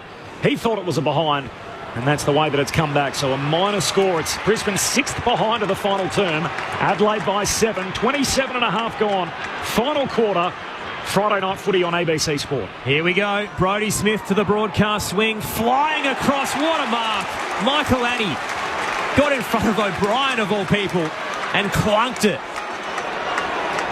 The son of a gun. Adelaide's first rounder from a few years back. Michael Annie dummies his way past McCluggage. Kicks high up to right half forward. Thilthorpe in front. Fought with a double fist. Neil Bullen missed the boot at the drop. Quick kick out of there for Brisbane. Lands in the lap of McCluggage. True centre wing broadcast side. On the instep. Here's Jared Berry. Called to play on. Into the 50. Cameron's one out with Worrell. Both entangled. No whistle. Worrell fists it. 40 out. Archie's there and waiting. Gives it to Bailey. Snaps and misses the lot. Had their chances. Certainly are. They are pressing. They're going to hit the scoreboard sooner or later. Are they going to run out of time? Probably, but geez, they've had some chances in the last score. 17-8 inside 50 Brisbane's way. Smith, the exiting kick, and he's given them an impact since coming on. Kicks out to halfback. No mark for Curtin. Becomes tackler on Fletcher. And the ump's going to say holding the ball. Wow. Gee, that's an enormous call. And then Fletcher just puts a footy on the ground. The ump says no 50, but a free kick for Dan Curtin. It's a big whistle that goes Adelaide's way. 29 minutes played, final term. Crows by 7. Curtin, long contest, kick down the line, and really in a one-hander is Zorko. What have Brisbane got left? They've got to go, and he realises it. Inboard to Will Ashcroft, who races past Rankin. Drives the footy up towards the 50, but didn't look ahead. The Crows had numbers, and Rory Laird with yet another touch. Kick had to be clean to Miller on the 45. It hits him close to the boundary. 25 touches for Rory Laird on return tonight. Miller up the eastern side. Pat converges. O'Brien there, a little bit high for him. Clean by Zorko at the ground.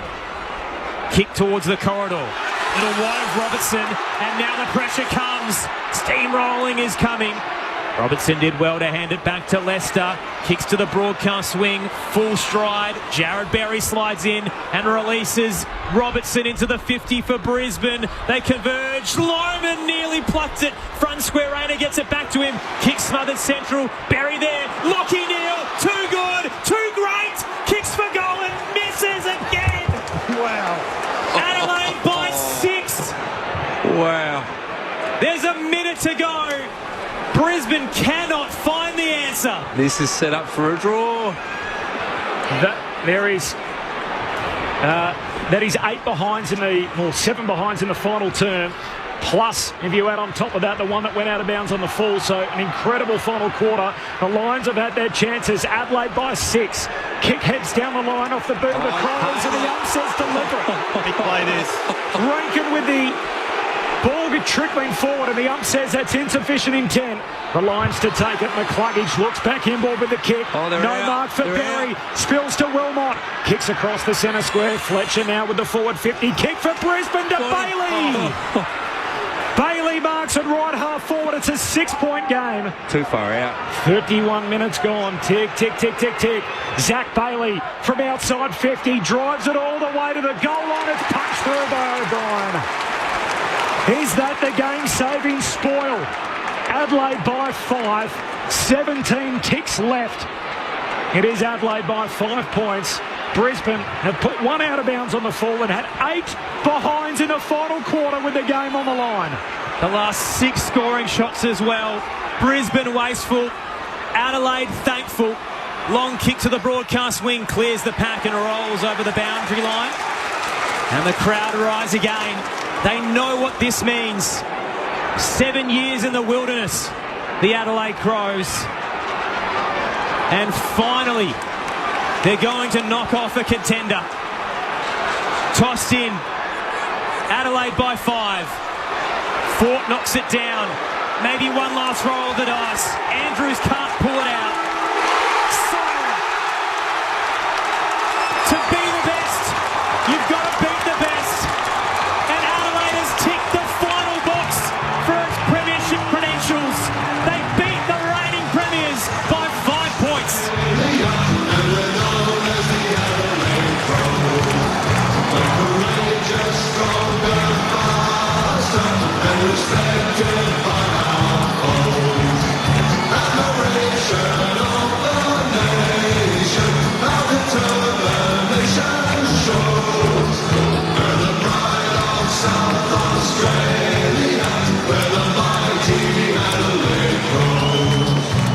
A wet weather slugfest early that saw Brisbane up by 9 at the first change and 8 at half-time before a sensational third term had them up by 17 points, and the Crows came steamrolling home. The first 3 goals of the term, only 5 of the final quarter. Brisbane with 8 behinds, and they'll be ruining their chances as the Crows advance and solidify their spot in the top 4. 9-4 for the season. They beat Brisbane 8-15-63 the Lions to the Crows 10-8-68.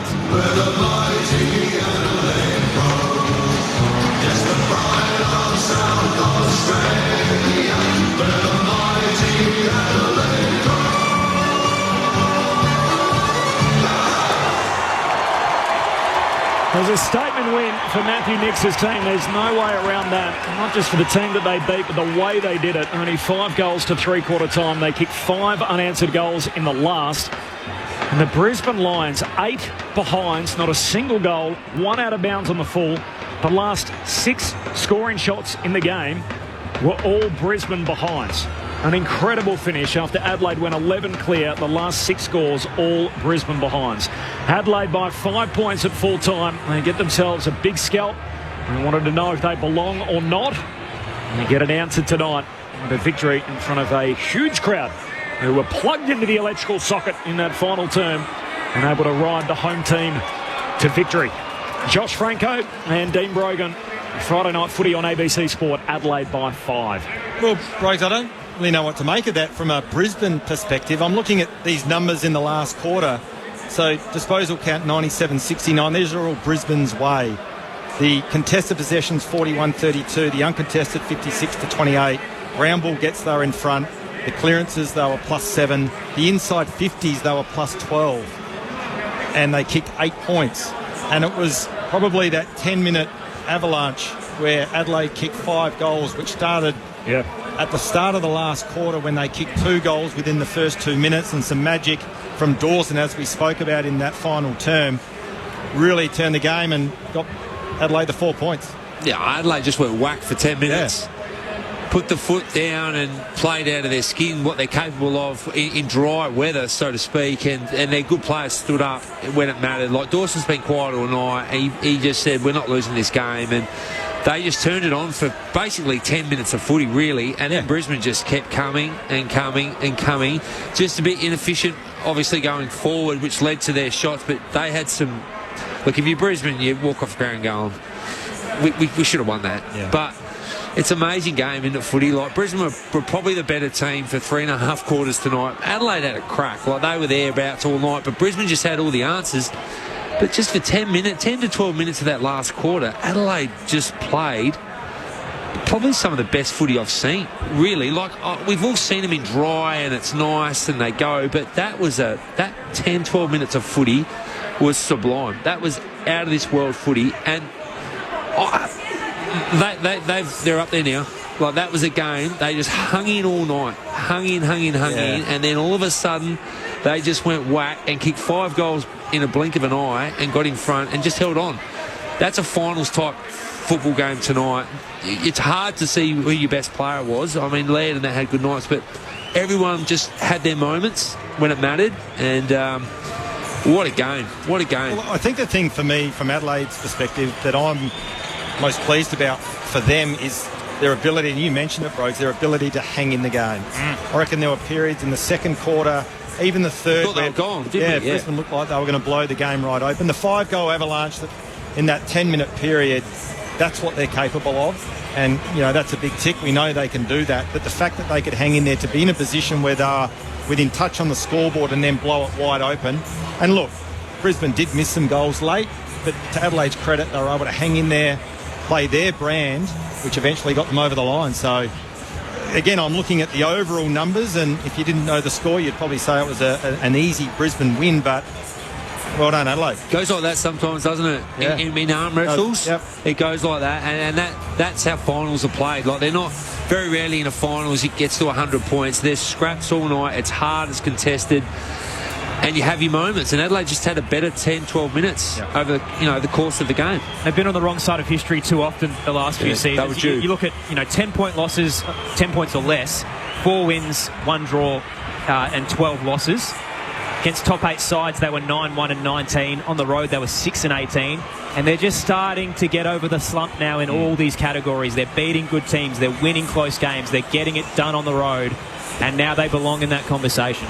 Well, they're answering the questions that we're always putting to Adelaide. Can you win on the road now? Yes. Can you beat a good side? Yes. Can you play in greasy, wet, horrible conditions and win? Yes.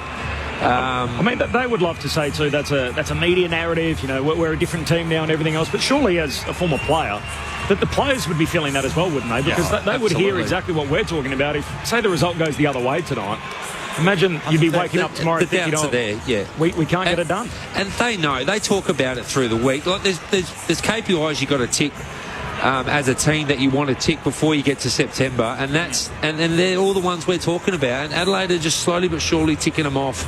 But as we know, Brisbane lost no love tonight. Like, they're still the team to beat come the end of the year. But that's just a cracking game. That's second v third, isn't it? Well, interesting, Rose. I was thinking, if you're Fagan, you're addressing the players, what do you reckon you're saying? We lost it? So they'd probably walk away from the game thinking they snatched defeat out of the jaws of victory through their wayward kicking in the last quarter. But if you're Adelaide, and as we said at the start of the game, whether it's flat track bullies if they lost or they're real contenders, they're real contenders now. They might need this rocket though, Brisbane. As we touched on, they were 9-2 heading into this game, but they hadn't played their best footy, and maybe this is the result that finally sparks them to say, hey, we need to actually start putting our foot down and dominating lesser sides, beating those around us, and actually flex our muscles as the reigning premiers. And they're still second, I think. So they've had a free hit, really. So that's going to kick them into gear. They should have won. They still sit second after this weekend, I would think. So I think they were a game and a half clear. So, that's how good they're going. Then they're half there, and they're sitting second. So. But like you said from the start, Josh, it was more about Adelaide, I think, tonight, and they've answered the call in a big way. It was certainly about them coming in, and it's absolutely about them going out as well, the Adelaide Crows. So a 5-point victory. It was the way they did it, though. 17 points down in a low-scoring affair at three-quarter time. They kicked 5 unanswered goals in the final term. It wasn't answered in terms of goals on the scoreboard. There were plenty of behinds and efforts made. Brisbane kicked 8 behinds, including 1 out of bounds on the full. Their 9 shots in the final term, including the last 6 scoring shots of the game, all Brisbane behinds. Adelaide by 5 points. They get their second win against one of the top contenders this year. There's none bigger than the reigning premiers. They take them down to move to 9-4 on the season. Let's go into the winners' rooms, and Liz Walsh is down there. Liz. Yes, hello. This is one very happy Adelaide Crows rooms. Josh Rochelle has led them into the rooms with his trademark. Yes, he's fist pumping. He's very excited. Here is Matthew Nix just walking past me now. This was such an important game for him, and he must be so thrilled. We've also had, I'm in the way, sorry, that's Taylor Walker. We've also had all of the board members are down here. Everyone is just so excited by what is happening here today. And here they are just getting into the circle, and here we go. Ready, set, go. We're South Australia, we're the mighty Adelaide Crows. We're greater, stronger, faster, and respected by our foes. Generation of the nation, a determination to push on. Right on South Australia, we're the mighty Adelaide Crows. And there you have it, an extremely excited Adelaide Crows outfit who are just fist pumping each other, slapping each other on the back, so excited. They have one of their little a mascot in here, Enzo, who is quite sick, but he has just part of the Crows family here, and he's currently having photographs with Taylor Walker. He's such a huge Crows fan, and the Crows just absolutely love him back. So we will be back very soon with an interview with Rory Laird. Thanks, Liz. Appreciate that. And you heard Taylor Walker there counting down before the start of the song as he was trying to get Enzo to lead them off. That's why you could hear the 3-2-1 let's go from Taylor Walker on our mic.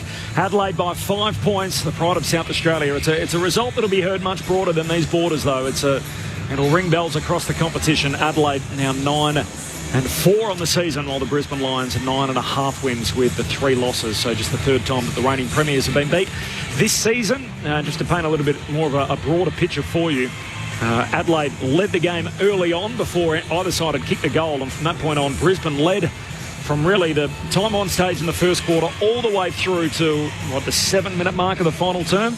And then when Adelaide put their nose in front, they soon fell behind, reclaimed the lead. 4 lead changes in the match, 3 of them coming in the final term. Both subs in the final term made Jordan Butts out tactically for Adelaide, and for Brisbane it was Ty Gallup. And for Ty Bow on the MRO front, it was James Peatling who was involved in an incident. He was actually placed on report in the first 5 minutes, so that'll be looked at by the MRO for a slam tackle on Lachie Neale. Question for you, Corby. So very parochial lens here in South Australia, but it always felt, even after the close loss to Gold Coast, the close loss to Collingwood, we felt internally here that Adelaide were playing good football and that they still belonged in the top 4 conversation, even though they hadn't beaten a contender. Was that the same across the border, or were Adelaide still not being taken seriously, and tonight was the night to do so? I think people were on a high alert. They knew that this was a team that was capable of a lot when they played their best footy. I think a lot of people wanted to see it. They just wanted to see it once on display. So although they'd got close, I've been lucky enough to do a lot of the Collingwood games recently where they come to Melbourne and run the Pies close, and there was a series of unfortunate events that led to a couple of those games going the other way, but I think they wanted to see them claim a big scalp, and certainly that is that tonight. The other thing that's interesting, so you mentioned Brisbane Brogues are sort of half a game clear on top, so they retained second spot on the table. But all of a sudden, to finish high on the table is going to be super important in a tight year, particularly given the amount of sort of teams represented from so many different states. So Fremantle are coming with a bullet into the 8. They've got a softer run home. You've got obviously GWS there representing New South Wales. There's 2 teams in Queensland. There's a team in South Australia, obviously, and then you've got your Victorian representation in amongst all that as well, with Geelong and Hawthorn and Collingwood. So not just even top 4, top 6, for example, to make sure you guaranteed one home final. If you've got your sights on top 2, which is where I'm sure Brisbane would think they're going to be, that is so important for a team that has a genuine home ground advantage to make sure that you get the opportunity not to leave the state before grand final day. Well, and especially when you're going back-to-back as well, you want to make it as easy as possible. They came from nowhere last year and got lucky, and they made the most of their opportunities, and they ended up, we all know what happened. But look, there's still 11 weeks to go before the season ends. Brisbane have got so much more improvement, you would think. Yeah. But they played really well tonight. Their midfield beat Adelaide's. They just kick a bit straighter, they win. It's as simple as that. Adelaide were good for 10 minutes in a patch and just kicked 4-5. That was the end of the game. And same with Adelaide at that point as well. I mean, why not them? If they're only half a game off second spot at the moment, it's well and truly within reach on the run home. Let's get into the winners' rooms. The Crows by 5 points. Liz Walsh. Thank you, Corbin. I'm actually here with Isaac Cumming, a late sub in for Rory Lett. But Isaac, he was promised. He's just looked at me like, what do you mean? He was. They told me that was who I was interviewing after. But anyway, it's you, which we're very happy with, so don't worry. What an absolutely incredible come from behind win. Put all of that into words for us. I'd be hard to put it into words, to be honest. That was one of the better wins I've been a part of for sure. Gutsy, brave, and just, honestly, just crazy. One of the craziest wins I've had. You're down at three-quarter time. What is Matthew Nix's message at that break, and that elicited a response where you were kicking, 5 or 6 goals straight? Yeah, obviously we had to make up for some lost time and lost ground, so we had to be a bit more aggressive, to hit the scoreboard. And then obviously our forwards were kicking like dead eyes, so that obviously helps. And then once we got in the lead, we sort of went back to a bit, let's just hold it and put the aggressive stuff away. But it worked a treat. Very well done by Nixie. Talk us through that last minute or so. Brisbane just did not give up all night, did they? No, they're a bloody hell of a team, so we knew that they were never going to give up. But yeah, it was honestly, I was just running around like a headless chook. I wouldn't even be able to tell you who I was on. I think I've defended about 4 different people for the last minute. I just didn't want my man to kick that goal. But it was good fun in the end. How important is the win, though, from the club's perspective? You've only beaten one team in the top 8 so far this year, and now you've beaten the reigning Premier. Talk us through what that means to the club. Obviously a win that we're going to be extremely proud of. Footy's it goes quick. We'll obviously enjoy it tonight. Enjoy it over the weekend, and then we'll quickly snap out of it. But I'll be soaking up this for as much as I can tonight. That's for sure. Let's head up to our experts. We have Dean Brogan and Josh Franco. Isaac, Josh Franco here. Congratulations on the win tonight. One thing that really impressed me now, I guess if you fast forward, a lot of the narrative's going to be about that 5-goal, 10-minute avalanche in that last quarter where you blew the game right apart. But the thing that I was most impressed with Adelaide tonight was your ability to hang in the contest. I reckon that we called it up here halfway through the second quarter. Brisbane threatened to blow the game open, but you must be really pleased and proud of the boys to be able to hang in the contest to give yourselves a chance in that last. Yeah, absolutely. I think, contest is king on days like this, rain, wind. I'm not sure if we actually won it in the end, but I think, the last quarter would have been in our favour, positive-wise. So, to get that done, our mids, really set the tone. Our forwards added a touch of class, but that was on the back of contest as well. So, it was a seriously good 30 minutes to finish there. Isaac, Dean Brogan here, mate. Congratulations on a fantastic win, and you so far, mate, coming over Adelaide. You're having a great season. So you're sitting third now. You've just beaten the Premiers. You were starting to win on the road. You're ticking a lot of boxes as a footy club. Do you sit there now and go, well, we deserve to be here? I reckon we had a chance to do something pretty special this year.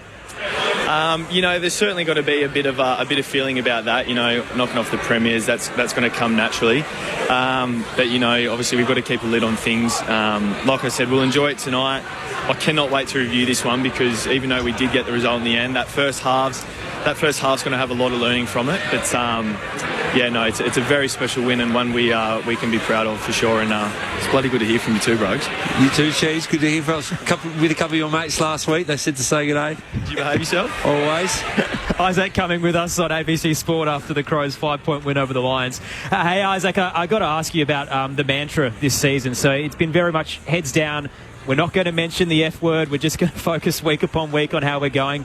Can you usher the word finals now? Do you feel like it's safe to at least dream big? Mate, you're going to hate me for this, but I'm going to give you one of the biggest cliches of all time. It's one week at a time here. But, I actually said early in my pre-season here, that was the messaging from the start. And, it seems to be working so far, but, it is a cliche, but that's generally what we're living by at the club at the minute, is week by week. Is this brand ready for finals football? Is there any pieces left to the puzzle, or are you ready to roll into the final end of the season? Well, in terms of that game, I said to one of the boys, that's as close to a final as I think it can get, with the contest and stuff like that. So, obviously the back half of the year we've got some pretty tough matchups. Next week we've got Hawks in Tassie, so that's probably going to feel like a final itself. So it's good practice for what's ahead for us, hopefully. Yeah, Isaac, I'm glad you spoke about that, because you've come from the Giants and you've played in, you're a pretty good player there for the Giants. You made your way into the 22, played in some big finals games with the Giants. You come to Adelaide. Not a lot of those Adelaide boys, your teammates, have played in a lot of finals. So how do you see this group compared to the Giants over the past few years, the connection of the group and the game style and where you guys are heading? I actually think the Crows and the Giants are very similar in a lot of ways. Age demographic-wise, we've got such a core group of young guys here at the Crowies, and, similar feeling that I had at the Giants. But, I think if you look across the board, some of our best players week in, week out are not even 24, 25 yet, which is a pretty scary thought. But, we've got a bloody good mix of those young guys, and then some wise heads with, Tex, Smithers, Leddy. So it's a bloody good balance here. Isaac, they had the last 6 shots of the game, Brisbane, all of them behinds. Where were you in the waning moments, and what were you thinking as they were peppering away? I was thinking, thank frick they were kicking like we did in the first quarter, because I know the feeling. I think we were 0-6 in that first quarter, so we know the feeling that they're going to have from that last quarter. But there was definitely a few sighs of relief when I seen it go through the behind. Did you make the right choice, you think, in the off-season to pick this club? Absolutely no regrets with the decision. I'm absolutely loving my time, loving living here in Adelaide, and absolutely love the boys, love the footy club.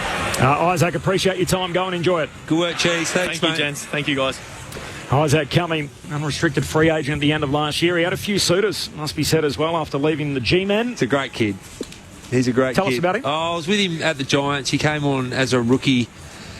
Just a country kid. I think he's from Broken Hill. He is. He was really wet behind the ears. Got to big Sydney. Just a ripping kid. And he had something from day one. He just kept getting injured a lot. But I know Leon Cameron loved him. He used the ball really well, and he was smooth, very smooth. Did his time at the Giants. Adelaide have got him, and he's been a pickup and a half. The pickups they've got in Peatling, Cumming, and Neil Bullen, those three have just come in and they're straight away into their best 22 and adding to what was already a pretty good team. They've just topped them up, haven't they, Josh? And good teams just find very good pieces to the jigsaw that they're trying to build, and they got 3 beauties, especially Isaac. Well, it's almost the blueprint, isn't it, for clubs? You go out and get a couple of stars in Rankin and Dawson.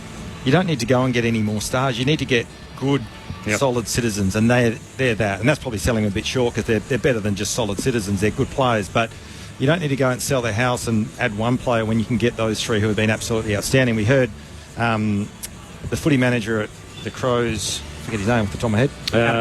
Adam Kelly. We interviewed him pre-game, and he talked about what they've bought, obviously on-field, which everyone sees, but probably more to the point what they've brought to the group off-field, which has been huge. They've played in big finals. Yeah. Like Peatling and Cumming have played in huge finals for the prelims.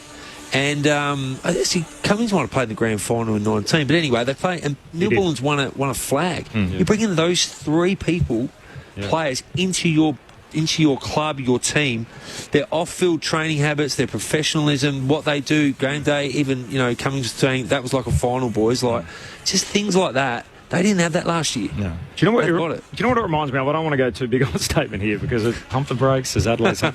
The recruiting strategy, though, reminds me a lot of Richmond in 2017, where the Tigers went out and got Prestia, Nankervis and Caddy. And when they came in, everyone thought, why are they going to go get those guys? And no disrespect to any of them, but none of them were absolutely world beaters. And they're just great role players. The bits that you need to kind of suit what you haven't got. And Absolutely. You look at Nankervis and Prestia go on and become 3-time premiership players. I think Caddy played in 2 of them. It's the right pieces of the jigsaw that you need, and the 3 guys that they've got there in Peatling, Cumming and Neil Bullen have been absolutely excellent. Yep. Then you throw Dawson, who they got a couple of years before. Then you throw Rankin in there. Well, they've done really well, Adelaide. Do you reckon Sydney knew what they were losing when Jordan Dawson left? I think so. Yeah, I reckon they did. I reckon they rated him pretty highly. Well, they wanted more back from Adelaide. Yeah. In the end, had to cave because the Crows just wouldn't budge, and Dawson wanted to go. But they were infuriated, I think, by what the offer originally was, and just had to settle. It's phenomenal to think the year. I mean, he could easily be leading the Brownlow at this stage of the year, and again led the way tonight. If you just flick the radio back on and you perhaps missed the final term and you thought Brisbane were going to cruise to their 10th win of the season, think again. The Lions, for the second time this year, cough up a three-quarter time advantage. And really, it was taken from them. Adelaide kicked 5 goals, an incredible burst to start the final term, and then hung on after they had to take the lead twice in the final quarter. They led by as many as 11 points before Brisbane had the last 6 shots of the game, all of them missing. So in the end, at full time, it's 10-8-68 Adelaide. They beat the Brisbane Lions 8-15-63, a 5-point win for the home team. It's really easy to chip away at sides when you're not inside the 4 walls, but so many discussions around, the Crows are too nice because they apologised to Sydney, or they haven't been hard enough on the AFL for the umpiring errors. And then even just the mantra this season that we touched on with Isaac Cumming, that they haven't mentioned finals because last year they were too all in and they got ahead of themselves and it hasn't worked. And maybe we're all in the wrong here, and it's just a sensible, mature approach is the way to go about it, because they're switched on, they don't care about the noise, and it's coming together this season. I still think that there would be that narrative within the playing group.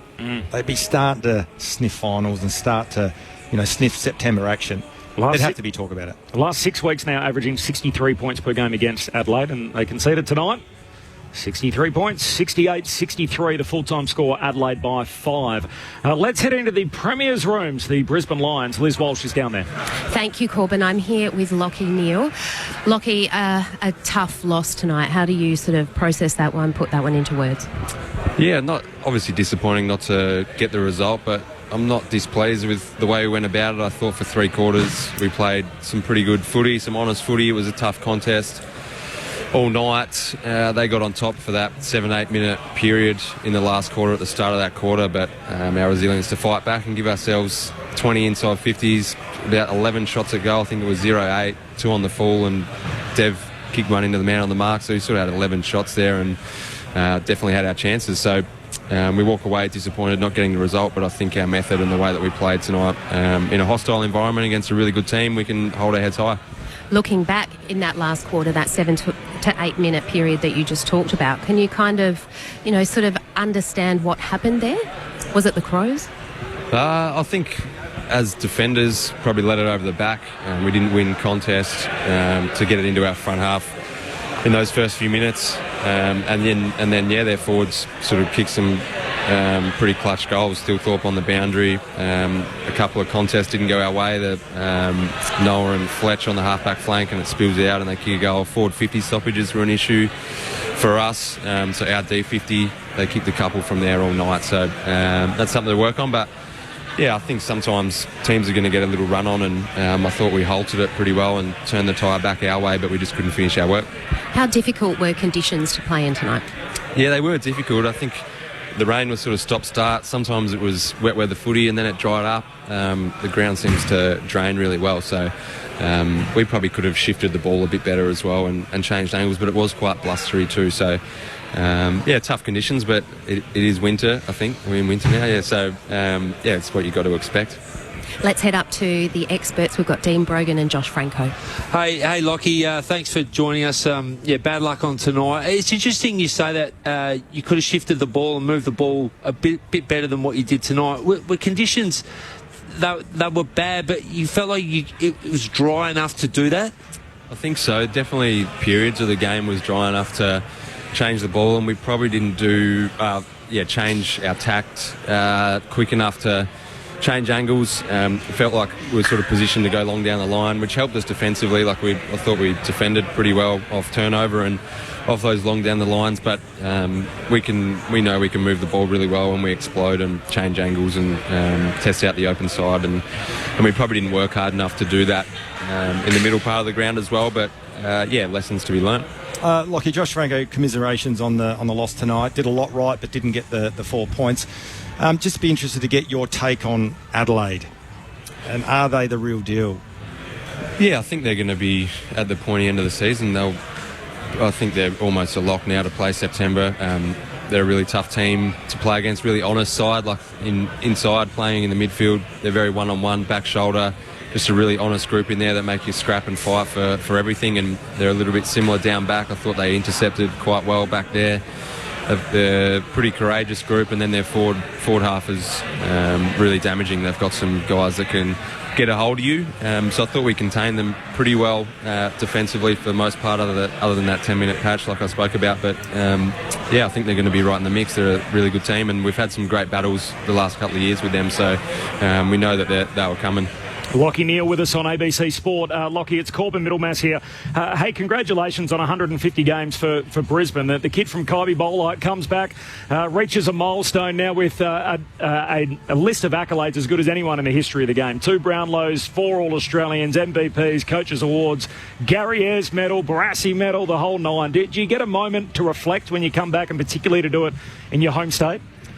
Oh, probably not so much for this. I think I've played 135 at Freo, so it's sort of what is it? My maths is not too good at the moment. 285. 285. Well, yeah, that's pretty simple. That's bad by me. So my 285th game of AFL, it doesn't really feel like a milestone, but Fags brought it up yesterday. That was my 150th for the club, which was nice, and it's nice to be recognised like that. And when you rattle off those accolades, it sort of, to me, doesn't sound like that's my resume. I sort of pinch myself. I've been lucky enough to be a part of such a great group and be able to achieve those things. So, I'm sure I'll look back probably more at my 300th, which in 15 games' time, and try and really soak that week in and enjoy what's been before me, and then look to the future after that. But at the moment, I sort of didn't really think about it too much this week.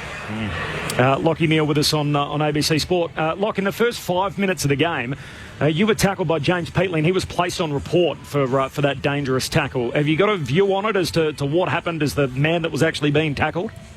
It's hard to tell in the moment. I sort of felt like I was wrapped up, and then did feel a bit of force with that tackle. But yeah, it's hard to know. I know my head hit the ground, but I was fine to play, so it obviously wasn't that hard into the deck. So I thought it was a free kick and move on.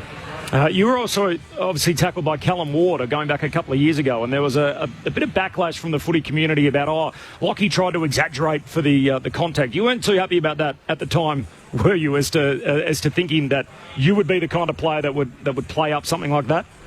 I don't really remember the backlash too much. Opposition fans are clearly going to... I copped the bit coming off, then I got called a flopper, so... Right. But I remember that one. He had my legs tangled up in his legs, so it was like a corkscrew. I didn't have any control over my body. I remember that very clearly, and I certainly didn't flop on that one. My legs were tangled with his, and had no sort of force through my legs and my core to stand up. This one was completely different. Like, it's Aaron Bryans here. 9-3 is a very impressive record, and we spoke about it in the pre-game that we feel like we've seen glimpses of greatness from Brisbane, but you haven't quite hit your full straps yet. Do you feel like you've only scratched the surface of your potential and you've got another gear to go to in this back half? Yeah, clearly we're not playing our absolute best footy, but we're way ahead of where we were this time last year, and we probably... try and flip that script a little bit and look at the positives, and we're sitting second on the ladder. We might drop a little bit, I'm not too sure, haven't really looked, but after this round, but we feel like we've done enough to put ourselves in a great position.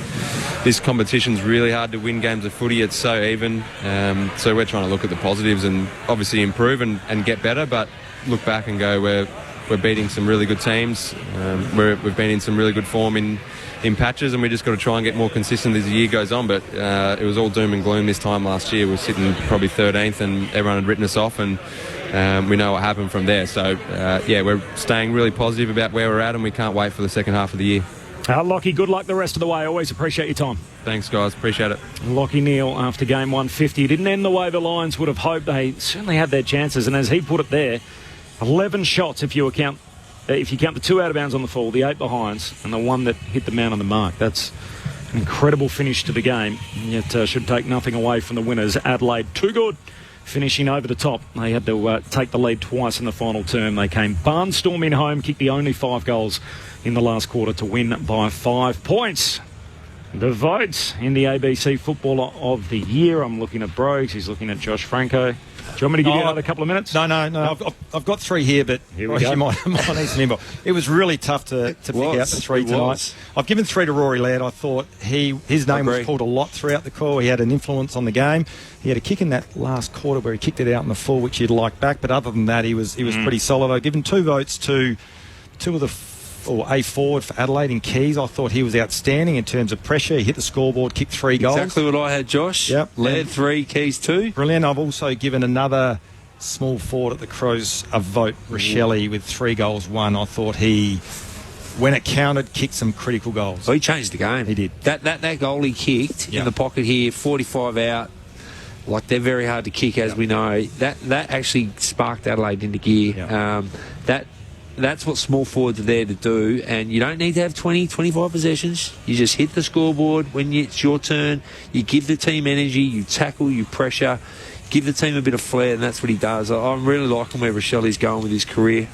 Bit questionable last year, but he's got his head together, and he's going to be a very, very good player for Adelaide. What do we say to the winners? Go the spoils. So 3 for Laird, 2 for Keys, 1 for Rochelle. The votes in the ABC Footballer of the Year. The NRL tonight, full-time Storm 38-14 over the Cowboys. And it was the Dolphins 56-6. Absolutely thumped the St George Illawarra Dragons. So that is the state of play tonight in the NRL. The rest of the weekend, of course, footy continues tomorrow. First up, it is Richmond and Sydney at the MCG. Following that, we're in the twilight. This is a juicy game. Geelong and Gold Coast. So the Suns make the trip down to the Cattery. And then tomorrow night, as you'll be in the nation's capital for the other of the South Australian teams, Port Adelaide. Trying to keep up in this town with the all-conquering Adelaide Crows. They take on GWS tomorrow night. Then we're into the Sunday fixtures. Of course, it starts in Bunbury, North Melbourne up against the West Coast Eagles, and then the nightcap leading into the holiday for much of the country. It'll be Carlton and Essendon. You can hear them all here through ABC Sport. Final thought when you leave tonight, Josh. What's your major takeaway?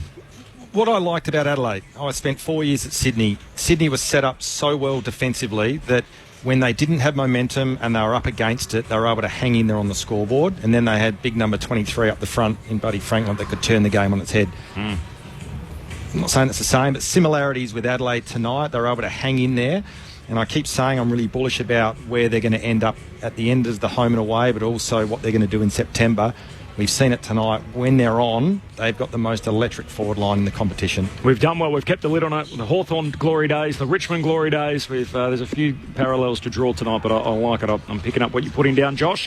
What about you, Brokes? Yeah, look, I think they're going to be really there at the pointy end. They've got gears. Yep. They've got gear. The good teams, and you just summed up very well, when it's going against them, you've got to be able to hang in.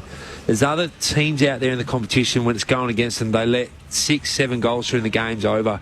This football club hang in there, and they hang in there, and they structure up defensively. And Jordan Dawson leads by example. Dunkley was all over him for 3 quarters, but he's gone at 3/4 time. No, we're not losing. Yeah. And they've got players like that everywhere now that they just go, well, we can still win this. We can still win this. Hang in. And then they go, whack. That's a sign of a good team. Yep. Very good team. And they're on their way. They're on their way. Big boy pants on tonight when the game is there to be won for the Adelaide Crows. Great job, Dean Brogan. Thanks to you, Josh Franco, as well. Always lovely to share the box with both of you here on ABC Sport. Thanks to Liz Walsh downstairs. Thanks to Aaron Bryans as well. You'll be back tomorrow as cold in Canberra tomorrow night. Can't wait for the flight. All the best with that. Thanks to Paul as well on the buttons here, and to Mitch Turner back in the studio. Tomorrow, our offering across the country on local radio in WA at Sports Talk from 10, SA Grandstand from 10:30 into the local market, and then, of course, from 12 noon nationally through the ABC Listen app or on ABC Radio in Victoria and Tas. You'll be finding coverage of AFL Saturday. Adam Uze, the coach of the Richmond Football Club, is our feature guest tomorrow.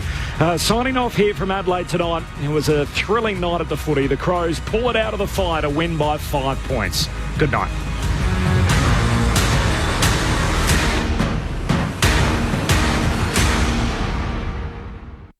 As each day begins, get the facts you need to stay informed. Every day, across your day. Stay with Australia's trusted news source. all the latest, all verified. Stay in the know with ABC News. On ABC TV and ABC